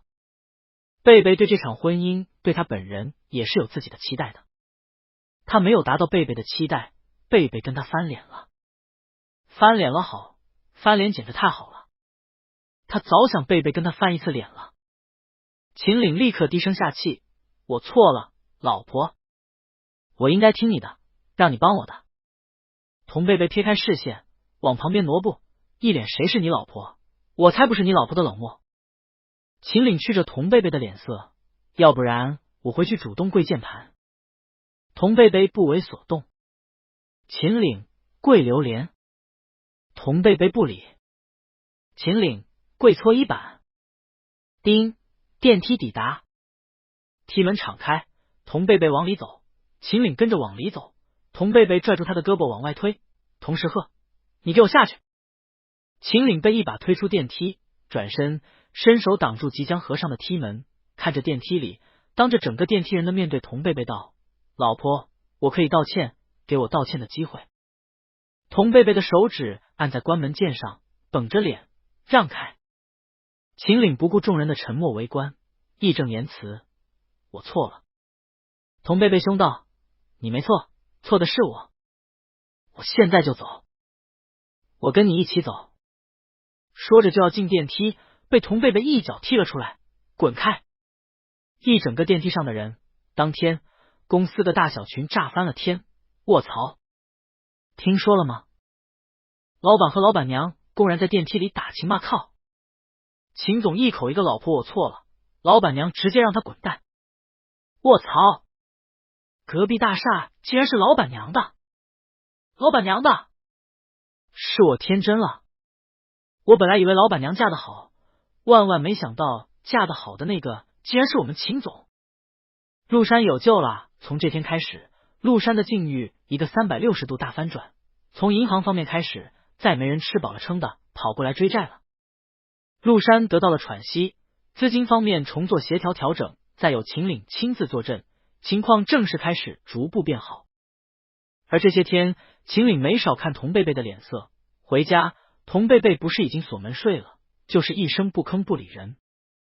秦岭喊：“老婆！”没人理他。秦岭喊：“贝贝！”没人理他。秦岭叹息说：“贝贝，跟我说说话吧。童贝贝，你打算什么时候去起诉我离婚？”秦岭反复说：“我错了。”童贝贝哼道：“你没错。”态度上冷嘲热讽：“我才是错的那个。”内容上牙尖嘴利：“我怎么可以不听老公的话，坚持不离婚，还掏自己的资产出来给陆山填窟窿？我应该点头的，早点离，说不定现在二婚的对象都已经在约会了。”童贝贝不是做样子的，他是真的生气。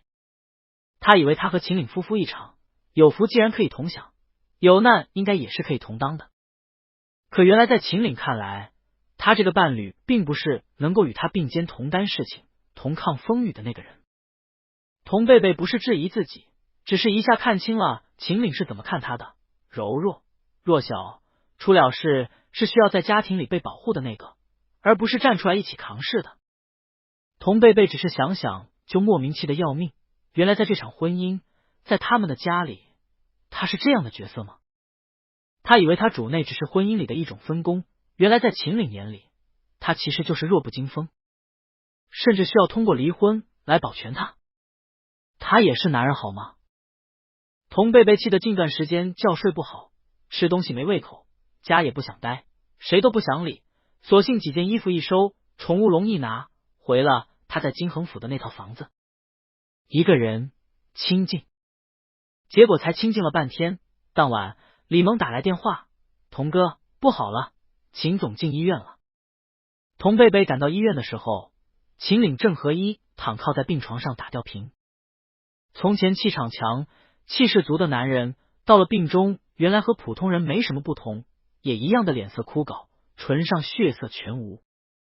童贝贝进门，原本绷着脸，见到这样的秦岭，脸上的冷意很快消散。他轻轻的把食盒摆到病床边的床头柜上，明明没什么动静，却把坐在小凳子上趴在床边补觉的李萌惊醒了。李萌一下睁开眼睛，神色茫茫然，戴眼镜的速度却是飞快。见到童贝贝，李萌松了口气，起身低声喊：“童哥，你来了。”童贝贝点点头：“你早点回去休息吧。”李萌：“那行，有什么事你再给我打电话。”李萌走了，秦岭没醒，童贝贝坐在床旁边。看到这个人，见到这张脸，童贝贝心底有气，气还不少。可见到那眼下因工作而熬出来的乌青，以及这一身挂个水都能显露无疑的疲态，童贝贝又开始心软。两个截然不同的心情混杂在一起，童贝贝边看着床上的秦岭边恨恨的想：早让自己帮他，至于辛苦成这样。哼！狗男人！哼！狗男人缓缓睁开了眼睛，看到童贝贝一动不动的笑起来，那样子仿佛在说：看，还不是理我了？我生个病，你还不是来了？童贝贝咬了咬唇，恨恨地撇开视线。秦岭笑，但笑中带着几分虚弱。他慢慢坐起来，搭在身前的左手上扎着针，十分不便。童贝贝倒是想狠狠心不管他，就让他自己扑腾去。可秦岭真不便的时候，他还是没坐得住，起身扶了秦岭一下，再帮他把身后的枕头垫好。童贝贝打开食盒，不看秦岭，饿吗？我煮了粥。又干巴巴道，急性胃炎也吃不了什么，喝点米汤垫垫吧，明天再吃东西。秦岭这时候变乖了，没像这几天那样动不动就凑过来，也没有张口闭口老婆，我错了。他只是嗯了声，静静地看着童贝贝。童贝贝把薄粥倒出来一些，不锈钢的汤匙搅了搅，舀出上面的米汤，递到秦岭唇边。秦岭张口喝了，童贝贝接着再舀，一碗粥便这么在无声中很快见底。童贝贝收拾食盒的时候，秦岭才缓缓开口，贝贝。童贝贝把食盒装好，看了看在掉的水，把护士刚换上的速度有些快的水调慢了一些。他没等秦岭跟他说别的，主动道，别说话了，歇着吧。边调水速边道，明天撑不住就休息一天，别去公司了。这么久了，不至于你一天不在又乱套。童贝贝说完，床旁边坐下，刚坐下又起身，把放在床角的被子拉出一角，盖在秦岭身上，语气虽然依旧干，但关切不减，睡吧，挂好了我叫你。做完这一切，童贝贝不看秦岭，摸出手机。他知道秦岭在看他，刷了会儿，秦岭还在看，还不睡。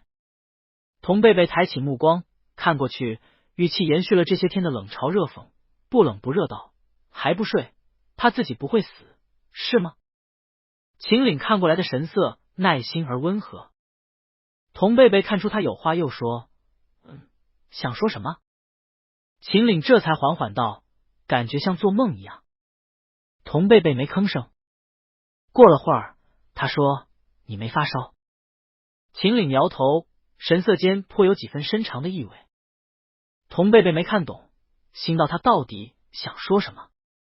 秦岭忽然道，我其实想过，如果这次撑不下去，我真的破产了。童贝贝等着。秦岭顿了顿，缓缓道，我怕你真的会离开我。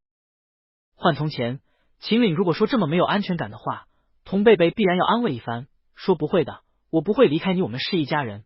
可现在经历秦岭主动跟他提离婚，经历这些时日的斗气，童贝贝无法继续做他温和贴心的伴侣了。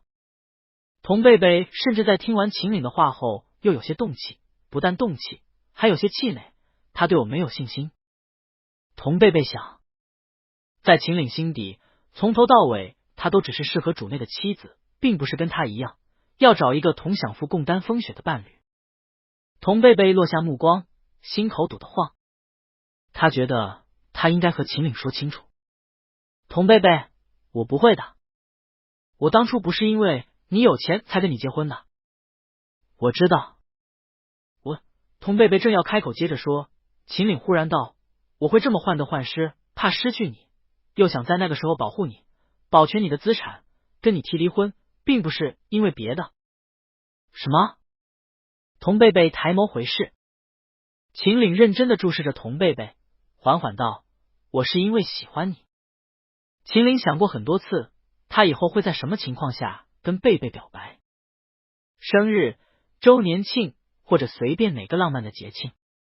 总之不会是在现在，他吊着水，满脸枯槁，刚犯了急性胃炎，力气都没几分的情况下。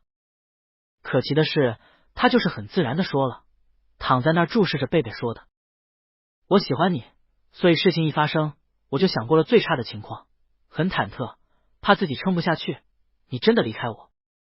我喜欢你，所以陆山的情况突然变得越来越差的时候，我第一个想到的就是你，想着怎么保护你，保全你的资产。我喜欢你，所以根本无法接受最差的情况，怕你以后跟着我吃苦，毕竟我们结婚不久，你在物质上又没有要求，也没跟着我享受过什么。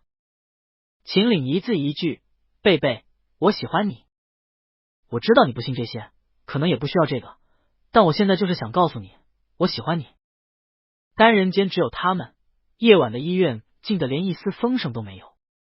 秦岭突然的告白，像寂静深夜一道清脆的铃声，叮地敲在童贝贝的听觉神经上，一下令他定住了。秦岭坐起身，坐在床边，用没有掉盐水的手拉住童贝贝，握住，四目相对，默默的倾诉：我喜欢你，我比你还要不想离这个婚。但是我当时没有办法。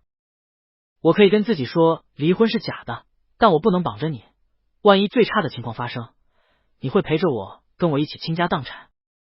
我不能让这种情况发生，更不能让你下半辈子跟着我吃苦。这是我当时能想到的最好的办法。我以为跟你商量，你能接受，会同意这个决定，但我没有想到你这么抗拒。我承认，那个时候我非常希望你能听我的，我也不认为那么大笔资金上的窟窿你能帮到我多少。但我提离婚真的没有其他意思，只是出于我的真心，出于我对你的喜欢，希望你无论如何都能好好的。我也不是把你当温室的花，觉得你不能和我一起扛事情，也绝对没有低看你的意思。我就是想保护你，以喜欢的心情，爱你的立场保护你。童贝贝长这么大，被追求的次数数不胜数，却是这辈子第一次听到这么长的一段告白，还是来自秦岭的告白。他错愕的坐在椅子上，愣愣的回视，好半天都没有反应。还是身后的门外传来其他人的脚步声和说话声，才令他一下回神。然后童贝贝的脸以肉眼可见的速度一下变红了。秦岭直接给看笑了，伸手捏捏那张通红的脸，知道我喜欢你，这么不好意思吗？实则一直注视着贝贝，生怕错过一星半点的微表情，更怕眼前的伴侣露出反感。童贝贝没有反感，他就是他也不知道就是什么，可能是还没消化过来。童贝贝，你躺着吧，先把水挂完。童贝贝没对这番告白有其他表示，当面只说了这些。至于内里，听到告白的那一刹那，他心跳很快，听完之后心跳依旧快到不规律。至于别的，他暂时没有，但至少之前的气怒已经烟消云散，也可能思绪全留给了消化秦岭的告白，没工夫留给生气了。秦岭始终看着童贝贝，他没躺回去，还坐在床边，眼睛一瞬不顺。童贝贝错开目光，侧过点身，好不容易退下去一点的红热又在脸上重新烧了起来。童贝贝唰一下起身，秦岭随着他的动作抬头问：去哪儿？童贝贝转身就走，卫生间。没留神脚下直接被凳子绊了一跤啊！秦岭忍俊不禁。童贝贝走出病房，走上走廊。秦岭喜欢他，秦岭竟然喜欢他，喜欢他，这样吗？原来是这样吗？2个小时后，水都挂完了，童贝贝开车带秦岭回家。路上沉默了一段，秦岭坐在副驾，转过头，缓缓道：我现在跟你说了，我喜欢你，你也知道了，有什么想法吗？童贝贝开着车，注视着前方，没作声。秦岭，贝贝。童贝贝还没作声。秦岭，老婆。啊！童贝贝这才扭头，面露茫然，回过头像是才发现前面倒数的绿灯跳成了黄灯，一脚刹车急急踩下，两人同时被安全带勒着往前猛地一倾。童贝贝才回神，问秦岭：你说什么？感情刚刚一路都在发呆。秦岭解下安全带道：能开吗？我来开吧。童贝贝摇头：不用。回家安顿好秦岭，童贝贝犹豫了。秦岭扫过沙发旁，发现豚鼠笼子不在，一下猜到贝贝今天怕不是要住回金恒府。他立马嘶了声，抬手捂胃。童贝贝，怎么了？还不舒服？秦岭故作难受的表情。童贝贝走近，扶他说：上楼躺着吧。秦岭没动，扭头看他，也没提金恒府，直接问：那我今天能跟你一个卧室吗？童贝贝这才想起他最近正气的跟秦岭冷战来着，但他此刻莫名就不气了，情绪也没了。这么一来，他也做不到故意生气给秦岭脸色看。但理智上，他知道自己没这么容易跟秦岭和好。童贝贝摇头，不行。秦岭借着胃疼的虚弱又红起来，老婆，要怎么样你才肯原谅我？童贝贝没多言，先上楼躺着吧。躺到床上，秦岭立马拉住童贝贝的手，我已经跟你表白了，你知道我喜欢你的。我喜欢你，你还这么不理我，我真的特别难受。童贝贝福至心灵的来了句，难受吗？胃难受是真的，别的难受不一定吧。你最近看到我的时候笑的不是挺开心的吗？这也是之前令童贝贝恼火的地方。他都气死了，秦岭竟然还笑得出来。秦岭不松手，解释，我那是觉得自己有希望。童贝贝，秦岭，我们结婚1年多了，你都没对我发过脾气，我想你可能是不在乎我。你这次发脾气真的是第一次，我觉得难得，也想着你现在可能是比以前在乎我一点了，就挺高兴的。童贝贝愣住，不生气等于不在乎，生气等于有希望，这什么逻辑？童贝贝也道，你平时又没做什么让我生气的事，我为什么要生气？秦岭握住童贝贝的手，我宁愿你对我有情绪。不提还好，一提到童贝贝默默抽手，最近是有情绪。秦岭一把握回来，从善如流，我错了，老婆。以后无论发生什么事，我都不会提离婚，会让你和我一起承担，好吗？既然聊到了这儿了，童贝贝索性问，我在你心里是只会煮饭主内吗？秦岭义正言辞的摇头，没有，绝对不是。童贝贝，我是不是看起来很弱？秦岭再摇头，这个也没有，绝对没有。童贝贝，但你在医院的时候也说了，你当时确实觉得我没有办法帮上你。秦岭握着童贝贝的手，语重心长，没有低看你，小瞧你是事实，也是我对你的态度，认为你无法帮助我，基于这个前提做出决策，是我身为伴侣对你，对这个家在负责。你也认识我身边一些人，像边总和楚怀言，你可以问问他们，如果现在他们马上破产了，他们会不会做出和我当初一样的决定，还是绑着伴侣要生一起生，要死一起死？童贝贝认识01年，也了解闵恒，他摇头，但他们的伴侣只会比我今天做的还要好。秦岭认可这话，点头，所以你生气我能理解，我当初在不得已的情况下做出的决定，希望你也能理解，好吗？秦岭这张嘴不是白长的，贝贝，我们别冷战了，好吗？我喜欢你，看到你为我闹情绪，我是挺高兴的，但这点高兴怎么跟和你开开心心的在一起比？别生我气了，我知道错了，我以后都不会了，原谅我吧。童贝贝垂眼，秦岭哄着，贝贝，宝宝，心肝儿。童贝贝抬眼，缓缓道，我带了几天的衣服回金恒府，牛郎织女也带过去了。童贝贝，这样吧，那边我先住几天，等干净衣服穿完了，我就回来。等于还要再冷他几天。秦岭接受，很接受，且顺坡就下。好，童贝贝，那你休息吧，我过去了。结果童贝贝下楼，秦岭捂着胃也下来了。童贝贝在玄关换鞋，秦岭跟到门口。童贝贝拿了车钥匙走到电梯口，秦岭站在旁边。童贝贝，秦岭捂着胃，默默来了句，每天回家都能看到牛郎和织女，突然看不到，怪想他们的。最后秦岭跟着童贝贝坐上了车。童贝贝心底嘀咕，什么想牛郎织女，还不就是想跟他一起吗？童贝贝的耳朵莫名烧了起来。回金恒府住的这第一晚，童贝贝和秦岭睡的一个卧室。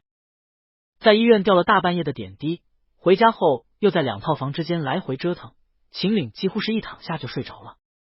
童贝贝失眠了，他翻身闭眼尝试入睡，睡不着。再翻身，睁开眼睛盯着天花板，毫无睡意。轻轻翻身，面朝秦岭，黑暗中用视线静静的描摹秦岭那立体的侧颜。童贝贝感受到鼓膜上那一下又一下的心跳。秦岭原来已经喜欢上他了吗？童贝贝第一反应，哪种喜欢？这也是他从前对喜欢的概念，总觉得这世上的喜欢分很多种。婚后的喜欢还分成爱情那样突如其来的喜欢和亲情纽带般那样相濡以沫的喜欢。可此刻他却想，他和秦岭之间 gay 和 gay 之间还能是哪种喜欢？喜欢他？什么时候？哪天开始的？多久了？为什么？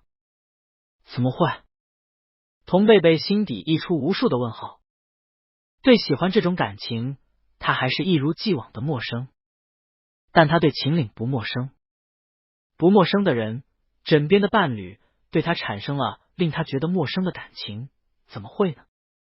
童贝贝困惑的同时，心底的感受像蒙着几层纱，他自己都琢磨不透。他也说不上来现在具体是什么感受和感觉。唯一清楚的就是秦岭的告白并没有让他生出和从前一般的抵触，他也没有下意识就想拒绝。至于别的，童贝贝沉下心感受，却怎么也分辨不清。次日，童贝贝睡醒，缓缓睁开眼睛，一睁眼，入目便是默默含笑注视着他的秦岭。秦岭见他醒了，不待他醒神，凑近便是一吻，边吻边说：“这我爱你。”童贝贝的心跳在这亲密中直接漏了2拍。秦岭的眸光深邃专注，看起来格外的深情，且就这么直白露骨的落在童贝贝脸上，没有分毫掩饰。童贝贝被这么看着，多少有些骚，也不习惯。他试图转移注意力，问秦岭：“今天要休息吗？”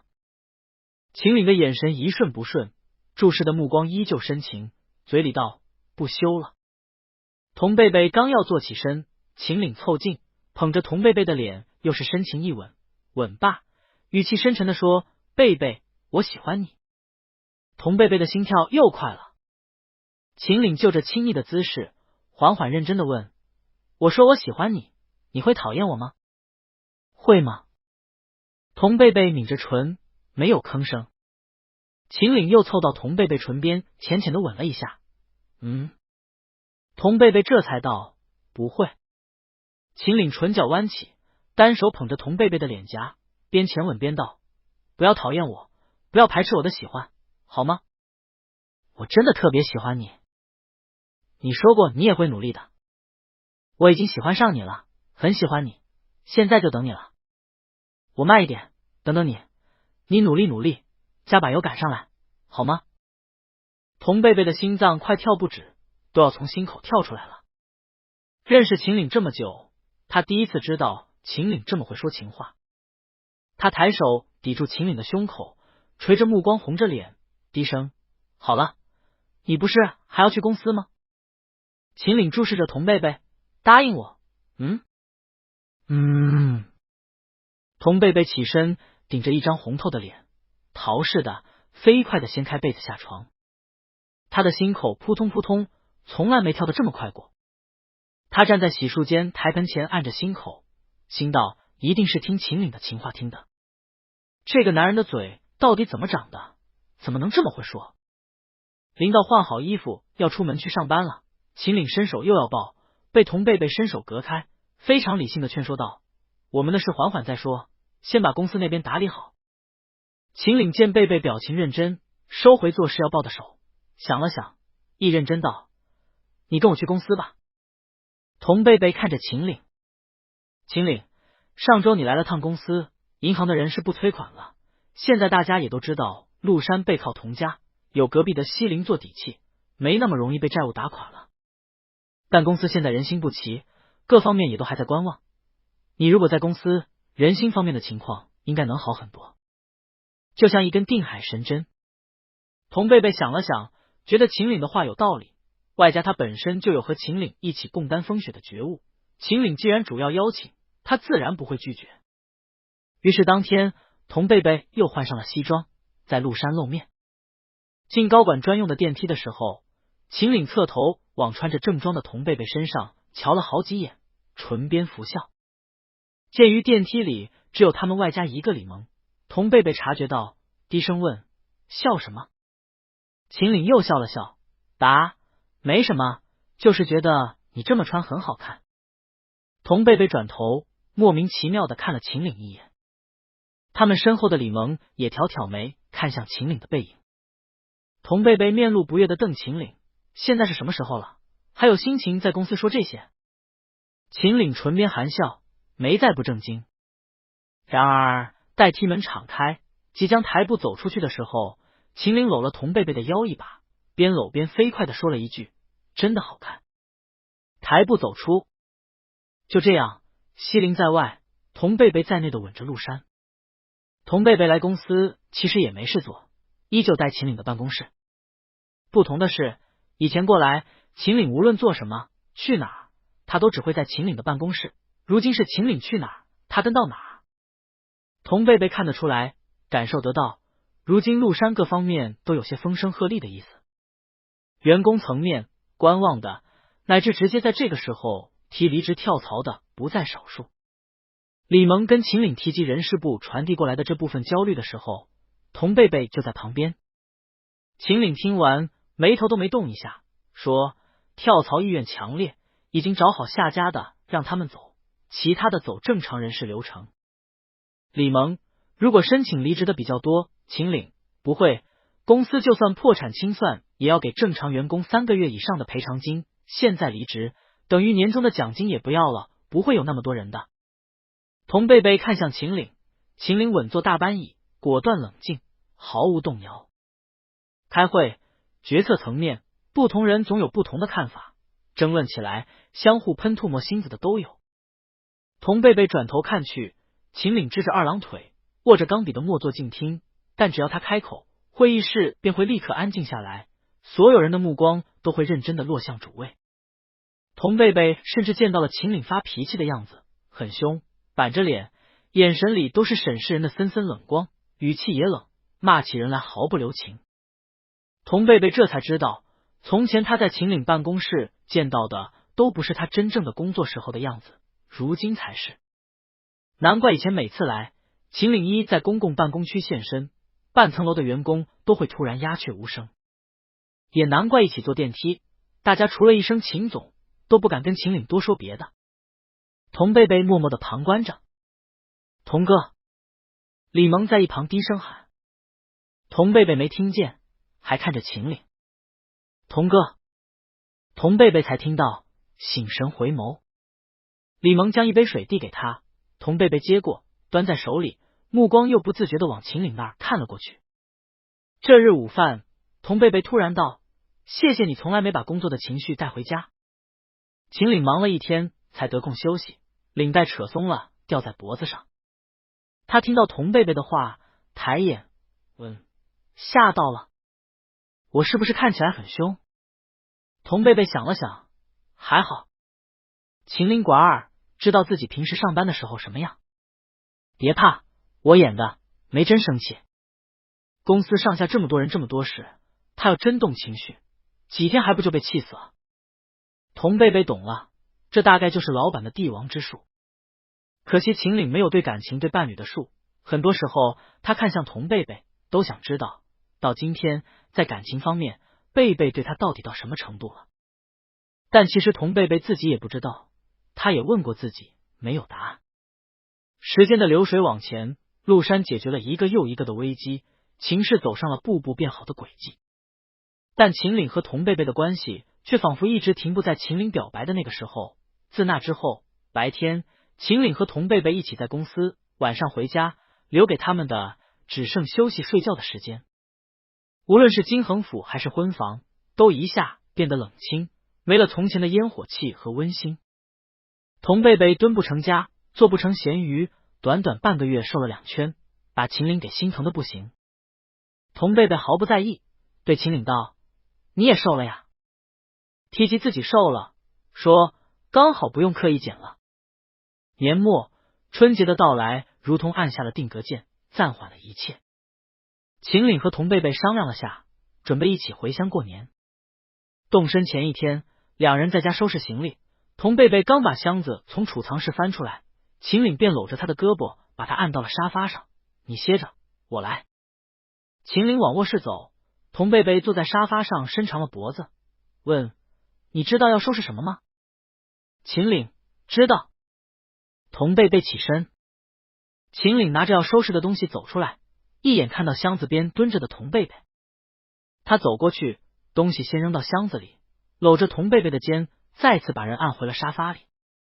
秦岭的语气带着几分强势：休息，听到了吗？童贝贝眨眨眼，有些不明白秦岭为什么不让他动手。休息？他刚睡醒啊。秦岭拿起沙发上的一个抱枕，塞到童贝贝怀里，见今天太阳不错，索性又搂着肩，把人带去了阳台，懒人沙发里一按，坐这儿晒太阳。秦岭继续去收拾东西，同时问：中午想吃什么？童贝贝晒着太阳，咸鱼的灵魂一下给晒了回来。他窝在懒人沙发里，抱着抱枕，眼睛晒眯了起来。随便吃点吧。这么一晒，童贝贝也不想动了。今年反正回乡里过年，年前忙着陪在公司，什么东西都没准备。明天就回乡下了，今天随便吃点算了。秦岭却道：我来煮。童贝贝沐浴在阳光里，秦岭想吃什么？吃什么啊？童贝贝想吃面。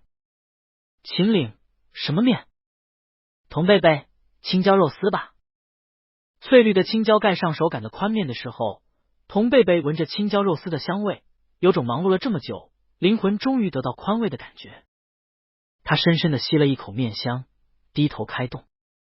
秦岭坐在一旁，用筷子搅着面，含笑的侧头问身边的伴侣：好吃吗？童贝贝吃着面，咸鱼尾巴都上上下下的拍了起来。好吃。秦岭看着童贝贝，唇边拂笑。两人有段时间没在家里吃过饭了。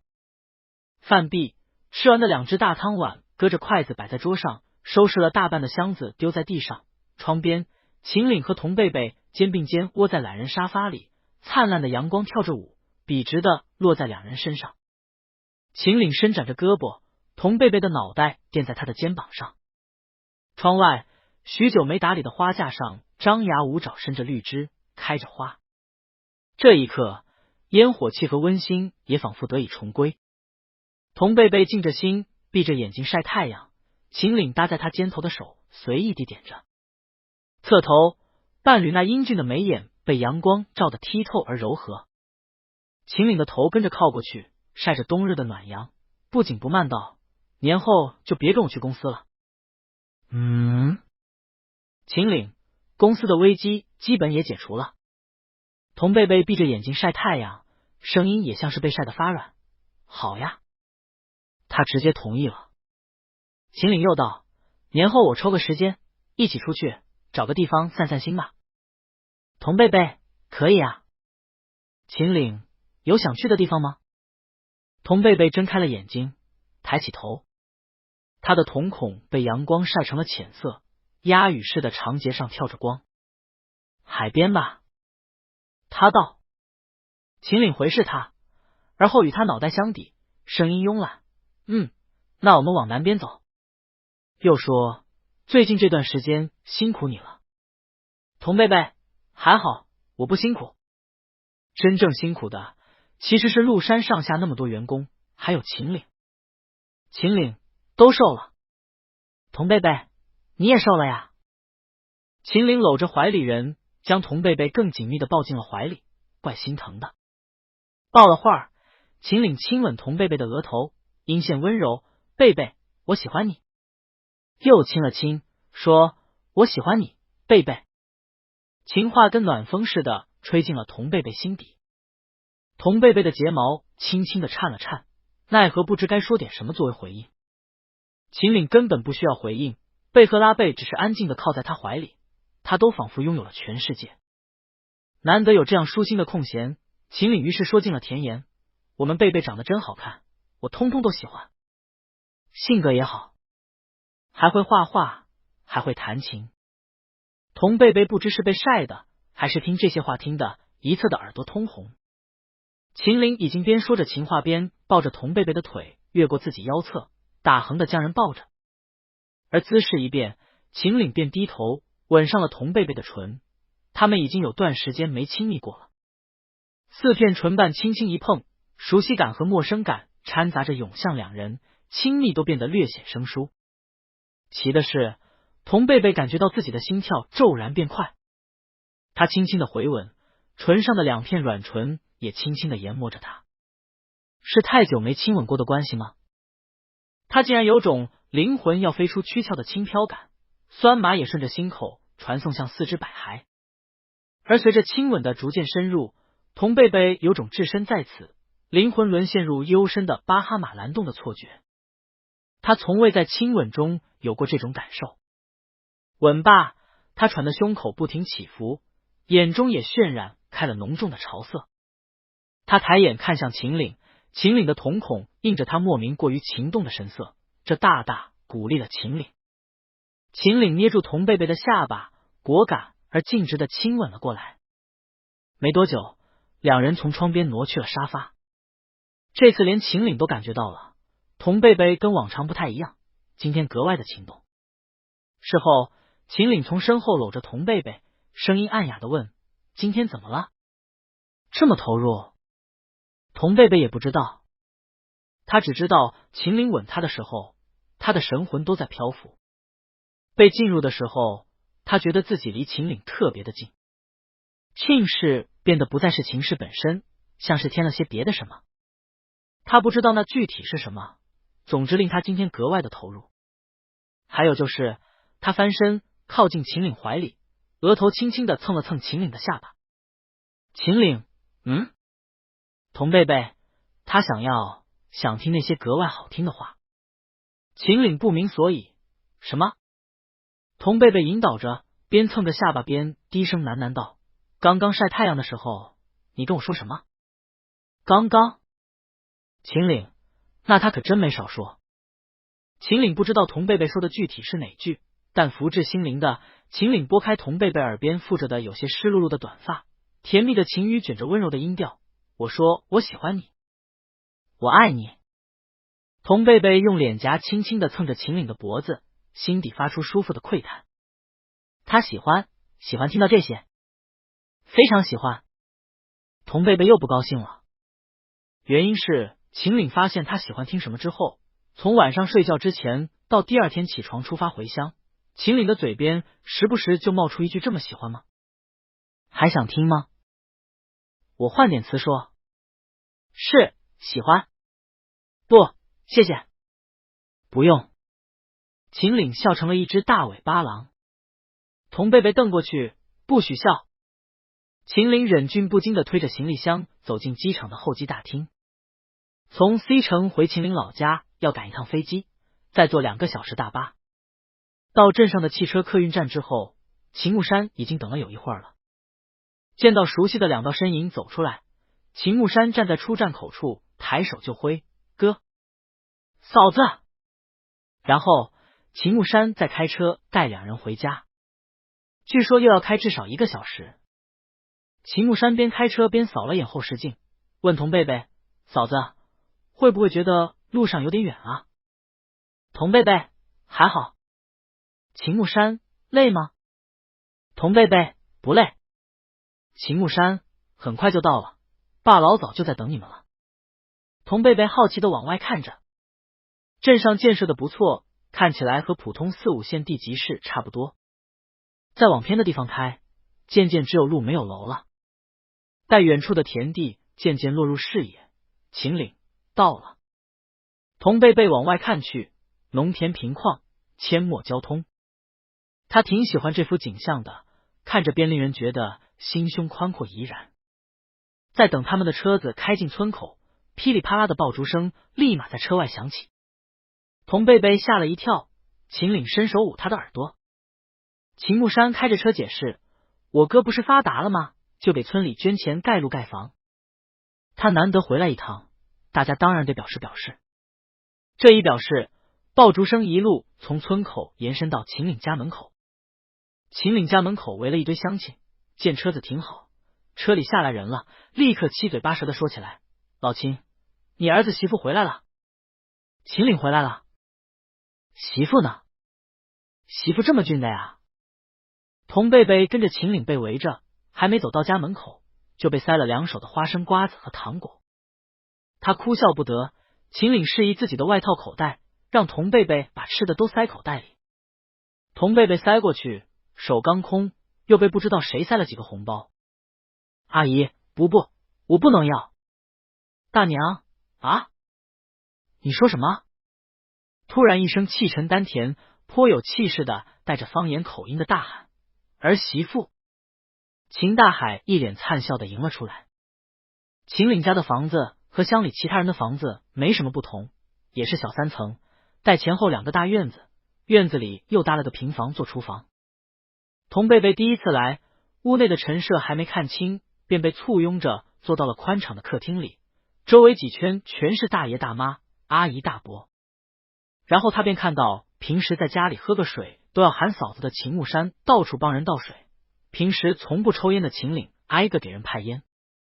秦大海坐在旁边，见童贝贝好奇的看着，解释道：“来的都是长辈，没事，他们知道该怎么做，让他们去吧。”又问起童贝贝路上的情况，是不是觉得有点远？累吗？等上楼进秦岭的卧室，已经是半个多小时之后。秦岭把2个大行李箱推到衣柜边，童贝贝默默举起手里厚厚一沓红包。秦岭，没事，给你就拿着吧。晚饭家里可算清静了。秦木山做了满满一桌子饭菜，在厨房和客厅之间进进出出，身影忙碌。秦木山用方言喊：“爸，我帮嫩。”童贝贝和秦岭也要帮着打下手，被秦大海拦住：“帮什么帮？坐着，都坐着。”嫩们都陪贝贝坐着。一家人可算在丰盛的餐桌前坐下了。秦大海带头举起倒了白酒的小杯子，那就新年快乐，团团圆圆。童贝贝、秦岭、秦木山举杯相碰，新年快乐，团团圆圆。乡下和城里不同，过节的气氛格外浓重。次日，童贝贝是被院子里的鸡叫声吵醒的。他一下坐起来，路上的疲惫经过一夜的休息一扫而空，只剩雀跃。秦岭，鸡。秦岭嗯了声，睁开眼睛，光裸的胳膊抬起来，垫到脑后，半闭着眼睛。家里有鸡。床上一阵动静，片刻后，秦岭睁眼，见童贝贝已经飞速换好了衣服。秦岭好笑：“鸡怎么了？”童贝贝换好衣服就拉门：“我喂过羊，喂过兔子，还没喂过鸡呢。”秦岭想说：“你那是在动物园喂的吧？”还没开口，童贝贝已经拉开门跑了。秦岭好笑的躺回去，躺了几秒，掀开被子下床。下楼，童贝贝已经端着盆子撒起拌了玉米粒的饲料。秦大海站在一旁看着，见秦岭也下楼，父子俩默默对视了一眼。鸡而已，看把这孩子稀罕的。秦岭挨着门框，忍俊不禁。童贝贝实在太喜欢乡下了，乡下就是他的梦中桃源，有大院子，有田，有鸡有鸭，有鹅有羊，可以放鞭炮，各家的狗子到处窜门。他来的第一天，就把鸡鸭鹅羊牛挨个喂了一遍，还见到了蒙着眼睛拉磨的驴。冬天的乡下，天气好，各家各户敞开着大门，院子内外晒谷子，晒惯的香肠和手擀的面条，还有村夫村妇摆了方桌，坐在太阳下面打麻将。童贝贝吃着牛肉干，打了2圈麻将，无论输赢都是笑嘻嘻的，格外高兴，见或喂一喂躺在他脚边的狗。秦岭回来，钱多少是要出一些，只是不给大人，都给小孩。童贝贝提着装红包的袋子，身后尾巴似的追着一群小孩，大小孩逗逗孩子，发个红包，赫然像个孩子王。吃的也多，什么都吃，吃什么都香。短短3天就把瘦下去的肉都给长了回来。秦岭搂着童贝贝的腰，捏了捏多出来的那些肉，非常满意。第4天，秦岭和秦木山在院子里晒谷子，童贝贝坐在藤椅里晒他自己。今天日头好，白天气温也高。秦木山脱了外套，里面是件短袖，秦岭索性全脱了，光着膀子握着鼓达推谷子。童贝贝被太阳晒得眯起眼睛往院中看去，秦岭那宽肩窄腰、肌肉紧实的身材不但一览无余，动起来后还有一股令人挪不开眼的雄性荷尔蒙的美感。童贝贝眯眼看着，目光从秦岭山脉一般的肩头落到他线条流畅的后背，接着是那鼓囊囊的胸口，然后是漂亮的8块腹肌没入裤腰的人鱼线。这样好的身材，做着推谷子这样的农活儿，童贝贝没觉得有什么不协调的，反而以他的审美，觉得这真是具有原始美的一幅画面。他看着看着，逐渐出神，目光往秦岭脸上落去。过了会儿，他起身进屋内，没多久坐了回来，手里多了一个平板，还有一支平板专用笔。他开始画画，画秦岭，此刻具有原始美的秦岭。秦岭注意到童贝贝在画画，偶尔抬眼看的也是他，猜到应该是在画他。他掉了掉唇角，脸上浮起笑意。秦岭带童贝贝在乡间散步，手牵手。秦岭看得出来，童贝贝很喜欢这里。他给童贝贝描述不太一样的老家，春天地里都是油菜花，风很大的时候，田上面到处都是风筝。童贝贝听着，秦岭，夏天的时候水田都是绿油油的，那边有条河会涨水，水很清，小孩子都喜欢在那儿玩水。水沟里有龙虾，可以在绳子上拴点肉渣钓龙虾。秦岭，秋天家家户户会开始腌咸菜，味道不好闻，不过腌了几个月的咸菜和碎肉末一起炒起来很香，可以拌粥吃，也能拿来炒菜。秦岭，冬天晒谷子，谷子落成秋包，小孩喜欢在上面爬来爬去。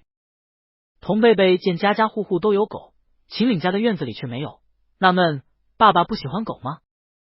秦岭，秦木山小时候被狗追着咬过，怕狗，后来就不养了。以前养过。童贝贝边走边闲聊，叫什么？秦岭道：二毛。童贝贝笑问：谁取的名字？秦岭：我取的。童贝贝：怎么叫这个？秦岭：乡下的狗都这么叫。说着冲路过的某户人家的狗喊了声二毛。那杂毛狗原本趴着，闻声站了起来，尾巴直摇。秦岭：看。童贝贝忍俊不禁。春节如一场令人放松的假期，没有麓山，没有危机，也没有快节奏的城市生活，美好的仿佛世外桃源。童贝贝都要舍不得走了，也当真和秦岭提议道：要不你先回去，我再住几天，到时候珊珊返校的时候我再一起回去。秦岭摇头：不行。卧室，秦岭和童贝贝额头贴额头，我离不开你。你知道的，我喜欢你。童贝贝现在莫名很喜欢听这些，秦岭一说，他就希望秦岭多说几遍。多喜欢啊！他带着些羞赧的循循善诱，就几天而已。秦岭把人抵到墙边，一天都不行，半天都不可以，我要天天看到你。再凑到童贝贝耳边，吐纳着温热气息的说道：很喜欢，非常喜欢，特别喜欢，喜欢到一秒不见，如隔三秋。童贝贝抬起胳膊圈住秦岭的脖子，难得翻了回旧账。那你还要跟我提离婚吗？秦岭靠过去，胸口贴着胸口，都说了，我错了，我道歉，不敢了，没有下次了。童贝贝注视秦岭，他想喜欢到底是个什么玩意儿，他真是到现在都没搞明白。但是此刻他就想吻他，就想亲秦岭。童贝贝抬头径直亲了过去。春节过后，童贝贝原本以为自己的生活很快就会恢复到从前，秦岭主外，他主内，秦岭上班加班出差，他闲于余家躺着。可生活并不如他所料，秦岭开始朝九晚五，加班变少，周末也会固定休息一天。以前家里的事除了阿姨就是童贝贝在负责，如今秦岭回家一定会动手做点什么。聊天的时候，也会跟童贝贝提及公司的一些决策。变化很明显，童贝贝感觉到了，但他并没有像从前那样觉得秦岭回家的次数太多什么的，很顺利很自然的，他接受了这些变化。还有件事，1周年的时候，秦岭当时送了一件礼物给童贝贝，一把钥匙。那钥匙当时被童贝贝收起来了，随着陆山危机事件的爆发，谁也没想起来。年后，秦岭问到这把钥匙，童贝贝拿了出来。童贝贝疑惑，这是房子的钥匙？秦岭点头，我买了套房。买房？当周的周末，秦岭带童贝贝去看了那套房子，在市区闹中取静的一片别墅小区，楼有点年份了，胜在地段好，独栋，房型不错，小区环境也好。秦岭带童贝贝楼上楼下看房子的时候，解释自己为什么要买这套房。当初结婚，我一直忙工作，没有时间，房子都是你一个人弄的。后来想想，那套房子你其实不一定真的喜欢，只是当时只有那2个选择，你选了其中一套。我也几乎没有参与过装修。童贝贝，所以两人站在别墅1楼那面足有6米多高的落地窗户前。秦岭，所以1周年的时候我买了这套房。我想家既然是家，就不该只是夫妇双方的其中一个在打理，我也应该参与进来，一起建造这个家。童贝贝听明白了，惊讶，你打算重新装修一套房子？秦岭点头，看着童贝贝，接着道，结婚这么久，我想你虽然咸鱼，应该也不是真的只喜欢小房子，不喜欢大房子。抬头看向面前又宽敞又高的窗户，当时跟着中介看这套房子，最让我满意的就是花园和这个窗台。我想你冬天的时候最爱坐在窗口晒太阳，应该也会喜欢。花园够大，能种东西，到时候还能在院子里散养只狗。童贝贝听着，脑海里都有了画面。他一面惊讶秦岭为什么会买这套房子，一面感动秦岭的用心。他环视屋内，应该要装很久吧。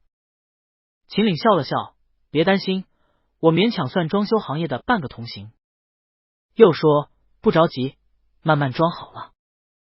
童贝贝想了想，有些遗憾，可我都没送你什么。他那时候光顾着纠结该怎么开口推拒秦岭的过分亲密了，外加根本没想起1周年这回事，从头到尾毫无准备。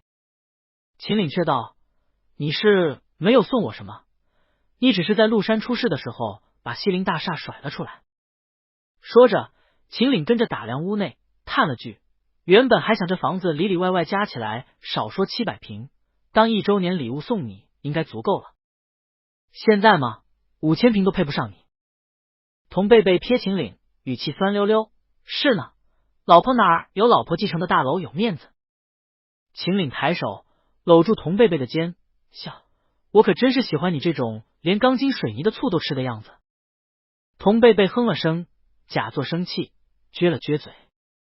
秦岭凝眸看身侧，问，喜欢吗？童贝贝点头，转身抬眼，是他惯常的温和，眼睛亮亮的，谢谢老公。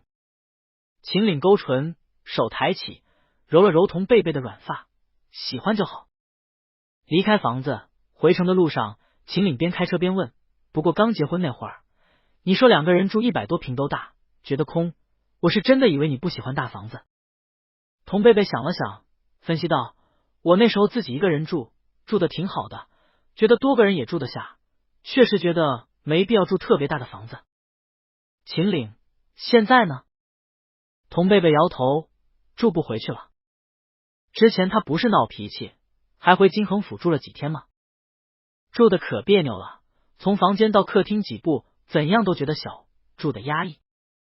童贝贝叹，由奢入俭难啊，不过是住了1年的大复式，2室的小房子都住不回去了。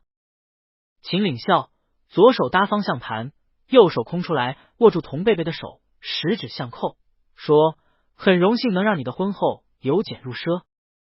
这至少说明他的贝贝没跟着他过上苦日子。童贝贝回握秦岭，理所当然道，由奢入俭我也可以啊。不过需要适应一段时间罢了。咸鱼没问题，咸鱼完全可以。秦岭抬起两人相扣的手，低头吻了下童贝贝的手背。放心，这次之后，放心大胆的做你的秦太太。公司债务危机这种事，绝对不会再有下次。他也绝对不可能再要伴侣穿着正装，带着律师在公司露面给他撑腰。不过，秦岭开车的人还不正经起来了。宝宝，你穿西服是真的好看。童贝贝默默扭头，你对我穿西服只有这个感想吗？很帅，很有气势。知道吗？秦岭也扭头，当时你突然出现，还穿成那样，我差点就失更了。童贝贝抽回手，开你的车吧。春天到了，陆山随着暖空气的回流逐渐复苏。4月中，害陆山陷入债务危机的合伙人被抓，秦岭配合警方将合伙人送进了看守所，等候检方的调查和最终审判。同月，陆山有了多个令外界惊讶的大动静，股价起起伏伏，外界又开始诸多猜测。对这些，童贝贝一概没管，他相信秦岭，知道有秦岭在，陆山不会有任何问题。最近有问题的是秦木山和闵衡。秦木山学了大半年法语，终于被法语的连读、词性的阴阳公母，还有各种动词变位给整疯了。他连着几天，天天哭着给童贝贝打电话：“嫂子，法语好难啊！呜呜呜！我要不还是放弃吧。”童贝贝，你喜欢的女生也要放弃吗？秦木山，我不想学法语了，我也不要喜欢谁了，我直接出家算了。呜呜！至于闵衡，又是另外一个故事。闵衡抱着童贝贝家的抱枕，一脸苍白，躺在窗前的懒人沙发里。童贝贝，怎么了？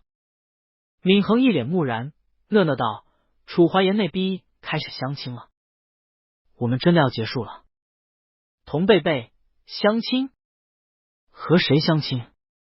闵衡躺成了一具尸体，连木然的表情都不动，只有嘴动。不知道，我就知道他在相亲，说是家里催他结婚。童贝贝，那你……闵衡深深的叹了口气，啊，我感觉我要死了。童贝贝无法，只能安慰顺毛，外加陪闵衡逛街散心。这日，闵衡和童贝贝一起看了部基调轻松欢快的爱情电影。看完出来，闵衡低着头在那抹眼泪，哭得别说童贝贝，一起从影厅里走出来的其他路人都很莫名。哭什么？这明明是喜剧啊！闵衡就是哭，哭的眼睛都肿了。两人一起从电影院走出来，童贝贝问闵衡：“你哭什么？”闵衡哽咽啜泣的说：“好气啊，连影视剧都 happy ending， 凭什么只有我逼？”闵衡抬眼：“你有什么不顺心的事吗？你和你老公还好吗？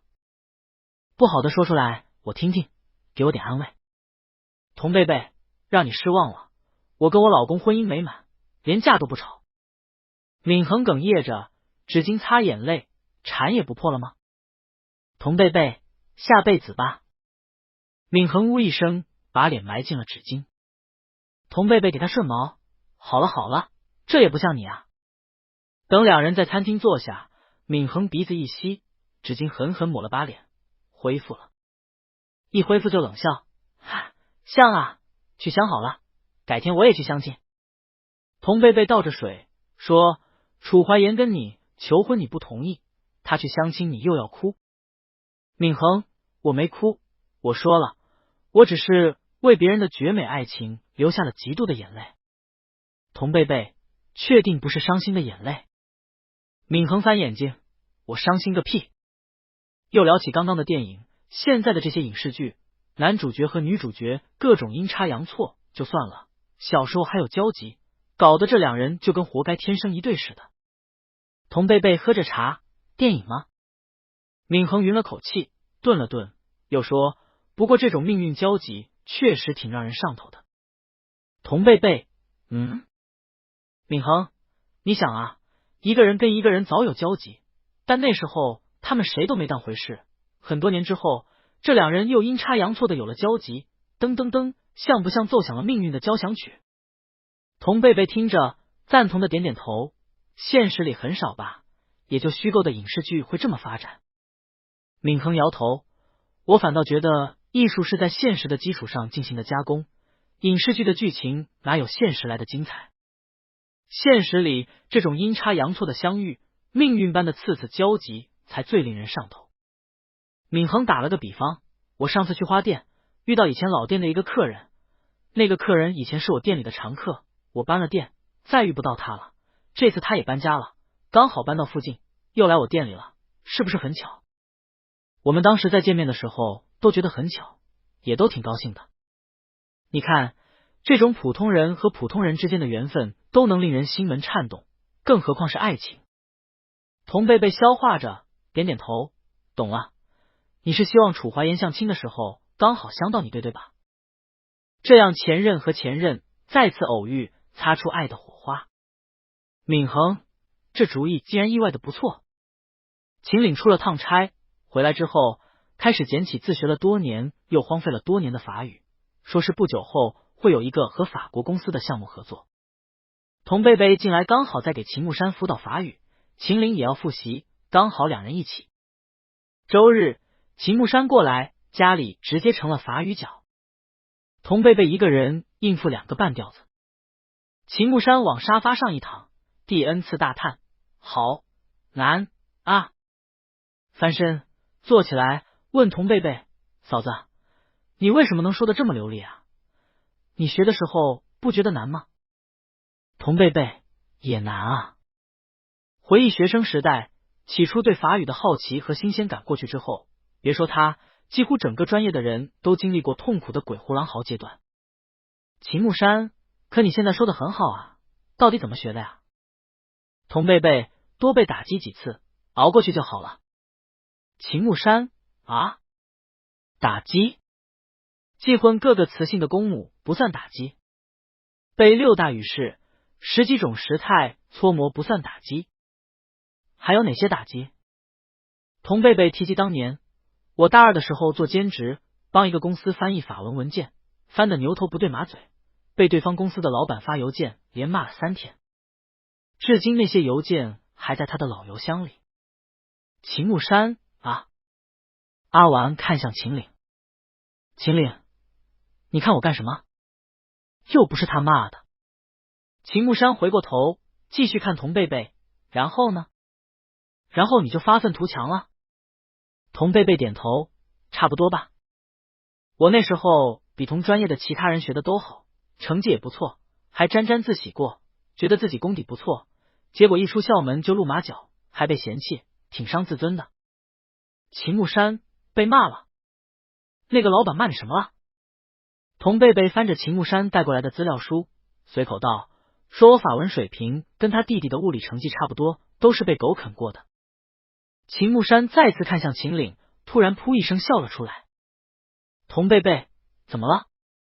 秦木山示意秦岭，我哥也这么说过我，说我物理烂，狗嘴啃的答案都比我拿笔写的漂亮。童贝贝笑。秦岭警告的把书丢向秦木山，说你的法语必上普通话。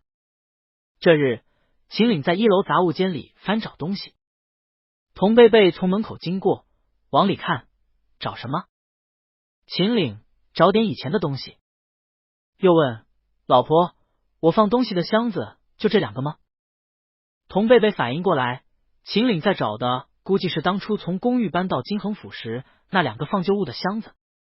童贝贝站在门口，灰色的箱子就那2个。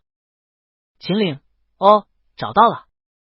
秦岭从储藏室出来，径直上楼去书房，过了会儿又从书房出来，下楼出门去公司了。童贝贝上楼发现书房门没关，电脑也开着，便走近要替秦岭把显示屏关上。他绕过书桌，刚抬手正要关，目光往屏幕上一瞥，忽然顿住了。法文，抬头是他非常熟悉的某法国公司的名字。为什么熟悉？因为当初他兼职的时候，对方公司发过来的每份需要翻译的文件，抬头都是这个内容。他那时候看多了，翻译到详吐，至今还能跟背乘法口诀表示的非常顺口的说出来。这家公司原来和陆山也有合作吗？童贝贝下意识看了看紧跟着公司名字的后续内容，不看不要紧，看了几段心底忽然咯噔一跳，不对，这不是他当初翻译过的内容吗？童贝贝很惊讶，他怎么会在秦岭的电脑里看到这些？余光一瞥，一体机一脚插着个 U 盘，是刚刚秦岭在储物间箱子里翻找出来的东西，而屏幕上显示的这些文档都是拷贝在 U 盘里的内容。也就是说，童贝贝脑海里下意识就冒出个猜测，又下意识的被他自己否决了。不会吧？应该不会这样巧吧？会不会是他看错了？童贝贝索性坐下，握着鼠标，把显示在屏幕上的这版法文文件的前几页认真浏览了一遍。怎么看怎么眼熟，怎么看怎么就是。毕竟当年那兼职把他搓磨的不行，又是他为数不多的和专业相关的兼职之一。时间过去再久，他对这些文件的印象也非常深刻。确实就是，可这些怎么会在秦岭的 U 盘里？童贝贝没有翻秦岭电脑的习惯，屏幕上的文件翻几页就得了。想知道确切的更多的，与其在这儿乱看，不如直接问当事人。童贝贝给秦岭拨了个电话。秦岭刚离开家，怎么了？童贝贝，你书房的电脑没关，我看上面都是一个法国公司的建筑提案。童贝贝没说完，秦岭哦了声，道：以前的老项目跟这次项目的一些合同条款有重叠，我就翻出来看看。童贝贝一手握鼠标，把屏幕上的文档上下来回地拉着，一手手机，以前的项目，哪年的？秦岭准确的报出了年份，13年的项目了。童贝贝心底咯噔，接着问：给那家法国公司设计的楼是双子星？秦岭以为童贝贝看了他丢在电脑里的文件。童贝贝，陆山以前不叫陆山。秦岭觉得这问的有些怪，怎么提到这个了？确实不是现在的公司名。童贝贝准确的报了出来，关山。秦岭，关门大吉的关，不吉利，就改了。那就是了。童贝贝心底又是声咯噔。挂了电话，童贝贝惊愕的坐在电脑前，满脸不敢相信。太巧了，这也太巧了吧！童贝贝起身下楼，1楼小书房抱出自己的笔记本，登录自己学生时代用的老邮箱。一登录，童贝贝就翻出了13年年末那个时间段的往来邮箱，其中频繁与他来往的一个邮箱的名字写着庆。随便点开一个已发送的邮件，收件方的邮箱地址的前缀赫然就是清令。但那时候他误以为后面的令才是姓氏，在主要联系方式都是邮箱的前提下，偶尔几次电话联络，他喊的都是令总，对方从没有否认过，所以根本不是什么令总，而是秦岭。童贝贝有种一切巧得过分的荒诞感。再看那些语气强势甚至带着点不客气的邮件内容，所以当年把他训得跟孙子一样的兼职公司的老板也是秦岭。原来他们早认识，早有过交集。过往的回忆跟春天抽条的树枝似的，一下在脑海中舒展开。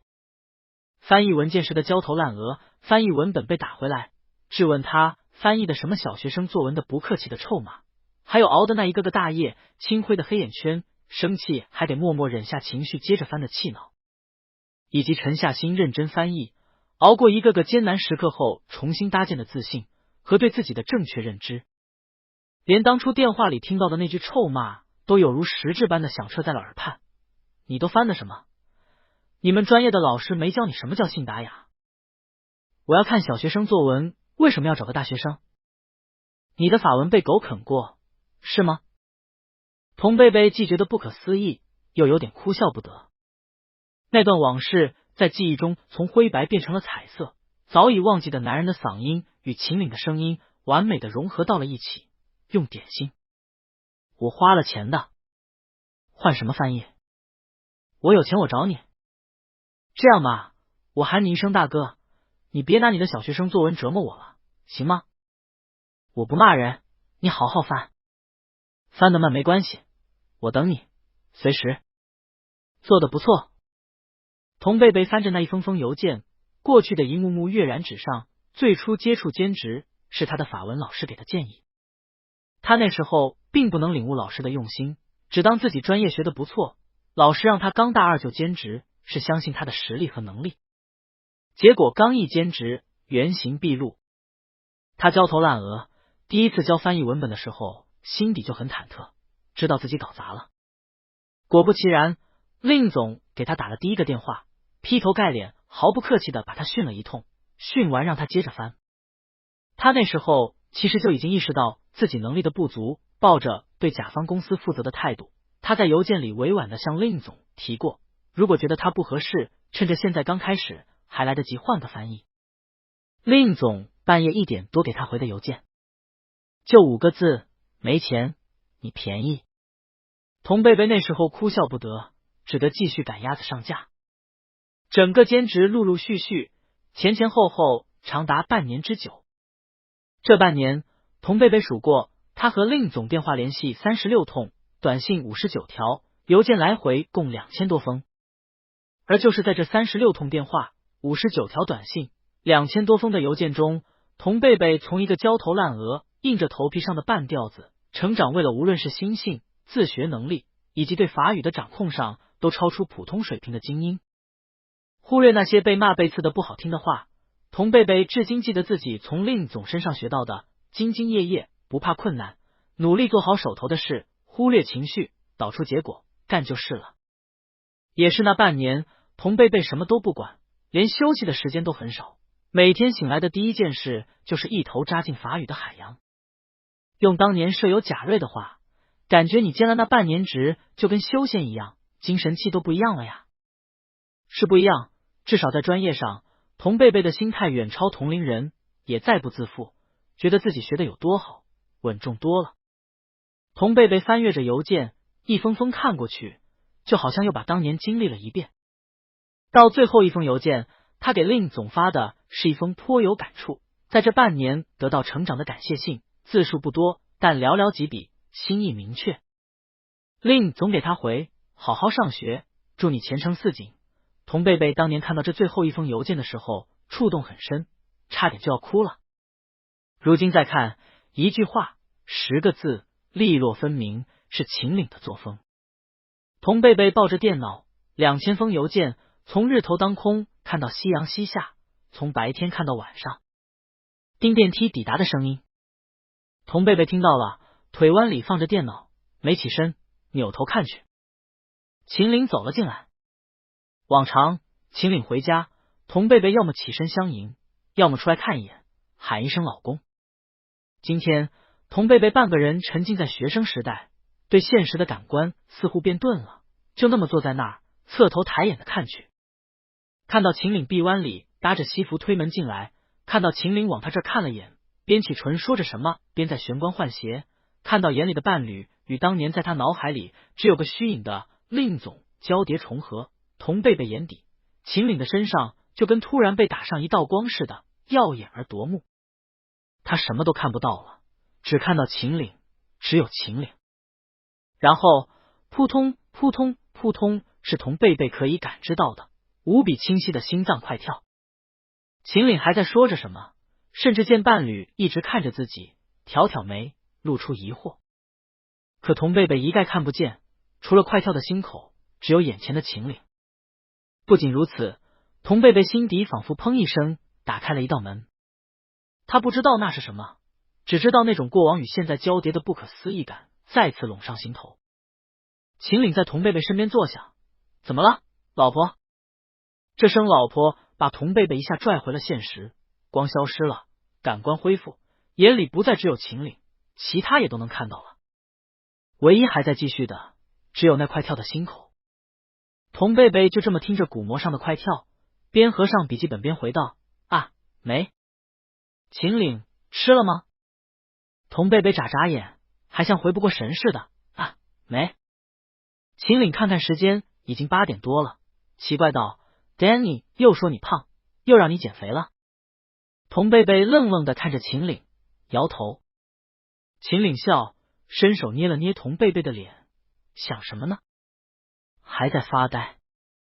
童贝贝的心口扑通扑通，跳得更快了。秦岭侧头，童贝贝看着秦岭的脸，很莫名的，他突然注意到秦岭的五官，鼻梁和眉骨都高，下颌刀削似的，五官深邃。不笑的时候会显得很有气势，笑起来瞳孔里会有点点星光。喜欢注视着他说话，总给人一种很认真很深情的感觉。薄唇很软，童贝贝心口还在快跳，很莫名自己为什么突然留神到这张一天不知道要看多少次的脸。很稀奇吗？没见过吗？可童贝贝就是看着，紧紧的盯着看，目光又从秦岭那立体的眉骨鼻梁上一路往下挪，鼻尖、唇峰、微抿的嘴唇。突然的，童贝贝偏头吻了过去。秦岭吓了一跳，一垂眼，童贝贝没有闭上眼睛，就这么四片唇相贴的默默的注视着他。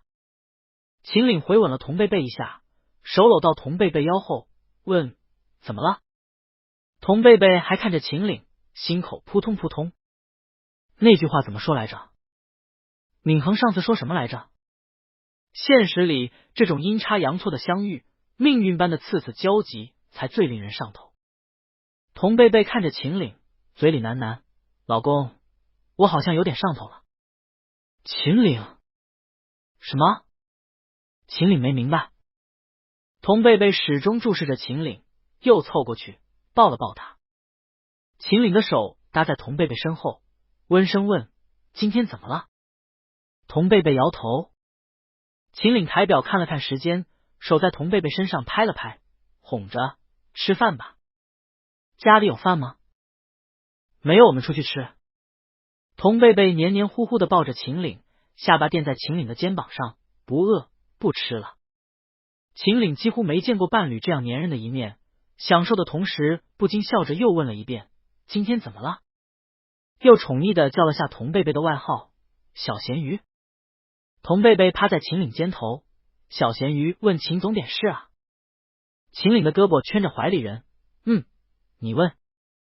童贝贝这才直起身，看着秦岭，想了想，缓缓道：我记得你以前跟我提过，几年前你给法国公司建那栋双子星楼的时候，因为没钱，请了个半吊子翻译。秦岭听着点头，奇怪怎么聊起这件事了。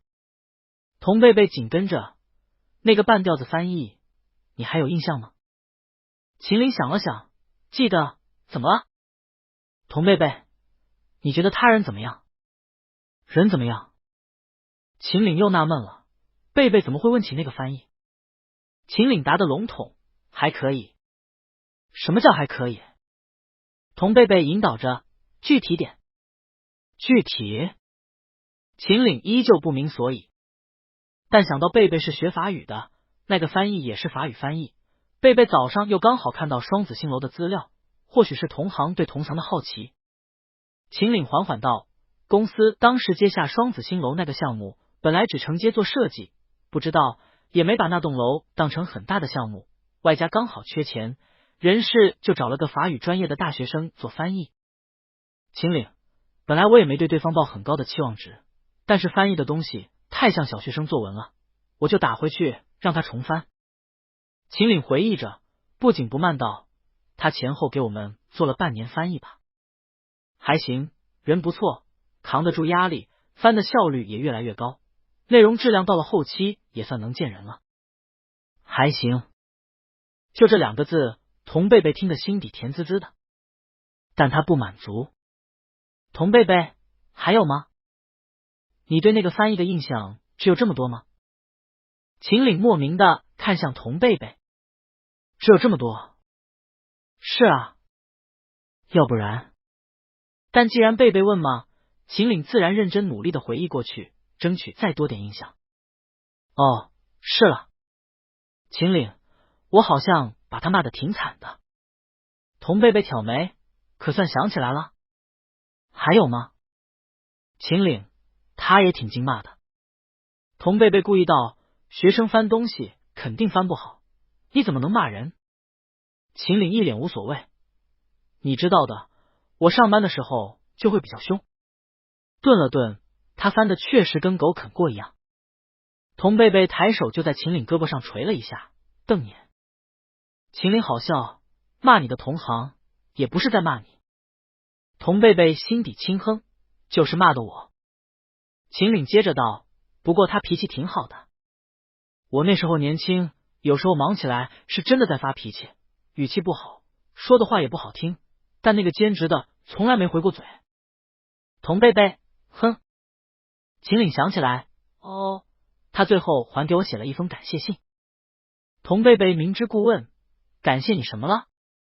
秦岭耸肩，大概是觉得兼职那半年他自己也有所进步吧。童贝贝继续明知故问，你怎么回的？秦岭想了想，又想了想，没印象了，可能太忙，没回吧。童贝贝又想在秦岭身上捶一拳。原来对他无比重要、记忆深刻的一段人生经历，对秦岭来说只是创业途中的一个没什么印象的小插曲而已。气人。但童贝贝没真的生气，他知道每个人在不同的人生阶段都有不同的侧重点。秦岭不记得他了，没关系，至少双子星楼如今还屹立在园区，做着标志性建筑，熠熠生辉。陆山和秦岭也自此步入了辉煌阶段。当天临睡前，童贝贝坐在床头，端着平板搜法国公司的那栋双子星楼。看着图片上恢宏有气势的漂亮大楼，童贝贝从心底滋生出一股与有荣焉的自豪感。看，陆山建的楼，秦岭设计的，他也参与过，而这种参与感童贝贝此前从未有过。哪怕穿着正装带着律师在公司最危急的时刻现身陆山，都从未有过。童贝贝用手撑着下巴，看着图片上的大楼，唇角浮起笑意。临睡前躺在秦岭怀里，童贝贝主动亲了亲秦岭，额头贴着脖子轻轻的蹭着。秦岭很享受这种主动，也觉得稀奇。今天怎么了？总觉得今天的贝贝有点不太一样。童贝贝借着轻蹭的姿势轻轻摇头，没什么，就是觉得人生挺奇妙的。这算不算是命运对他们普通人的嘉奖？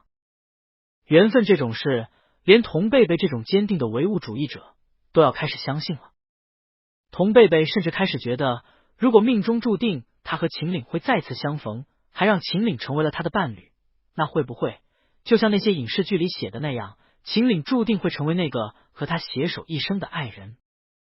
是的，爱人，不是伴侣。次日，园区双子星楼顶层餐厅，闵恒听完，用吸管嘬着的一口饮料差点喷出来。他不敢相信的瞪眼看隔桌而坐的童贝贝，妈呀，这什么小说桥段，影视剧剧情，这都可以？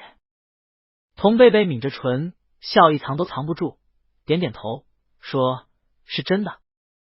闵恒，那你们不就是牛郎和织女，罗密欧和朱丽叶，唐僧和蜘蛛精？童贝贝呛了一口，无语。唐僧和蜘蛛精算怎么回事？闵恒激动起来，那你还犹豫什么？都这种程度的缘分了，放心大胆的爱啊。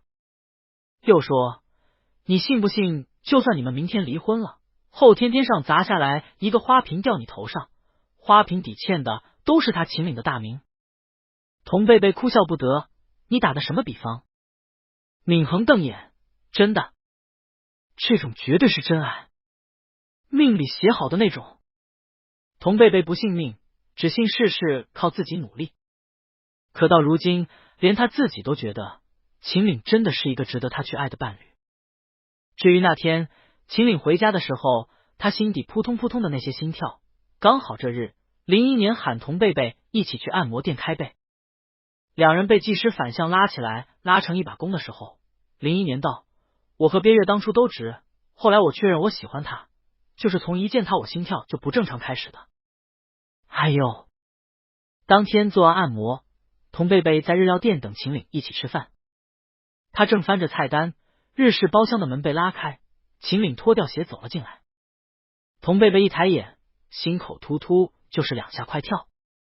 他赶紧抬手按了按心口，目光却不由自主的落向了桌对面的秦岭。秦岭抬眼，童贝贝飞快地落下目光，不自觉间就像在掩饰什么似的，他自己都未察觉。这日，童贝贝收到闵恒发来的消息。闵恒，链接地址。闵恒，你老公是不是又摊上事儿了？童贝贝点开链接，发现是一条新闻。新闻内容上写着，陆山于年初做出调整，裁掉了乱七八糟的所有地产业务之外的部门，等于是放弃了过去几年部署的所有投资方向。外界如今褒贬不一，公众对此的态度是觉得陆山怕不是自上次债务危机之后元气大伤，只能做此选择。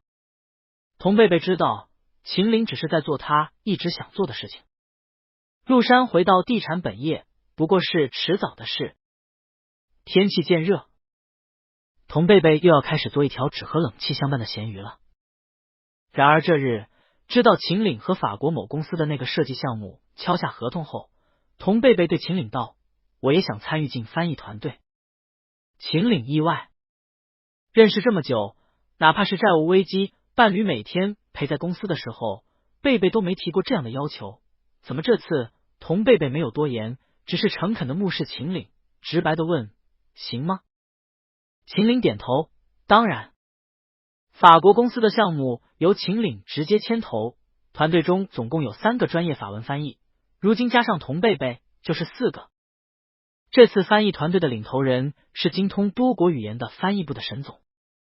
沈总知道大老板把自己学法文的媳妇也塞进来了，并没有因此戴上有色眼镜，反而对童贝贝格外的客气，毕竟如今陆山上下人人都知道，陆山能撑过去全靠老板娘。沈总把前期文件中的一部分内容分出来传给了童贝贝，让他翻译。翻译后，团队中的同事会做进一步的精修和审核，审核后送到沈总那里，没问题了才会发给秦岭。童贝贝晚上在家翻译这些内容的时候，还跟秦岭吐槽，公司大了就是不一样，流程都变多了。我还以为我翻译完直接就发给你。秦岭凑近，胳膊撑在桌边看童贝贝的翻译。童贝贝见秦岭在看，顿了顿，故意写了点小学生文笔的内容。秦岭看到了，挑挑眉。童贝贝抬头，依旧是故意的，问怎么了？秦岭看看童贝贝，看看翻译的那段小学生作文，站直，愕了声，又抬手碰了碰鼻尖，明明欲言又止，最后却道没什么。童贝贝，我翻的有问题？秦岭赶紧摇头，没有没有。童贝贝故意找茬道，你的表情不是这么说的，明明就有。秦岭，真没有。童贝贝，我翻的不好吗？秦岭，好。童贝贝，我文笔不好。秦岭，好。童贝贝，不够信雅达。秦岭，够，肯定够。童贝贝忍着笑，故意凶巴巴的看秦岭，接着回到之前翻的地方，删除，重新打了一段。秦岭反应过来，知道童贝贝故意在这钓鱼的，赶忙要撤，被反应迅速的童贝贝一把抓住胳膊，扯回来，摁到笔记本电脑的屏幕前。童贝贝，这才是正确的翻译，这才叫信达雅。秦岭从善如流，对。童贝贝扯着他的胳膊问，刚刚明明发现问题了，为什么不敢提？秦岭继续从善如流，老婆，你也说了不敢。童贝贝看秦岭，你是老板，我是给你翻译的，我翻译这么烂，你都不骂我的吗？秦岭无声的回视童贝贝，表情上写着不敢啊。童贝贝故意的，也确实想听，说秦总，来说我2句。秦岭装傻，说什么？童贝贝给他背好台词了，道，就说你这写的什么小学生作文，被狗啃过吗？我要看小学生作文，为什么要花钱找你这个大学生？来。秦岭觉得这口气这内容怎么听怎么耳熟，这不是他平时用来训人的话吗？秦岭为难，老婆，你知道我对着你说不出来这些。童贝贝循循善诱，那就别把我当你老婆，你就拿我当普通员工。秦岭看着童贝贝不吭声，童贝贝鼓励的眼神说来。童贝贝继续眼神鼓励，来啊。秦岭一脸老实，神情中隐约带着点爽到的意味。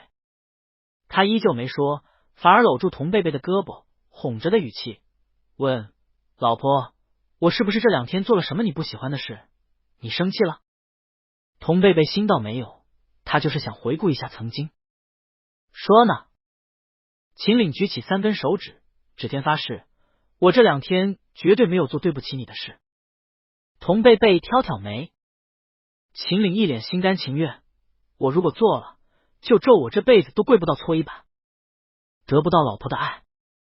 童贝贝，这剧情发展是不是哪里不对？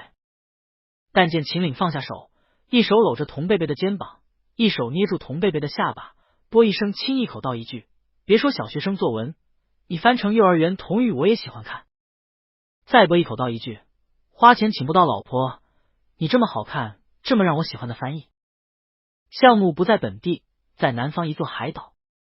当周，秦岭带着团队出差海岛，实地考察，顺便和法国公司那边的驻地代表碰头会个面。这次翻译来了2个，一个是沈总，还是一个便是童贝贝。童贝贝这次既然以员工的身份加入到项目团队，自然不好时时刻刻顶着老板娘的光环，上飞机都是和沈总坐一起的，没和秦岭一道。秦岭旁边坐的是李萌，一上飞机，李助理就看到他老板的目光穿过前面2排，若有似无的落在正和童贝贝侃侃而谈的沈总身上。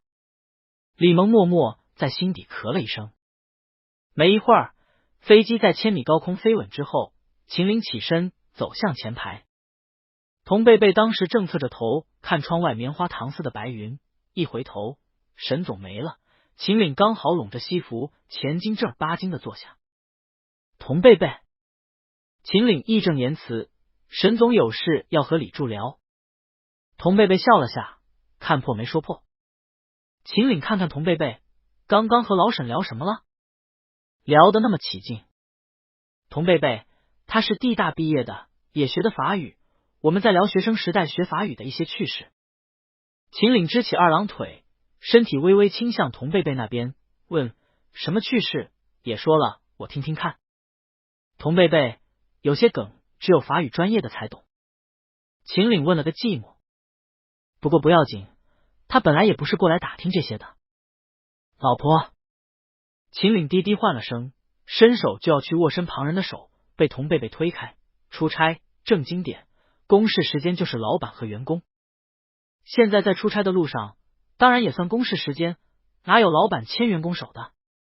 童贝贝提醒秦岭，说好的。这下牵手也牵了个寂寞。秦岭堪堪收回手，都不知道胳膊要往哪里搁了，最后抽了本飞机上的刊物，随便翻了翻。旁边童贝贝用余光悄悄打量秦岭。虽然多年前和现在的处境截然不同，他也不知道年轻时候的秦岭出差时会是什么样，但童贝贝挺想通过这次共事追忆一下兼职的当年，就当满足下自己的私心吧。下飞机，驻地海岛的甲方公司的法国人十分给面子的带着团队亲自后再接机口。双方团队一碰头，握完手，领导在前，两边的翻译紧随其后。陆山这边原本是沈总在翻，上车后因为秦岭身边坐的是童贝贝，负责翻译的就变成了童贝贝。起先没什么，两边聊得还算顺畅，童贝贝的翻译也很流畅，没有出现任何问题。聊着聊着，秦岭突然注意到法国公司那边的代表时不时就会用余光看一眼童贝贝，秦岭觉得奇怪，以为有什么问题，便转头对童贝贝道：“你问问他为什么总看你。”童贝贝用法语问了。法国代表愣了下，看着童贝贝笑答：“因为你长得太好看了。”这句直白的赞赏搭配优雅的法语，又是从一个以浪漫著称的法国人嘴里说出来的，其中的含义不言而喻。童贝贝礼貌的回了一个微笑，看向秦岭，低声用中文道：“没什么。”秦岭也偏过头，低声：“我听懂了，他说的不是没什么。”童贝贝默默看秦岭，秦岭义正言辞：“你告诉他，你是我老婆，让他收好自己的眼珠子。”沈总差点在后排笑喷出来。而这句中文，法国代表竟然也听懂了一些。他看了看自己的翻译，又看了看秦岭，用蹩脚的中文向问：老婆？什么老婆？童贝贝礼貌的用法文道：没什么，我们还是继续聊刚刚的话题吧。秦岭则直接标出了英文，指了指童贝贝，再指了指自己，严肃道 ：wife, me wife。法国人惊讶 ：Oh sorry。场面一度陷入尴尬。同胞车的李萌和沈总憋笑都要憋死了，法国人那边的翻译也忍俊不禁的笑了。童贝贝悄悄拿胳膊肘捅了秦岭一下，秦岭偏头义正言辞：他都盯着你看了，我没办法不表态。童贝贝特想抬手扶额，他如捏嘴唇，低声：你现把我当普通同事。秦岭：普通同事，你也是我老婆。闹了这么场乌龙，场面一度陷入尴尬。幸好秦岭和法国人重新聊起项目，没有让场面真的尴尬下去。但到了酒店，法国人和秦岭握手，暂时道别的时候，秦岭用法语道：下次别盯着我老婆看了。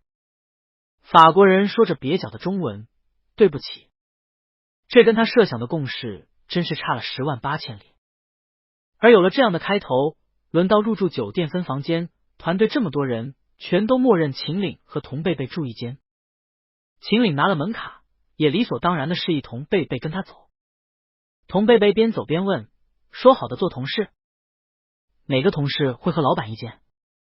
秦岭回了句：放心，除了我，没人敢和你一间。童贝贝哭笑不得。进房间，秦岭把童贝贝摁在床上，狠狠亲了一通，又磨牙道：早知道不让你来了。童贝贝捶了秦岭一下：刚刚那种情况不是很正常吗？长得好看自然会看，人家偷偷看，让他看去，有什么可问的？某些伴侣一定要刨根问底，还得再强调一句 me wife。 现在好了，好好的会面，一上来就搞得干不干，尬不尬？人家一个甲方还不得不用中文说一句对不起。秦岭也发现了问题，道：我该一上来就介绍你，说这是我爱人。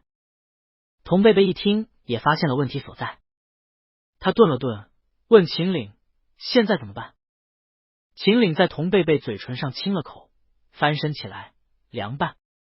待下午去项目现场实地考察，童贝贝老老实实混在人堆里，沈总跟在秦岭身后做翻译。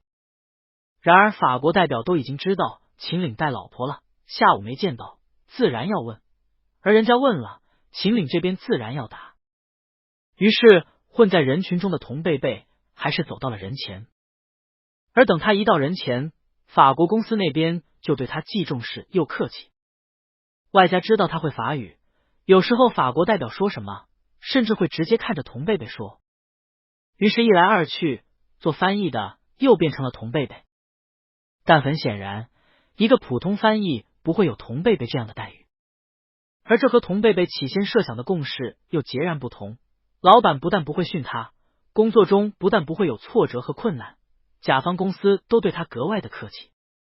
这哪是他想要的上班和共事？晚上，童贝贝站在阳台，胳膊搭在阳台栏杆上，手撑着脸，边吹着凉爽的海风边眺望远处，默默叹气。秦岭从他身后走来：怎么了？走到一旁，手搭在童贝贝腰上，关切的问：忙了一天，太累了？童贝贝抬眸看了看秦岭，沉默着。过了会儿，他侧过身，面朝秦岭，感慨：今天上的班和我预想的差距太大了。秦岭其实一直不知道童贝贝为什么要加入这次的项目团队做翻译，这可和伴侣一直以来咸鱼的生活态度背道而驰。秦岭撑着胳膊在阳台栏杆上，侧头问：你设想的是什么样？童贝贝回忆着当年的兼职，大概是我工作上有表现好的时候，也有表现不好的时候，好的时候你会表扬我，不好的时候你会训我，然后教我。秦岭笑了下。童贝贝疑惑：怎么了？秦岭的一条胳膊搭到童贝贝肩上，说：首先，你如果做的不好，我是不会训你的。秦岭，其次，你做的好，我会很欣赏，很高兴，表扬这种应该也不会用到你身上。这都是领导对下级、老板对普通员工的，拿表扬当成一种口头嘉奖。童贝贝靠回栏杆，吹着海风，叹息道：“我就知道你没拿我当同事。”秦岭搂住童贝贝的肩膀，宽慰道：“这不是拿不拿你当同事的问题，这是现实。秦岭，现实就是你是我老婆，在公司层面，你就不会是普通员工，大家也没办法拿你当普通同事，我这边也不可能。秦岭，项目本身还好，到了需要见人的阶段，以你原本的身份，谁都会对你很客气。秦岭，你想要的那种普通上班普通经历，对现在的你来说，确实无法办到。”童贝贝都明白，都理解。他叹：“好吧，既然无法办到，他也坦然接受吧。”秦岭话锋一转：“不过老婆，我不太明白，你为什么想要那种经历？你要进团队，我起先还以为你对翻译工作感兴趣，现在看来根本不是。”童贝贝回视秦岭，看进了秦岭的眼底，一时无法解释的非常详细，但他已经明白了自己的心态。童贝贝解释：“我其实就想看看，如果我以普通同事的身份跟你一起共事，那种感觉是什么样的？像当年兼职的时候那样，但又和兼职不尽相同，或者说是比兼职更进一步的实习。”凉风阵阵，浪涛声悠远。童贝贝索性站在阳台和秦岭畅想了下这个假设。童贝贝，如果我今年20出头，面试进了陆山的翻译部门做法语翻译实习。秦岭顺着这话想了想，翻译部现在不招实习生，你能进来就是正式员工。童贝贝点头，那好，那就是我大学毕业考进了陆山，在翻译部负责法文翻译。想了想，就当我现在是在试用期吧。秦岭陪着童贝贝继续编写这个假设。他说翻译部的试用期比较长，我记得是半年6个月。童贝贝，那我现在就是刚满试用期2个月的新员工。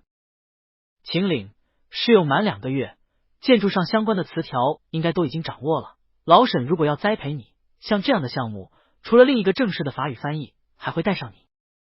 想了想，你现在差不多就是翻译助理。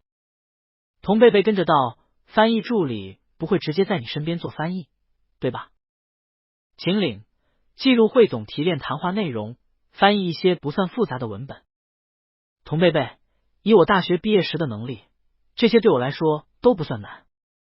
秦岭点头，所以在沈总那边，你未来会成为和大部分高管都有工作交集的翻译。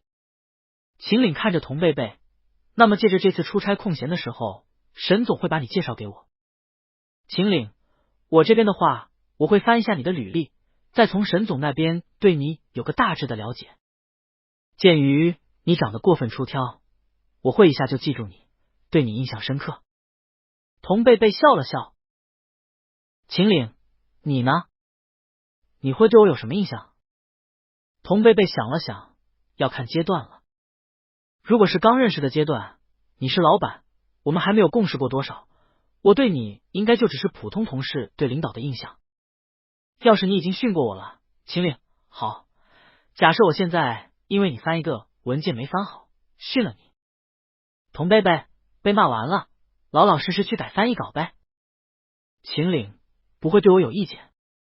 童贝贝摇头，这个阶段顾不上，只会注意到自己翻译水平很烂，赶紧改稿，赶紧做提升。说着看向秦岭，然后秦岭，然后我对你这个普通员工的印象就会变成此人业务水平有待提升。童贝贝，变差？秦岭摇头，不会，谁都是一步步走过来的，没人一上来就能出一个完美的工作结果。你大学刚毕业，有待提升是正常的。童贝贝接着道，然后我就开始了翻译烂、备训、备训，继续翻译，翻译完再备训的循环，如当年的兼职那样。秦岭点点头，差不多。再然后，在某一天，这位名叫童贝贝的翻译部的普通员工顺利熬过了不算太容易的试用期。正式转正的那天，一早他会收到总裁办送过来的一束每个同事转正的时候都有的花。童贝贝，那个时候我应该挺高兴的，也会默默在心底打气，继续努力，继续坚持。秦岭接着假设道，然后有一天，因为觉得你可以独当一面了，也是想锻炼你，沈总把你塞进我牵头的一个项目团队，让你做带队翻译，你就跟我又遇到了。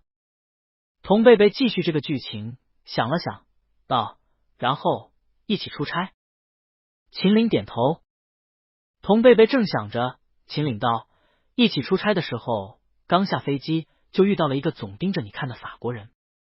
童贝贝点头，我会不露声色，把翻译工作顺利做好，只要那位法国人没有其他进一步的表示，我就会当做什么都没有发生。秦岭，但是我看在眼底，我心里会有点数。秦岭，后面我会知会其他同事，尽量不让你落单。童贝贝笑了笑，问，这里是不是该有个转折了？秦岭跟着便道，但是某位刚转正的年轻帅气的翻译还是落单了。童贝贝，法国人。秦岭打断，落单了，跟老板单独一起。童贝贝扬眉。秦岭正大光明道，老板邀落单的翻译部的年轻同事一起吃晚饭。童贝贝缓缓道，年轻同事拒绝了。秦岭，为什么？童贝贝，因为之前试用期的时候被训多了，心里对老板有点怕，外加确实从没有私下单独相处过，一如当年兼职的心态。换秦岭挑眉，问，老板有这么吓人吗？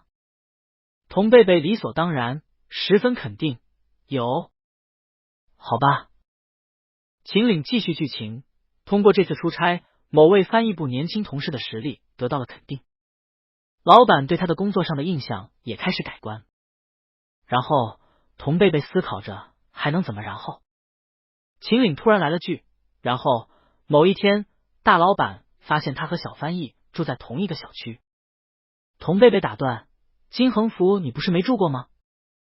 秦岭勾唇，你都来麓山上班了，我怎么不能住金横府？好吧。设想继续，秦岭跟着就道，然后大老板就注意到了这个小翻译。童贝贝，注意到什么？秦岭拉过童贝贝的手握在掌心，目光也注视着童贝贝，注意到他开一辆蓝色的飞度小车，会跟一个眉眼跟他有几分像的保养适宜的中年女人一起进出。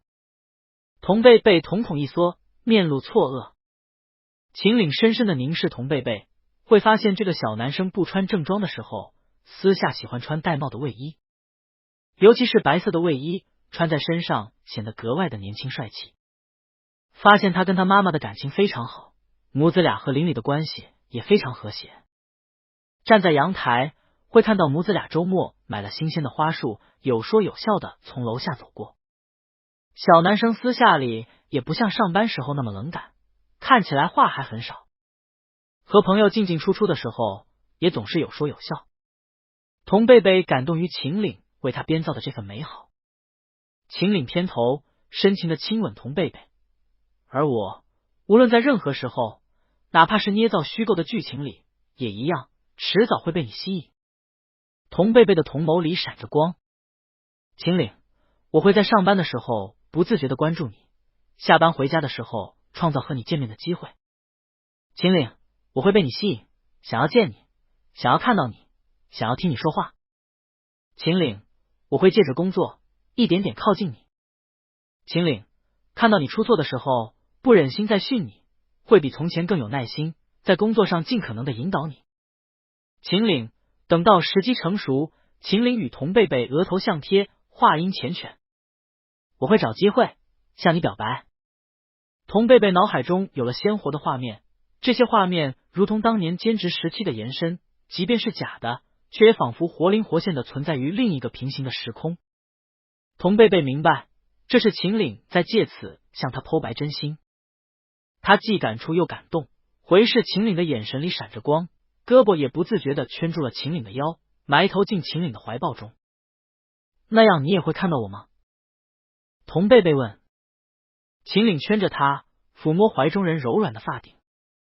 当然，我喜欢你，我爱你。无论在什么情况下，我当然都会再一次被你吸引。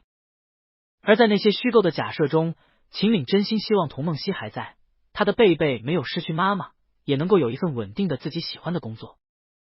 童贝贝的声音哽了2下，秦岭环抱着他，轻轻的拍着肩。过了会儿，童贝贝埋头在秦岭怀里，闷声道：“但是办公室恋情是不是不太好？”秦岭亲了童贝贝的发顶一口，不瞒你说，我没想到那一步。秦岭，真有那个时候，你的追求者肯定很多，不止我一个。秦岭胸腔一探，得竞争了。童贝贝好笑的抬起头，不过都是虚构的假设而已，他探得这么真情真意，代入感是不是太强了点？秦岭注视童贝贝，捧着他的脸颊，语气和眸色一样的深。所以现实里，你只能选我，要喜欢我，要来爱我。秦岭亲吻童贝贝，我喜欢你，我爱你。扑通，童贝贝的心口漏跳了一拍，陌生的酥麻感紧随而来，心底痒痒的，而在秦岭怀里又觉得无比心安。海风吹拂，阳台上的2人静静的搂抱着，抱着抱着，秦岭圈着怀中人，轻轻的左右摇晃了起来，喉腔里还哼着歌，就像在哄小孩一样。童贝贝随着这摇晃，也跟着左右晃动了起来。仔细想想，秦岭有时候确实拿他当孩子，他在秦岭这儿的绝大部分时候，也总是无忧无虑的形同一个小孩。童贝贝埋首在秦岭怀里，默默在心底想，老公也太好了吧，他也太幸福了吧。头顶传来秦岭低沉的嗓音，贝贝。秦岭在童贝贝发顶爱怜的亲了一口，继续摇晃的抱着怀里的伴侣。次日白天，与法国公司那边接洽后，整个团队进入到高效运转中，所有人都把专注力投注在工作上。童贝贝对着电脑连翻了无数文档，别说歇一会儿，喝口水的时间都没有。这和咸鱼平日的松散生活完全不同，但童贝贝并不因此觉得累，也没有任何抱怨。毕竟加入项目组是他自己要求的，他本身也想经历重温下和秦岭一起共事的感觉。中午午饭时间，沈总特意过来问童贝贝感觉如何。童贝贝想了想，说节奏很快。沈总笑，你老公的团队就是这样的。童贝贝好脾气道，辛苦大家了。沈总言笑晏晏的说，不辛苦，为老板发的人民币服务。工作间隙，偶尔的时候，童贝贝会看向秦岭。这个时候，童贝贝就觉得眼前的秦岭和他之前看到的又很不同。在公司做着领导的秦岭喜怒难辨，做项目时他又格外的认真，严肃也严肃的，看起来也是挺凶的，但有什么说什么，几乎不骂人。仔细瞧瞧，甚至非常有耐心的跟团队一起磨设计稿，非常专注，也非常能沉得下心。童贝贝在翻译完或者暂时没有东西需要翻译的间隙，悄悄看秦岭，看出了别样的滋味，看出了当年兼职时候的感觉，预料中的样子，心底就觉得秦岭这副样子非常令人欣赏。都说工作中的男人最迷人，童贝贝认可，确实是这样。于是下班回房间，童贝贝就坐在沙发里，撑着下巴对着秦岭犯花痴。秦岭扯了扯领带，隔着张床宽的距离摇摇回视，扬眉，怎么？童贝贝冲他勾勾手指，秦岭边卷着袖口边走过去，走近，童贝贝伸手单手抓住领带的两端，将人扯到面前，偏头亲了一口。秦岭弯腰躬身，手撑到沙发椅两侧的扶手上，忍俊不禁看着童贝贝，笑问：这么乖？童贝贝还扯着秦岭的领带，又拉近亲了两口，亲昵的如实道：你上班的时候好帅啊。秦岭哼笑。这趟海岛之行，除了实地考察法国公司的那块地皮，秦岭还要顺便看看陆山在这边的一个在建楼盘。原本是计划来海岛的第3天就去看看，结果从团队抵达的第2天开始，海岛这边的天气便一直不好。秦岭推迟了看楼盘的时间，但天气迟迟不放晴，这趟短差也看着到底了，总不能一直不去。于是回程前一天，海岛这边在建楼盘的负责人亲自驱车来酒店接秦岭。酒店大堂携着一身风雨的负责人和秦岭握手，秦总，不好意思，雨太大，开得不快，路上就慢了点。秦岭，张总，不要紧，安全重要。张总这就想带秦岭走，突然见秦岭身边还有位面孔俊朗的年轻男人，张总不明所以，不是李萌啊，换助理了。秦岭见张总疑惑的看向童贝贝，介绍道：我爱人。负责人：哦，就是有栋100亿大楼的那个。张总忙伸手，伸的还是2只手，笑得实在过于殷切，被秦岭侧身不动声色的挡了下，说：好了，走吧。张总，您爱人也去？秦岭：一起去看看。张总：哦，好，走吧，这边。张总开了辆大车过来，然而这天的雨大的雨水刷刷往下直流，雨刮卖了命的摆动着，也跟徒劳似的，司机只能在雨刮刮过去的那一会儿看清点前面的路。在市里公路的时候还好，上了高架，车速上去，雨就跟一股脑的灌在前挡风玻璃上一样，根本什么都看不清。唯一庆幸的就是高架上几乎没人，不用担心开不好撞到前车。司机也嘀咕说这天不适合出门，雨太大了。张总调解气氛道：做我们这行的还不就是风里雨里吗？童贝贝往窗外看去，什么都看不见，只有雨水哗啦啦的倒灌在车窗玻璃上。他有点担心，也觉得这天不适合出门。秦岭看出童贝贝的担心，伸手握住他的手，轻轻的捏了捏，又对司机道：别开太快。司机：我知道的，老板。又说：这天想快也快不起来，咱一车4个，还是稳妥点。这一稳妥，抵达楼盘就是1个多小时后的事了。汽车缓缓开进工地，工地今天值班的门卫穿着雨披，带着2把伞跑过来。张总先下车，接过伞撑起来，又拿过另外1把夹在臂弯里，拉开后座的门。秦岭边下车边接过伞，转身，伞沿往车边倾斜，童贝贝跟着下车。张总看着雨这么大，跟着把伞往后座门边凑。秦岭道了句不必，搂住下车的童贝贝，2人共撑1把伞，3人一起顶着大风大雨往前走。这天实在糟糕，童贝贝转头看去，风一刮，倒灌的雨水飞起，走了没多远，停在原地的车都看不见影子了。好不容易走到在建的楼内，落下伞，3人身上肩上全是雨水。张总掸着身上的水，嘀咕：别是那个倒霉台风转到我们这儿来了。秦岭：先别管台风了，上去看看。楼的主体已经搭建的差不多了，有石墙有楼梯，能挡风遮雨，也能让他们徒步走上去。童贝贝不懂建筑，就是过来陪秦岭的。他特意落后一些，让张总和秦岭细聊，自己随便看看。走着走着，童贝贝落后了不少，前面秦岭和张总的身影已经看不见了，只能听到声音。他在楼梯上拐了个弯，正要射击而上，突然头顶有金属重物砸下来的哐当声传来，与此同时，张总的尖叫和秦岭的喊声同时响起。童贝贝赶紧往上跑，边跑边喊：秦岭！上了1层楼，看清发生了什么，他冷汗都下来了。只见很多根圆管形的金属杆成堆的掉落在地上，秦岭撑着胳膊躺坐在地上，一条腿的腿背上刚好砸了一根，张总则一动不动的倒在那一堆金属杆子里。秦岭！童贝贝跑过去，又喊：张总！张总背对他侧躺，不省人事。秦岭一脚踢开腿背上那根杆子，撑着胳膊，忍着疼，额头上一层薄汗。他对跑进的童贝贝道：我没事，去看看张总。童贝贝一脸心惊的跑过去：张总！张总一动不动。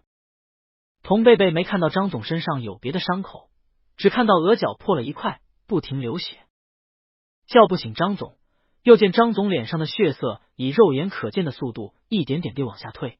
童贝贝起身，边飞快的从口袋里摸出手机边走进秦岭。你怎么样？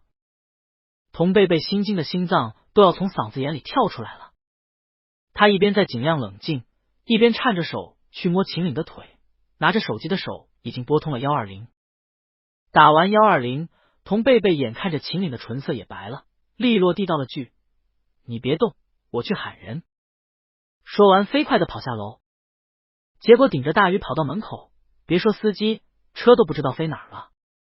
再到门口的门卫处，值班室也没半个人影。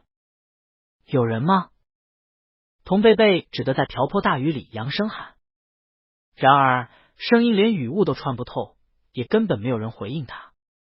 好在值班室没有锁门，急救包也在一个没有上锁的柜子里。童贝贝拿了急救包，转身就跑，顶着风雨跑回楼里。童贝贝浑身早湿透了，而这个时候秦岭也已经坐不起来了，人躺在地上，一只手的手背搭在额头上。听到脚步声，他想抬起脖子，一声别动带着颤音的传到耳边。秦岭的喉结上下滚了滚，尽量撑住不晕过去，又闭了闭眼，尽量平静的开口：“我还好，张总被砸到了头。”一睁眼，童贝贝一脸雨水，眸光里的担心都要溢出来了，眼角也有水渍，不知是雨还是眼泪。秦岭，这是秦岭昏迷前最后的记忆。再醒来，睁开眼，看到的便是医院雪白的天花板。他侧过头，李萌立刻走近：“秦总。”秦岭的喉腔滚了滚，因为太干，一个字都没说得出来。李萌明白他的意思，飞快道：“没事了，张总也没事。”秦岭心想：贝贝呢？哦，李萌才想起来，童哥也没事，就是浑身淋了雨，发烧了。秦岭连着咽了几下喉咙，才发出声音：“就是什么？”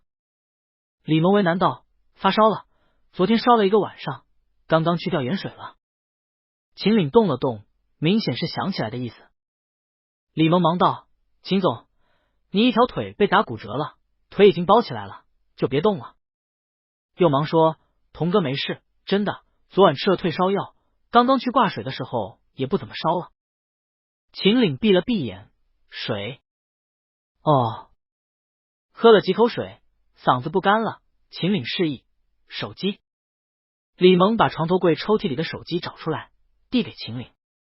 电话接通，手机那头的声音低哑而带着惊讶：“你醒了？”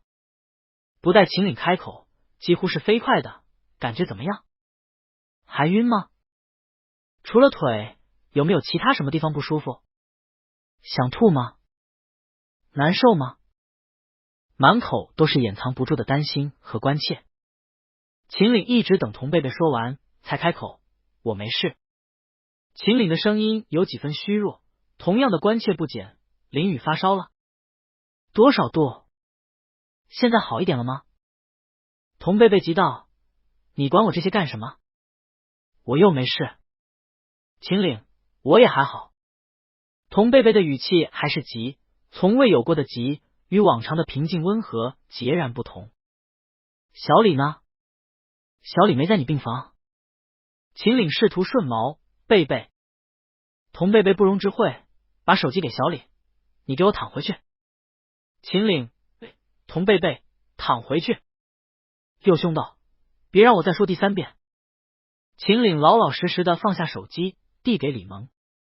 李萌伸手接过：“喂，童哥。”一通啊呀，挂了电话。挂完电话，站在床边的李萌和躺靠在床头的秦岭面面相觑，亲眼目睹老板被老板娘凶一通什么的。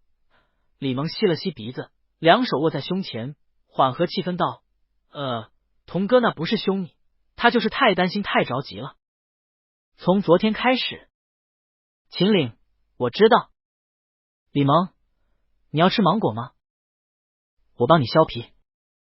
”2个小时后，就跟一阵风刮进病房似的，童贝贝几乎是用的100米冲刺的速度。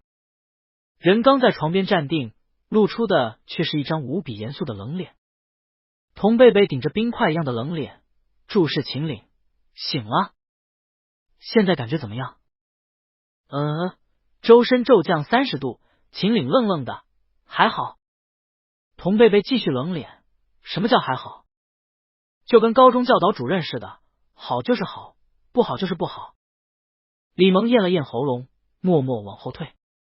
秦岭对调到冰点的态度有点摸不着头脑。他顿了顿，回道：不好。童贝贝，哪里不好？秦岭的眼神往下示意，腿。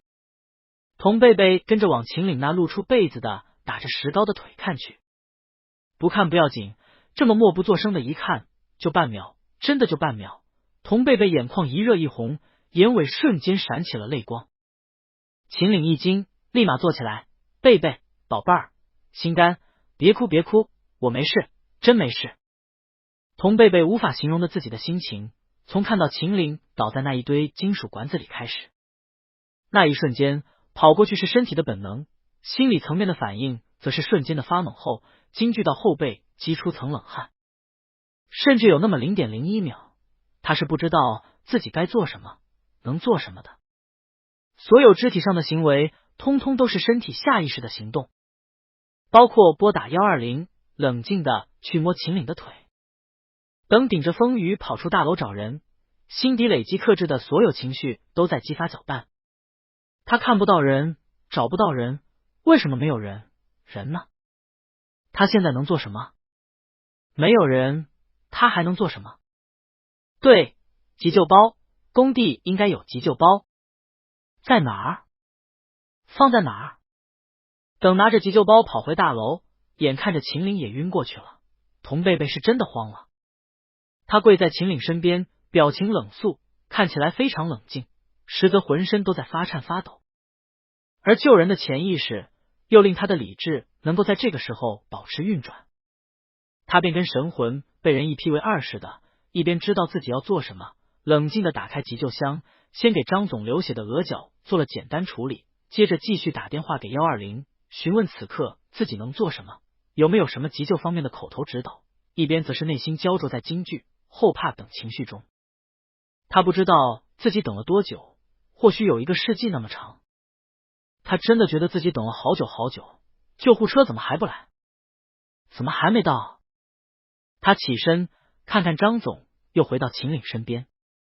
他打电话给李萌，让李萌想办法立刻找人来工地这边。谁最快能到就找谁，哪怕是张总那个送完人就不知道跑到哪儿溜达的司机。挂了电话，眼看着秦岭的唇色越来越白，面孔上的血色退得一干二净，童贝贝跪在秦岭身边，浑身发颤的握住秦岭的手，而他的手比秦岭的还要凉，浑身湿透，带水的衣服粘贴在身上，雨水滴滴答答的从发顶滴落。童贝贝闭了闭眼睛，告诉自己没事的，会没事的，120已经在路上了，他也给李萌打过电话了，一定不会有事的。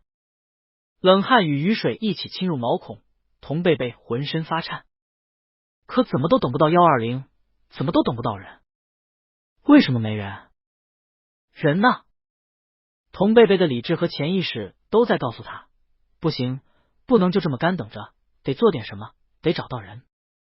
雨这么大，最近的医南院离这里少说也有10几公里，救护车过来需要时间，但他等不了那么久。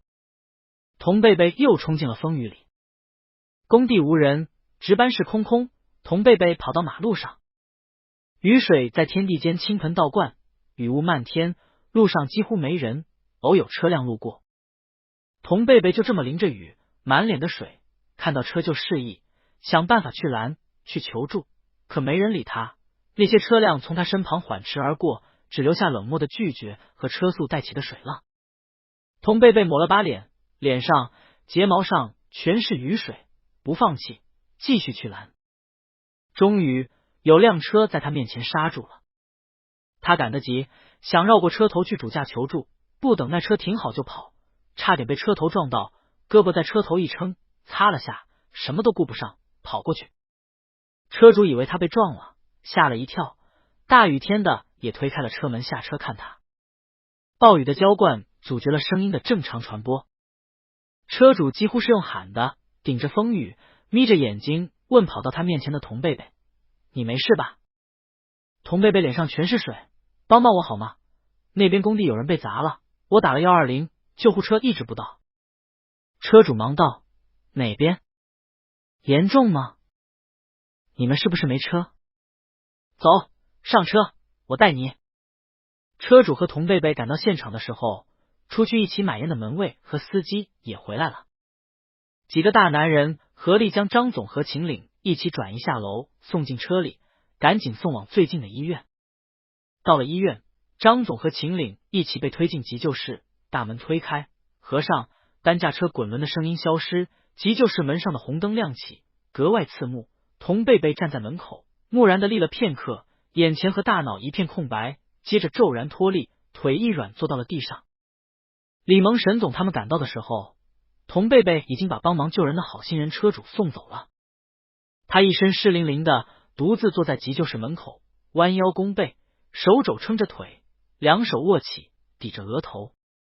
李萌赶紧让人去买身衣服，衣服到了，走过去，细声细气的劝童贝贝：童哥，去换身干衣服吧。童贝贝维持姿势，没反应。李萌这才发现童贝贝在发抖，浑身发抖。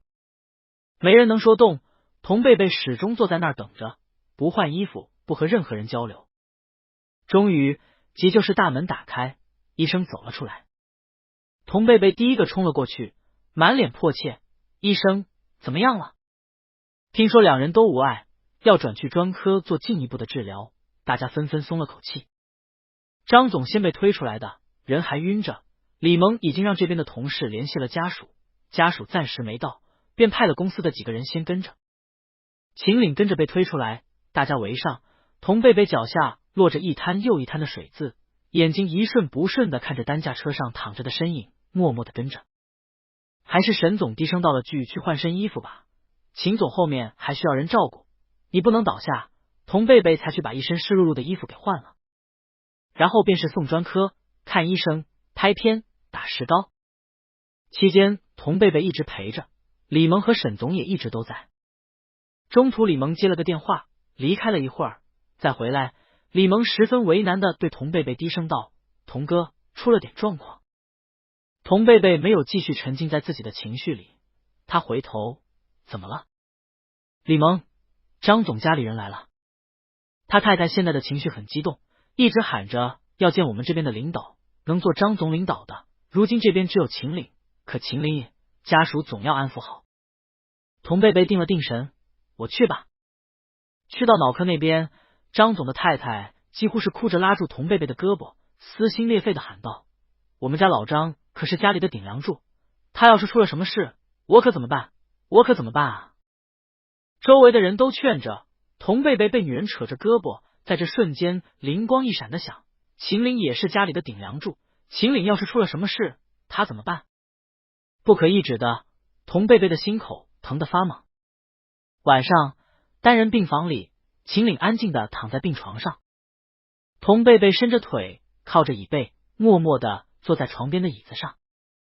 他一瞬不瞬，目光里只有病床上安静躺着的那道身影。谁进来他都没反应，谁跟他说话他都反应匮乏。10点多的时候，李萌轻声进来，弯腰在童贝贝耳边道：童哥，我在医院旁边的酒店给你开了间房，你忙了一天了，过去休息吧，今天我来守夜。童贝贝看着床上，摇了摇头：我来吧，你去休息吧。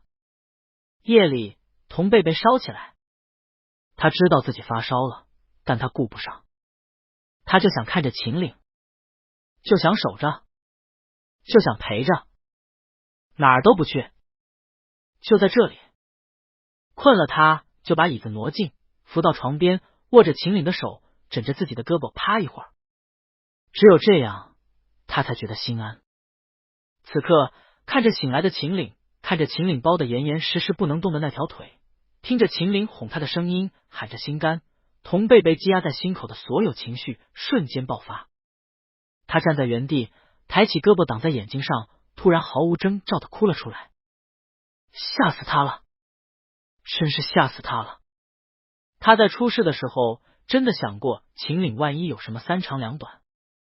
干坐在急救室外沉默的等着的时候，那走过的每分每秒都是度秒如年般的焦灼。他真的怕，特别的怕。李萌和上门出去了，秦岭也吓坏了，赶忙起身拉着童贝贝的胳膊，将人半抱到怀里。没事了，没事了，我没事。秦岭，你看我好好的，我什么事都没有。秦岭，我刚刚骗你的，没有哪儿不好，都好，腿也好，腿痒痒就好了，我真的什么事都没有。童贝贝埋手在秦岭胸前，双肩颤了有好一会儿，渐渐的终于平复了。他吸吸鼻子，抬头，泪眼朦胧的看秦岭，第一件事先问：是意外吗？秦岭点点头，应该是。当时那些铁柱子是搭起来供工人登高用的，就摆在楼梯口。当天风大，他和张总上去的时候，都看到了那被风吹得摇摇欲坠的铁架子，因此早有心理准备。张总当时还说，这架子这么吹，别被风吹散了砸到人。刚说，架子就散了。张总离架子近，头都被砸到了，他离得远，只砸到了腿。万幸，两人都没有大碍。秦岭搂着童贝贝靠在床头，温声道：吓到你了。童贝贝吸了吸鼻子，合着眼泪，脸颊蹭在身下人的胸口。秦岭安抚的拍了拍他：别怕，我没事，你看我好好的。童贝贝，你腿感觉怎么样？秦岭，刚被砸的时候挺疼的，现在还好。童贝贝，还疼吗？秦岭摇头，不疼。他伸手给怀中人擦去眼泪，边擦边道：我现在心疼你。这还是他第一次见他的贝贝哭成这样，得吓坏成什么样，牵挂他到何种程度。秦岭吻了吻童贝贝，声音低，音线温柔：好了，别哭了，你一哭我真要疼了，心疼。说着，用过了一夜的长出来的拉碴的胡子，亲昵的蹭了蹭童贝贝的脸。童贝贝小半个人趴在秦岭身上，尽量自己撑住重量，不压到秦岭。他也用脸颊回蹭了秦岭几下，声音带着鼻音，瓮声瓮气的问：饿吗？秦岭：刚刚小李给我吃了个芒果。童贝贝心道：芒果？给刚醒的病人吃什么芒果？童贝贝破涕为笑，小李真是。童贝贝伏在秦岭身上，注视秦岭，温柔的说道：这边医院有食堂，你想吃什么，我去给你打过来。秦岭摇头。秦岭悠悠道：我挑嘴，吃惯了好的，吃不惯医院的食堂。理所当然的语气：宝宝，我想吃你做的东西。童贝贝便笑了，秦岭也笑。童贝贝嗔怪：好了，别闹了，这不是在家里，回家给你做。秦岭：粥吧，吃点清淡的。童贝贝：配菜想要什么？包子、饼什么的，要吃吗？秦岭抬脖子凑近，牙齿裹着唇，在童贝贝脸颊上咬了一口：想吃你。别闹。这遭意外一出，秦岭在海岛多留了几天。这几天童贝贝几乎是形影不离的陪在左右。秦岭要吃什么他给弄什么，饭喂到嘴边，水果削成块送到嘴边，让拿什么拿什么，陪说话，陪刷手机，帮着接待过来探病的海岛这边的同事，连手指头都给拿毛巾一根一根的擦干净。秦岭之前不是没被贝贝照顾过，但从来没到这个程度。童贝贝说，之前只是生病，这次腿都包起来了。秦岭挑眉，是因为这样？仔细体味，觉得不是。最近的贝贝特别黏他，晚上不肯睡酒店，一定要在病床旁搭个地铺。临睡前要他把手搭到床边，垂下来握着，不握着就睡不着。几乎一天24小时都在病房，哪里都不去，眼睛时时刻刻都在他身上。他毕竟是老板，有些工作耽误不了，也没人替他。正忙着，童贝贝喊他：秦岭。秦岭放下手里的工作，抬眼，童贝贝抽出他手里的文件，丢到床旁的椅子上，不开心，面露不悦，别看了。晚处理几天会怎么样？又嘀咕，公司那么多人，不能交给别人吗？秦岭，童贝贝坐到床边，靠着他半躺下，紧紧的依偎着。在医院，空闲时间难免多，秦岭几乎每天都会午睡。睡吧。童贝贝也午睡，不搭地铺，就坐在床边的椅子上，人往床边一趴，伸出条胳膊搭在秦岭腰上。秦岭问：这么睡你不难受？童贝贝一条胳膊搭出来，一条胳膊垫着脸，摇头，就这么睡。两人几乎一天24小时都在一起，不可能时时刻刻都有话说。没话说的时候，童贝贝有时候就这么坐在床边注视着秦岭，有时候会靠到床上抱着秦岭的肩膀，闭着眼睛依偎着，手机都成了摆设。秦岭问过童贝贝：我脸上有什么好看的？童贝贝茫然，没说出个所以然，但依旧会看，有时候甚至看得出神，会看很久。秦岭再问，童贝贝反问：看看自己老公怎么了？犯法吗？这日，当时被童贝贝拦车帮忙搭救的好心人大哥特意来医院看秦岭和张总，还带了果篮。童贝贝格外感谢这位大哥。大哥来病房，他全程都是站着的。大哥准备走了，他和秦岭打了个眼色，准备亲自送大哥离开。大哥见童贝贝要送自己，客气道：嗨，没事儿，我自己走，别送了。都走到门口了，忽然想起什么，大哥回头看向病床上的秦岭，同时向秦岭示意童贝贝：他是你爱人吧？那天你出事，你爱人急得不行，那么大的雨，他淋得湿透的，也不怕被撞，就那么站在马路上拦车。大哥大大咧咧的感慨道：哥们儿，这必须得是真爱啊！手一挥，得嘞，我走了，拜拜。病床上的秦岭闻言一愣，送人到门口的童贝贝只拿好心人大哥说的这话当成句客套，没有多放在心上。他此刻心底揣着个念头，正等着实施。把大哥送出门，一路送进电梯，送出住院部大楼。童贝贝把兜里揣着的那张卡拿了出来，递向大哥：这次真的太谢谢您了。大哥刚点了根烟，瞥眼一看童贝贝手里的东西，差点呛一口，赶紧侧身躲开，后退一步：弟弟，你这个干嘛呢？童贝贝走进赛卡：我个人的一点心意。当时路过的那么多车，谁都没理他，只有大哥停了。大哥推句：别，你这是做什么？我本来做了件好人好事，自个儿还挺自豪，你这卡一塞，味道都变了。童贝贝就跟和大哥过招似的，一个一定不要，一个必须要给。童贝贝，是好人好事，你不计回报，我表示感谢，应该的。大哥，什么应该不应该？你这才叫真不应该。大哥，我当时停车是图你什么吗？我就图个心安，别回头想起来后悔自己没停车。童贝贝，我也图心安，怕哪天想起来后悔今天没有向您表示一下。大哥，哎，你这小子都说不要了。童贝贝，大哥喝道：停！大哥把童贝贝手里的卡抽了出来，塞到童贝贝裤兜里，摁着童贝贝的手，让童贝贝务必听他说完。我明白你什么意思，你这是关心则乱。童贝贝，什么？大哥一脸叹息：你呀，就是太爱你老公了，当时那种情况急得不行，事后想想，既后怕又庆幸自己当时在路上拦到了人帮忙，也庆幸当时有我这个陌生人帮忙。大哥，你吧，是想来想去，还在为当时觉得心惊，总觉得自己到了现在还必须做点什么。大哥，可能也是你没想明白，觉得关键点在我，得好好感谢我，自己才能心安。大哥一手夹烟，一手拍拍童贝贝的肩膀，说：其实不是，关键是你老公，他好，你才能真的心安，他不好，你心里就各种难受。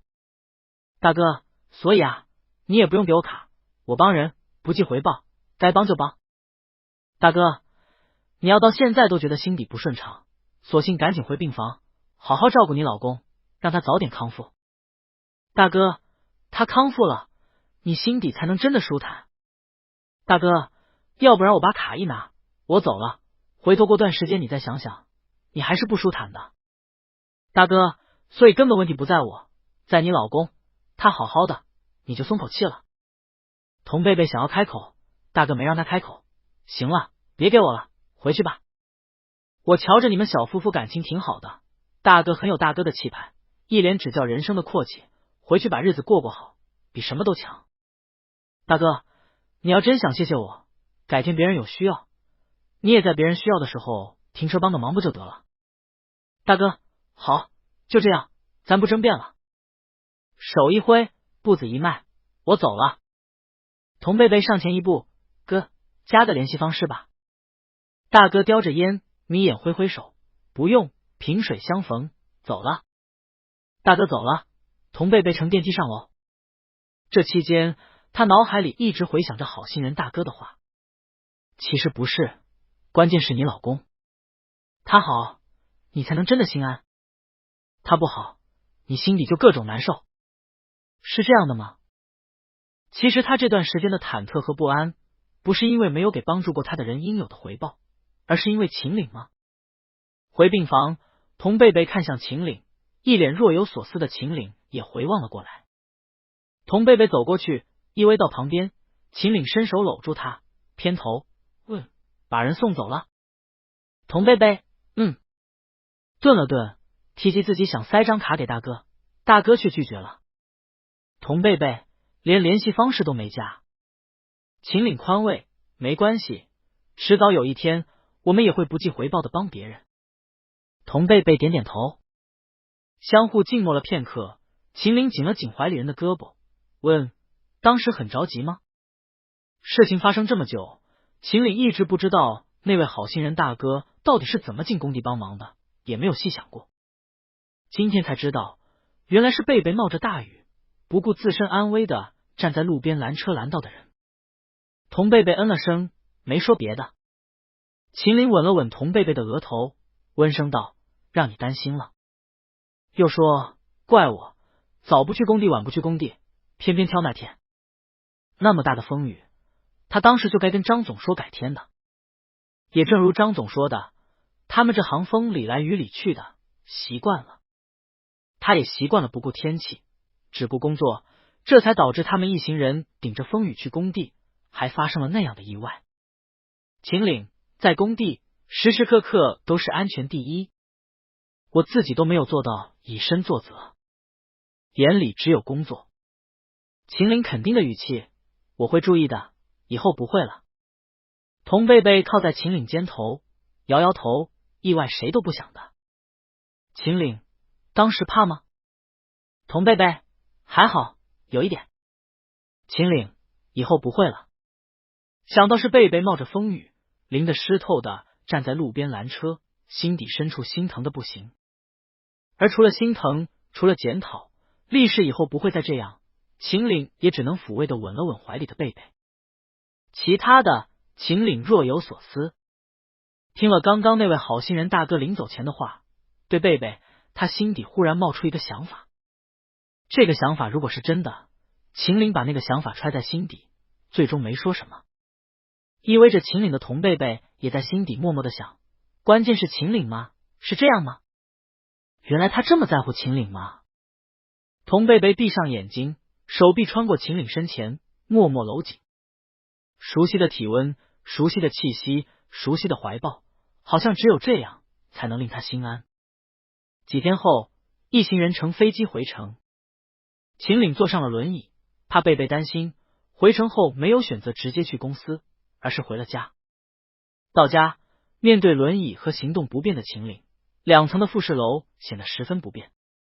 秦岭从轮椅挪到沙发上坐下后，默默嘀咕了句：看来别墅那边还是得装个电梯。童贝贝在玄关拿了一只拖鞋走过来，蹲下给秦岭换鞋，边换边道：先别想电梯了，想想这几天睡哪儿。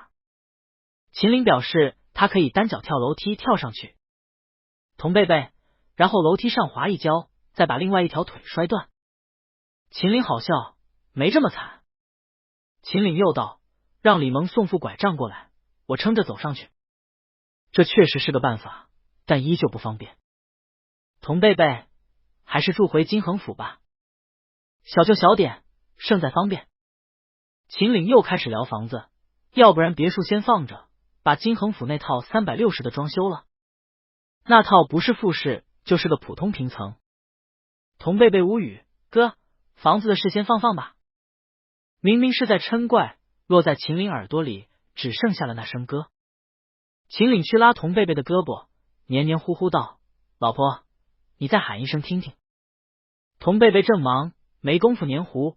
秦总，我要去收拾箱子。没一会儿，秦岭坐着轮椅，童贝贝一手推一个大箱子，两人又从婚房转移回了金恒府。回了金恒府的家，秦岭坐在沙发上逗牛郎和织女，童贝贝把箱子里的东西收拾出来，走进走出。秦岭看了看童贝贝，老婆，我能做什么？童贝贝歇着。歇了会儿，秦岭，老婆，不用我帮忙吗？童贝贝，不用。晚上饭菜也是童贝贝做的。吃完饭，秦岭想帮忙收拾下桌子，刚端起一个盘子，被童贝贝拍了下手背，接过去放着。童贝贝把冲掉残渍的碗放进洗碗机，秦岭坐在餐桌边喊：老婆，有什么我能做的？童贝贝强势道：歇着。这一歇到临睡前，童贝贝亲自送秦岭进浴室。秦岭有些哭笑不得，我只是断了条腿，又不是脖子以下都断了。童贝贝已经帮秦岭挤好了牙膏，牙膏搭在漱口杯上，童贝贝做事要来给秦岭脱衣服。秦岭按住童贝贝的手，老婆，你要帮我脱，等会儿就不是洗个澡这么简单的事了。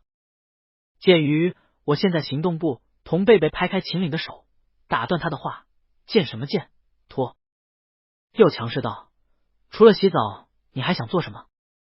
憋着，憋不住就实更着。晚上躺到床上，秦岭哀怨的口气，悠悠道：老婆，回来之后你变得好凶。童贝贝躺好，闭上眼睛，你现在最重要的就是养好腿。秦岭抬了抬脖子，一脸怀疑，怀疑从海岛跟他回来的会不会是别人？难道把贝贝落机场了？童贝贝一字一顿，睡觉。次日，李萌来送文件。换从前，童贝贝绝对不会过问李萌送来了什么，送了多少，秦岭处理这些又要多少时间。今天，童贝贝边看着李萌把文件摆到桌上边道：你们秦总还在养腿，以后这些文件能不拿过来的就尽量别拿过来。李萌一愣，余光看秦岭，对上秦岭的眼色，立刻道：哦，好，我知道了。李萌走了，秦岭坐在餐桌边处理公务，童贝贝手里端着给秦岭泡的养生茶，捏着勺子一圈圈的搅拌着，目光凑过来说：别弄太久。秦岭知道。童贝贝看看秦岭，秦岭。童贝贝悠悠道：我觉得你可能不知道。秦岭觉得自己才工作了一会儿，童贝贝过来休息休息吧，1个多小时了。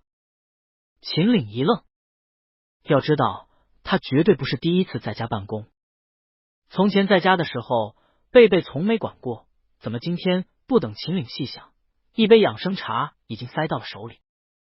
屁股下的轮椅一个顿挫，没几秒他已经连人带轮椅的被推到了阳台。童贝贝看看远的地方，眼睛放松放松，又问累吗？手跟着按上了秦岭的肩膀和太阳穴。秦岭既然回来了，不可能一直不去公司。这天李萌来接秦岭，正要走，童贝贝突然道：等下。没一会儿，换了正装的童贝贝走了出来，边理着领口边道：走吧。李萌意外：童哥，你也去公司？童贝贝：到了公司开会。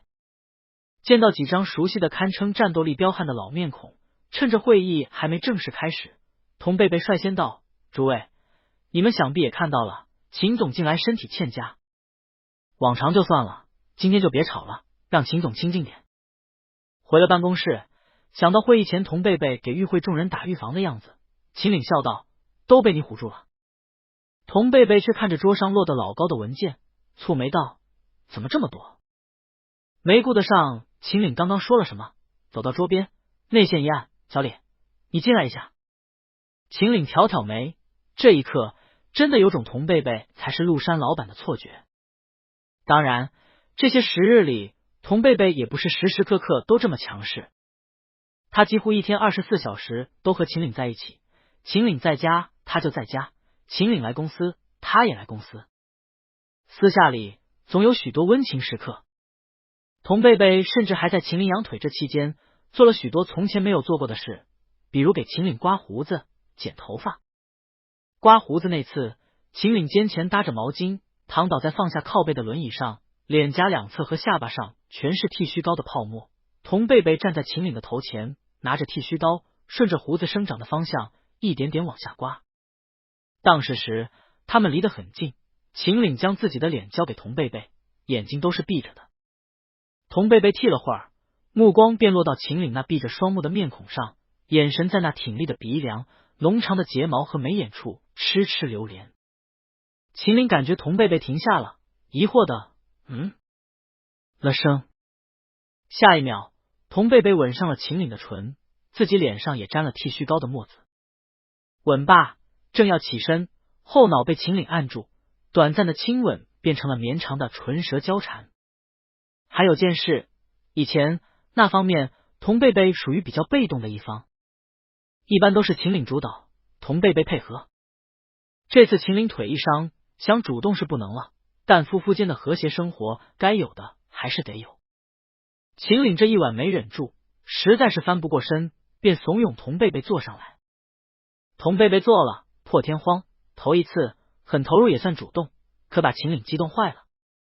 不仅如此，秦岭低头看着童贝贝毛茸茸的发顶，舒服的喟叹从心底深处发出。与此同时，属于男人的征服欲正在被极大的满足。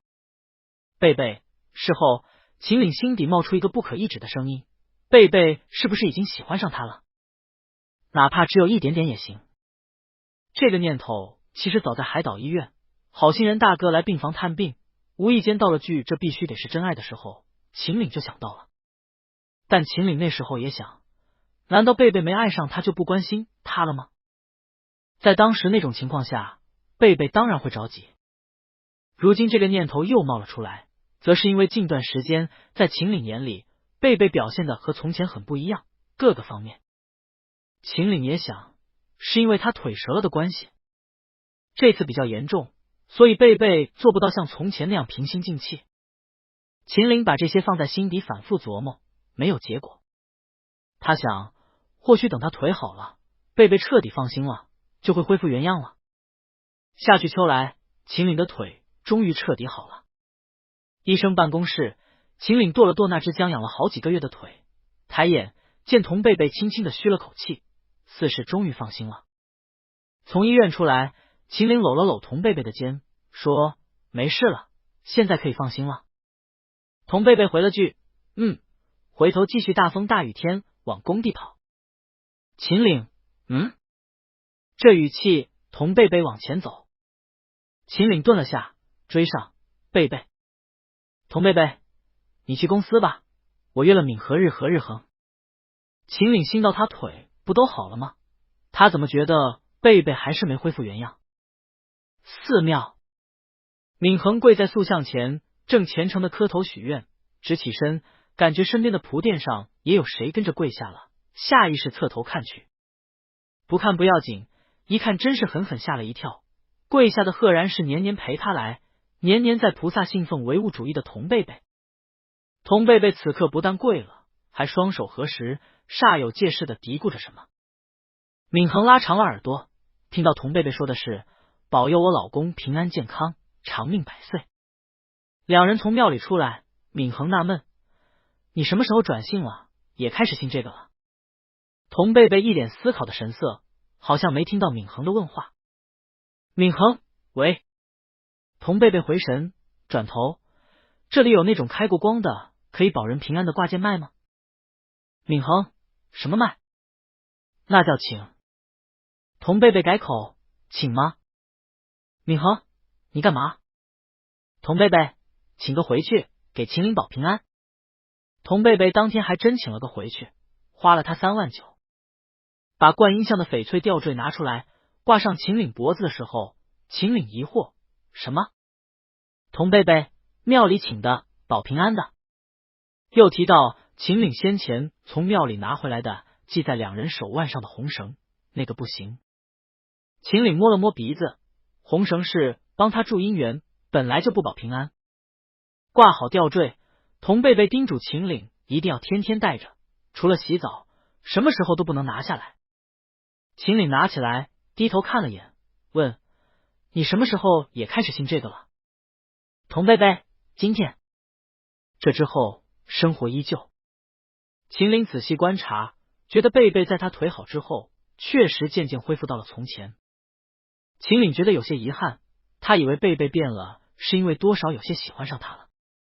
原来真的只是因为他腿折了，关心则乱。其实根本没有喜欢他吗？另一边，恢复咸鱼生活的童贝贝开始觉得哪儿都不对劲。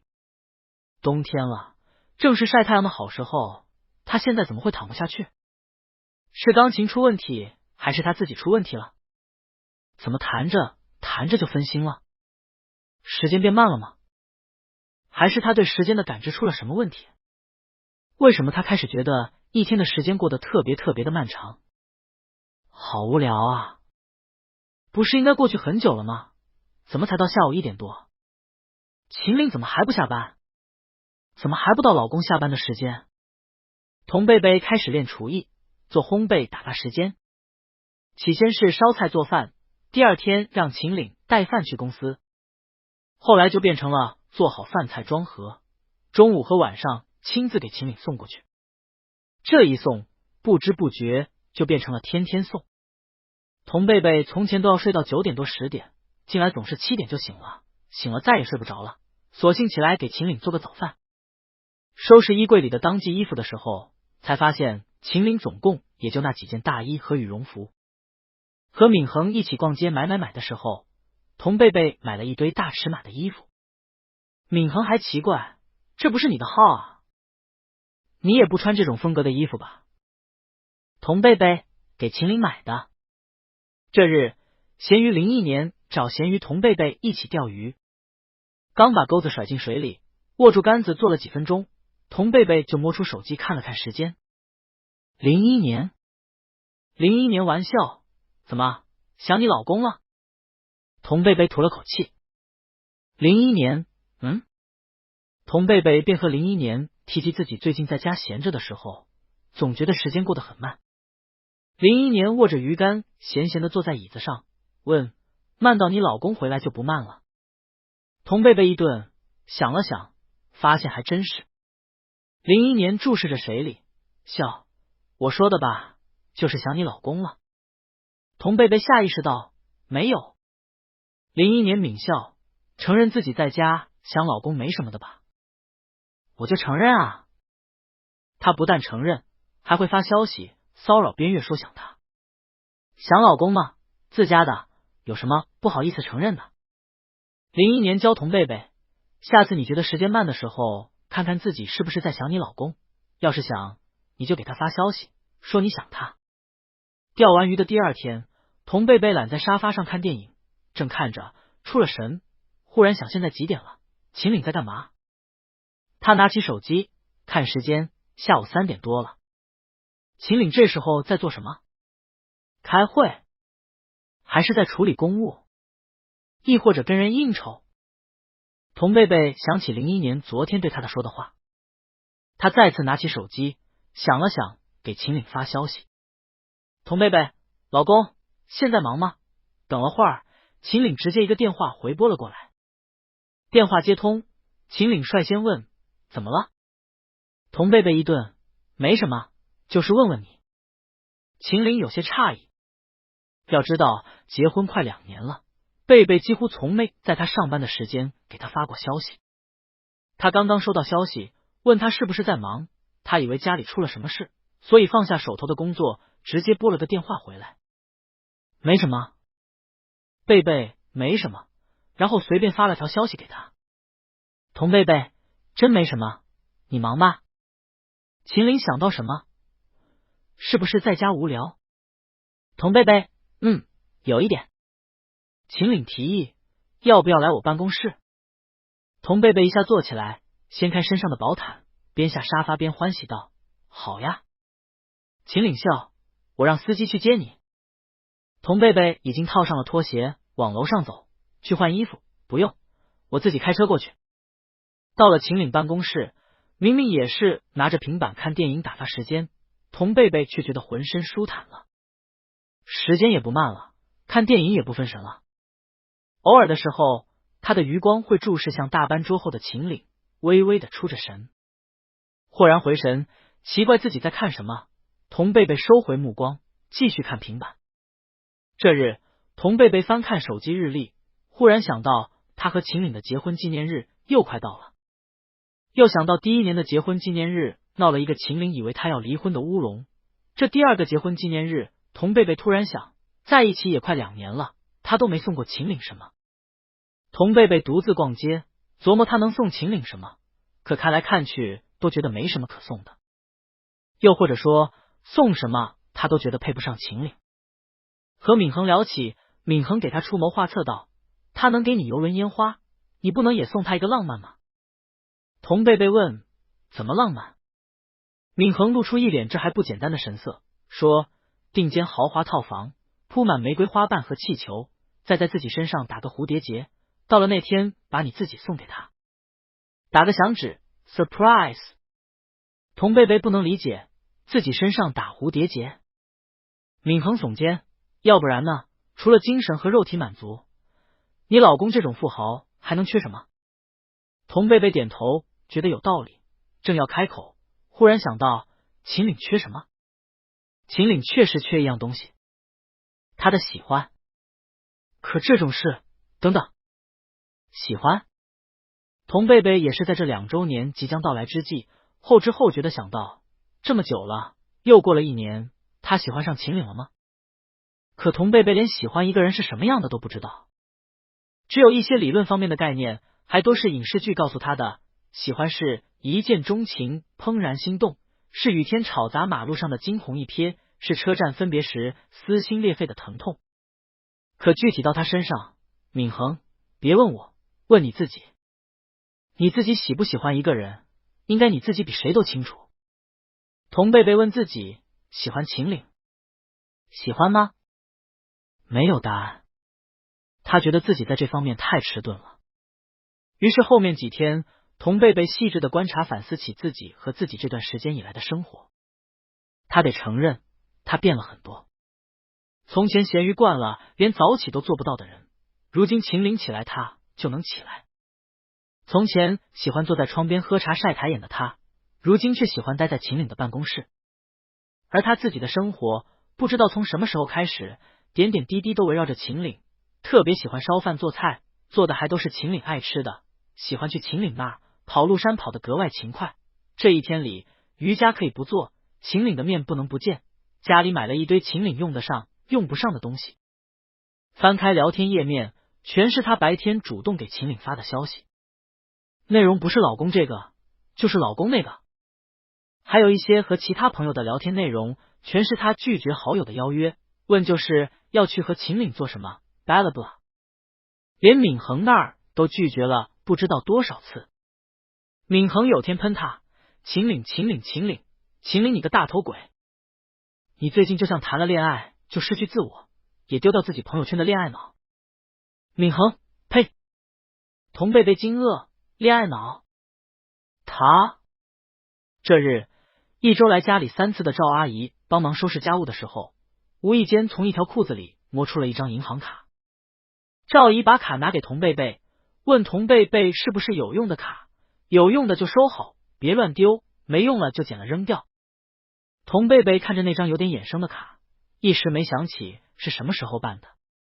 到 ATM 机上查到卡内余额的时候，才突然想起，这是之前去海岛出差的时候，为了感谢好心人大哥，他临时在海岛办的一张借记卡，卡里转入50万，当时是要感谢好心人大哥帮忙的，大哥没收。童贝贝回到家，把卡收起来放好。与此同时，不禁回想到当初的海岛之行和那天的意外。这么一回想，他又细心的发现了自己的反常。秦岭当时出事，在医院的时候，他竟然吼过秦岭，是关心则乱的关系吗？不止，他好像还哭了，这也是因为关心则乱。还有看到秦岭发生意外的时候，他当时好像被吓得不轻，冷汗都出来了。冒着大风，淋着雨跑到路边拦车的时候，他是不是差点被撞来着？那么急的吗？他当时童贝贝后知后觉的，反射弧过长的开始回顾当初的心绪，好像是挺着急的。不对，以他的脾气性格，那得是急的不行。对了，当初好心人大哥来医院探望，跟他说了什么来着？零零散散的话语片段闪现在脑中，忽然，你呀，就是太爱你老公了。童贝贝顿住，这句话开始在脑内循环。你呀，就是太爱你老公了，太爱你老公，爱你老公，如电流过身。童贝贝骤然一个机灵，他喜欢秦岭，他喜欢秦岭。揣着他喜欢秦岭这个答案，种种反常一下有了解释。他喜欢秦岭，看到秦岭发生意外，他急得要命，顾不上风雨天，淋得湿透的站在路边拦车求助。他喜欢秦岭，所以当时在医院的时候，知道秦岭醒了，没第一时间好好休息，还打电话给他，他心里一急，吼了秦岭。他喜欢秦岭，所以见秦岭醒了，没事了，腿却包成个粽子，不知道有多疼，他比秦岭还心疼，直接疼哭了。他喜欢秦岭，所以面对帮忙救助的陌生人，他心底满是感激，甚至想用金钱表示感谢。他喜欢秦岭，所以从海岛回来后，处处表现的强势，就怕自己不能顾及到方方面面，不能让秦岭好好养伤。他喜欢秦岭，所以明明不信奉，到了庙里不但跪拜，还请了保平安的吊坠回家，让秦岭必须天天带着。他喜欢秦岭，所以见不到秦岭时，闲着在家变成了一件特别无聊的事。他喜欢秦岭，所以想给秦岭做好吃的饭菜，想在公司陪秦岭，想要秦岭早点下班回家。他喜欢秦岭，于是结婚纪念日不再仅仅是一个需要仪式感的日期，而变成了他想要表达自己心意的时机。他喜欢秦岭。晚上在家，秦岭正坐在沙发上刷手机，察觉贝贝一直在看自己，秦岭疑惑的转头。童贝贝回神，心底突突就是2声快跳，紧跟着脸红了。秦岭看到，放下手机，把人拉近，搂到怀里，亲了一口，边看着童贝贝变红的脸颊边问：这是怎么了？没。童贝贝依偎到秦岭怀里，闭了闭眼睛，感受到心口清晰的快跳和克制不住的欢喜。除此之外，还有无比满足和万分甜蜜。而这些感受，或许他从前没有留意过，或许太过朦胧没有发现，但如今拨云见月般的清晰明朗，童贝贝便知道，他现在是真的喜欢秦岭。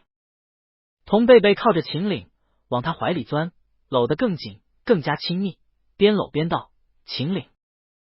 秦岭的手在童贝贝肩头来回抚着，嗯了声，又低头在童贝贝发顶亲了亲。童贝贝，爱你。秦岭回道：爱你。次日一早，童贝贝在玄关送秦岭去上班。秦岭临走前，童贝贝抬起下巴，在秦岭脸上亲了一口 ，Love you。秦岭闷笑，也亲了亲童贝贝的脸，说：这么乖。童贝贝回视秦岭，眼底蕴着温柔而缠绵的情意。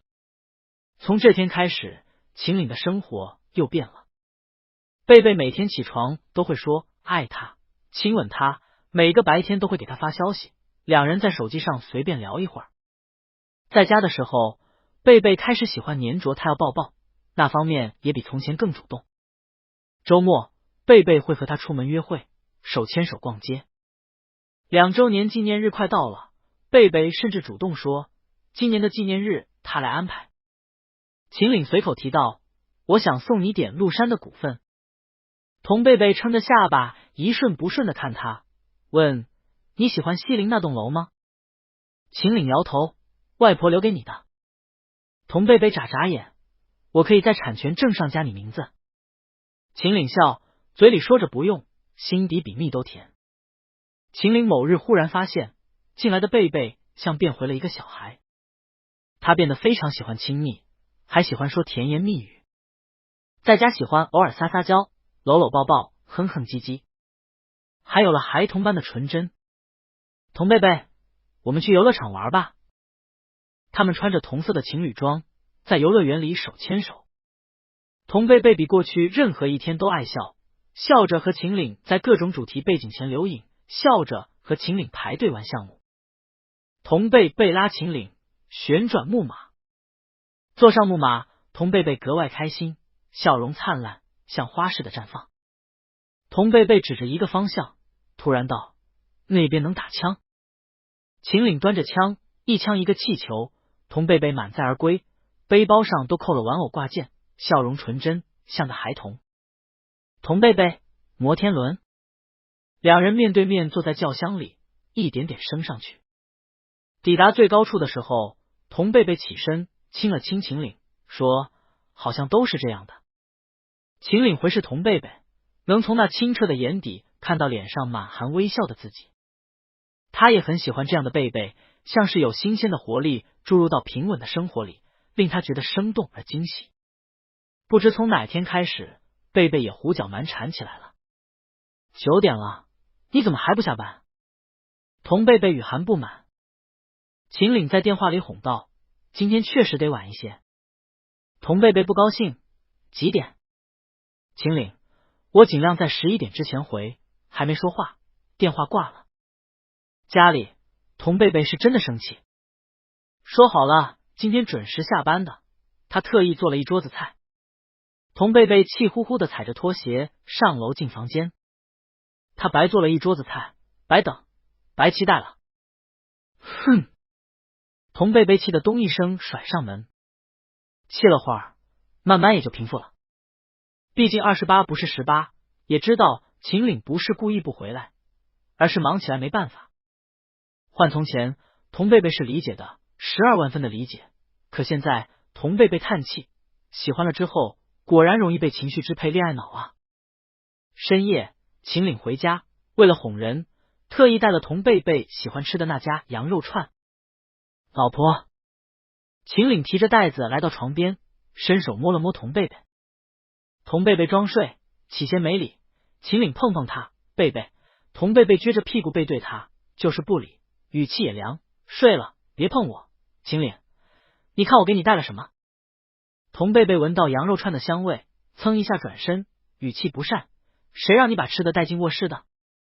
味道这么大。秦岭哄着：还热的，起来吃点。你喜欢的那家的，我下班特意绕路去买的。童贝贝头一撇，绷着脸：不吃。你都不回来吃我做的饭，还想我吃你买的串？秦岭打开袋子，一根羊肉串拿出来，递到童贝贝嘴边，哄：吃一口，就一口。香味四溢。童贝贝咽了咽口水，态度坚决：不吃。秦岭咬了一口，做事要嘴对嘴的喂。童贝贝伸手就推，都说了我不吃。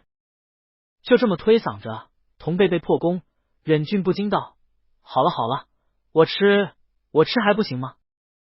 两人就一起坐在床边吃完了一袋羊肉串。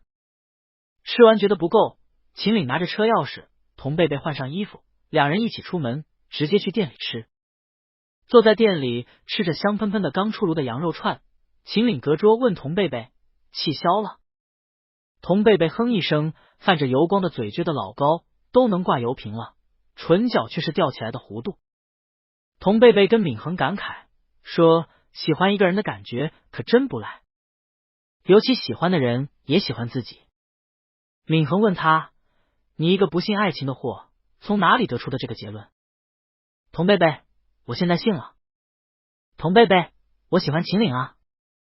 闵恒：同样都是人，为什么别人的感情这么顺利，他和楚怀言的就一团乱麻？童贝贝：我打算找个机会跟秦岭表白。纪念日临近，就纪念日那天吧。结果纪念日这天，秦岭还在出差，没有回来。秦岭在电话里一再道歉，童贝贝早提前料到了，大方地表示没关系。晚上，秦岭回酒店房间，一推门就察觉不对，室内不是黑的，隐约有点亮光。他警惕的推开门，定睛一看，地上摆了蜡烛，蜡烛四周用花瓣铺成了一个爱心，往前一根根燃着光的矮蜡与花瓣一路延伸进房间。秦岭惊讶的同时，心底已经有了猜测。他没有开灯，反手合上门，跟着蜡烛指引的方向一步步往房间走。走到房间，没人，蜡烛与花瓣绕过床边，又一路指引向卫浴。秦岭跟着走到卫浴门口，轻轻推开门，抬眼，蜡烛与花瓣的尽头是浴缸，浴缸里童贝贝裸着肩膀泡在氤氲的热水里，头顶一个扎起来的深红色的蝴蝶结，正一脸含羞带臊的坐在浴缸里看过来。秦岭已经猜到了，只是没想到这真是个礼物。秦岭走进礼物，伸手摸了摸礼物头顶的深红色蝴蝶结，弯腰含笑问：我现在抽了这根红色的带子，是不是就可以开始享用了？礼物红着脸，秦岭于是伸手开始装模作样的解带子，解下一根深红的带子从童贝贝头顶垂落，搭在光裸的肩头，衬得肤色更白更透。童贝贝的脸也更红了。带子解完，秦岭把带子系到童贝贝脖子上，又伸手挑起童贝贝的下巴，低头亲吻了一口，声音蛊惑地说：宝贝儿，你这样我怎么忍得住？秦岭没忍的后果就是童贝贝狠狠被折腾了半个晚上，折腾的童贝贝差点忘了自己要送的真正的礼物。童贝贝喘着气，庆幸自己还记得，只是有点无语，此刻的处境令他不太能开得了口。喘成这样，还不知道一句话得分几次才能说完。秦岭啊！秦岭稳住了他。童贝贝挣扎，让他说，他要说，他马上要说的才是他真正想送秦岭的。童贝贝，我太难了。童贝贝，喜恩，秦岭根本没给他机会。童贝贝是在最后死死的抱住秦岭的脖子，带着低气地道出了那句：秦岭，我喜欢你。童贝贝做了一个梦，梦里他想跟秦岭表白，结果秦岭不是加班就是一直出差，他们总见不到。好不容易见到了，秦岭很累，回到家倒头就睡。童贝贝坐在客厅等秦岭休息够了，他再表白。结果等来等去，时钟的分针一动不动，他急得不行，不知道现在到底几点了，秦岭到底休息够了没？他上楼推门进房间，忽然发现秦岭人又不见了，床上空空如也，被窝都是冷的。他急死了，赶紧跑到街上去找秦岭，可大家不是不认识秦岭，就是告诉他没这个人，他急得不行。终于他在某大厦的室外巨屏上看到了秦岭，秦岭西装革履，正在直播的某个颁奖仪式上。童贝贝昂着脖子，周围人也昂着脖子，大家都在看。忽然人群中有人大喊：秦岭，我喜欢你！大家都跟着开始喊秦岭，我喜欢你！童贝贝急了，这是他要说的话，不要抢他的词啊！场景猛地转换，来到麓山，秦岭被同事簇拥着从电梯里走出来。童贝贝赶紧喊：秦岭，我喜欢你！秦岭却像没看见他，没听见似的，从他面前走了过去。童贝贝又要喊：秦岭！有人拉住他，说：没用的，我们秦总心里只有事业，谁跟他表白，他都不会听到。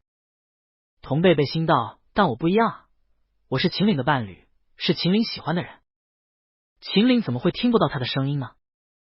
秦岭，是我呀，我是贝贝，我喜欢你。童贝贝好着急，急得发出呜咽，一下从梦中醒来。睁开眼，陌生的屋顶，他睡在酒店床上。童贝贝懵懵懂懂，不知道自己人在哪里。转身，身边是空的，感受了下，自己是裸着的，隐约有流水声从淋浴间传来。童贝贝一下想起自己在哪儿，松了口气的同时倒回枕头里。那些原来只是梦，吓死他了。没一会儿，浴室门打开，秦岭头发上滴着水，腰间系着条大毛巾的走到床边，见童贝贝抬起脖子，睁开眼睛看了看他，秦岭道：醒了。童贝贝懒懒的嗯了声，躺倒回去，重新闭上眼睛，语气也懒：秦岭，我做了个梦。秦岭掀开被子，带着深水汽的重新躺进被窝，侧身面朝着童贝贝问：梦见我了？童贝贝腰酸，人更懒，说：我找不着你了。秦岭耐心的，然后呢？童贝贝眉头末尾低到了句：大家都说喜欢你。秦岭闷笑，童贝贝睁开眼睛，抬眼对着秦岭沐浴过后尚带着湿漉水汽的眼睛，还说你心里只有工作，其他什么都听不见。秦岭依旧闷笑，闻言伸手捏了捏童贝贝的脸，捏完道：我昨天晚上倒是听见点别的。童贝贝的眼神残留着刚刚睡醒的懵，还没有彻底醒神。他问秦岭：什么？秦岭勾起唇角，缓缓靠近，眸光深邃，语气低沉：我听到有人对我说，秦岭他。秦岭喜欢。秦岭我。童贝贝一愣，秦岭的目光幽深而认真的锁着眼前的伴侣，唇边浮着笑，我应该没有听错。明明是成熟的话，却用的疑问的语气，边说还边一顺不顺的看着童贝贝。童贝贝想起过于疯狂的昨晚，还有他在百忙之中抽空表的真心，脸一骚，被脚往脸上一掀，挡住了脸。秦岭闷笑，明知故问：怎么了？童贝贝往被子里缩。秦岭掀开被角，童贝贝翻身埋脸进枕头里，秦岭轻掰他的肩膀，边哄边笑：贝贝宝宝。童贝贝，原来现实和梦都是反的，梦里的秦岭什么都没听到，现实里的秦岭每个字都听得一清二楚。这真是童贝贝想想就骚，尤其是在昨晚那种情况下表的白，往好听了说那叫情不自禁，露骨点说就是被干爽了说的甜言蜜语。童贝贝，早知道就换个寻常时候说了。秦岭还在哄：这有什么，别害羞，你说什么我都爱听。贝贝转过来，昨晚我没听清，你再跟我说一遍。贝贝心肝。心肝过了好一会儿才翻身，脸红的飞透，眼尾的眸光皆是羞涩，但还是一字一顿道：我说我喜欢你。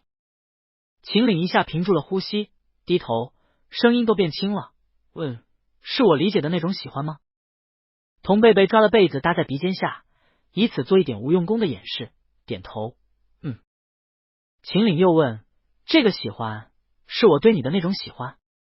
童贝贝：秦岭再问：你喜欢我？童贝贝点头。秦岭温声：宝宝，你再说一遍，我再听一下。童贝贝眨了眨含羞带骚却又纯真清澈的眼睛，掀开被子，露出嘴巴，声音清晰，一字一字道：我喜欢你。秦岭注视着童贝贝，脸上的笑意逐渐绽开，他像是获得了什么人间至宝，高兴的一下抱住眼前人，手臂收紧，紧紧的抱住，语气无不激动：贝贝。贝贝喜欢他，说喜欢他了，他等到了，他真的等到了。秦岭抬起头，满眼惊喜，激动的像个寻到宝藏的孩童，脸上止于雀跃和激动，甚至像个孩子似的找童贝贝确认：真的，都是真的。童贝贝笑：真的。他认真的回视着秦岭的眼睛，又说了一遍：秦岭，我喜欢你。是你对我的那种喜欢，是你理解的那种喜欢。贝贝。秦岭把童贝贝压在身下，激动的滚来滚去，又抬头啵啵啵啵的在童贝贝脸上一通亲，亲的童贝贝羞都来不及害了，只顾得上笑。童贝贝痒。啵啵啵。房间里一派欢声笑语。等秦岭稍微冷静下来了，不翻不滚不亲了，童贝贝亲昵的依偎在秦岭怀里，耳边感受着伴侣坚实而有力的心跳。秦岭一手搂着贝贝，一手抓着贝贝的手捏来捏去，又亲了亲贝贝的额顶，温声问：什么时候发现的？童贝贝闭了闭眼，在这舒服的令他觉得无比甜蜜的怀抱里默默的躺着。他回：就最近。秦岭：怎么发现的？童贝贝：还记得在岛上的时候有个大哥帮了我们吗？童贝贝：大哥觉得我对你是真爱，说我肯定很爱你，所以当初才会那么着急。这次连秦岭都想给那位大哥塞卡了。秦岭又问，不是说最近吗？腿都养好几个月了。大哥说的话，时间只会更早。童贝贝撅了撅嘴，我反应慢吗？反射弧长。他要是反应快，也不必等到最近才发现了。早在之前看到秦岭心口砰砰跳的时候，就能意识到了。哎，咸鱼。秦岭用力在童贝贝额头上亲了下，不慢。他一点也不觉得慢。童贝贝抬起头，深情的凝视秦岭，两人默默对视，相顾无言。童贝贝抱紧秦岭，秦岭也紧紧的回抱。这世上真的没什么比相爱还要能够贴紧两人的真心了。童贝贝再次，秦岭，我喜欢你。秦岭，我知道，我也是。也没有什么比两心相印更要甜蜜。秦岭还在出差，工作忙碌，童贝贝像以前一样没有打扰，也像以前那样留在酒店自己消磨时间。而这天，童贝贝突然发现，他之前总觉得时间变得很慢的毛病一下又没了。不知不觉，时间就过去了，秦岭就回来了。秦岭回来，他便正大光明的和秦岭腻歪在一起。秦岭问，饿不饿？要不要吃东西？搭在秦岭肩头的毛茸茸的脑袋摇了摇，不饿。秦岭，出去逛逛。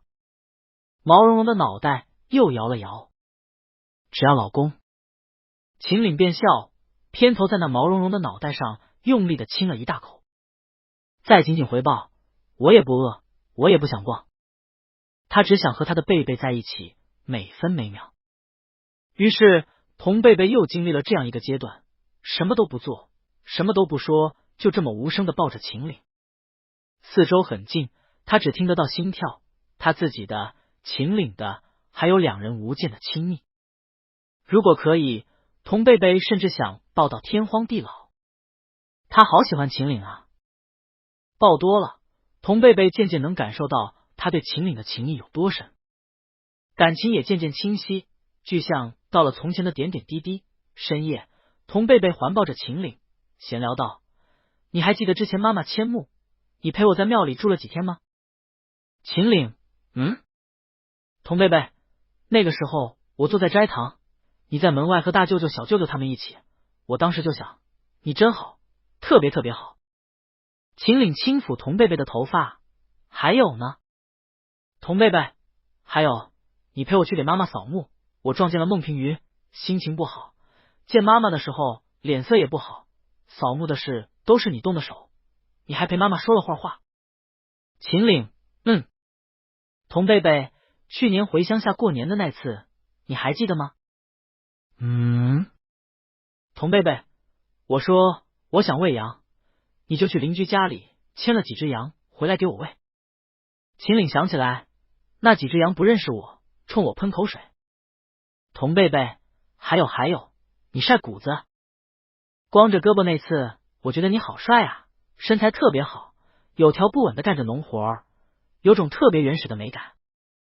童贝贝一一细数过来，才发现原来这2年自己的目光始终在秦岭身上，只是自己毫无察觉。这趟出差回城后，秦岭和童贝贝正式进入了热恋期。白天秦岭上班，童贝贝在家。晚上两人要么约会，要么在家疯狂做爱。秦岭带去公司的便当多了便签纸，纸上是童贝贝的爱心留言，还几乎天天不重样。童贝贝会在白天给秦岭发消息，老公，我想你了。秦岭，我也想你。两人几乎吃遍了 CBD 商圈排的上号的餐厅。司机老张开车载着他们过去约会吃饭，比过去任何时候都要忙。童贝贝，让老秦给你加工资。老张笑眯眯，目送手牵手搭肩搂背的小两口。亲吧。楚怀言还是喝酒，秦岭已经不喝酒了，改喝白水。楚怀言，喝白水，你来什么酒吧？秦岭，你来酒吧难道是为了喝酒？不是因为搞不定闵衡，心底有火没地方发，只能喝酒。花店。闵衡算着账，快哭了，这是亏本的第5年了。童贝贝，开着吧，也不差亏的那点钱。老板群里，这周约不约饭？带老婆那种，秦岭、劲风、边月，生活继续着，很平静，很温馨。热恋期总会过去，但喜欢只多不减。而童贝贝依旧是那条不爱工作，只爱生活的咸鱼。咸鱼结婚了，咸鱼有了喜欢的人，咸鱼与秦岭从此过上了幸福的生活。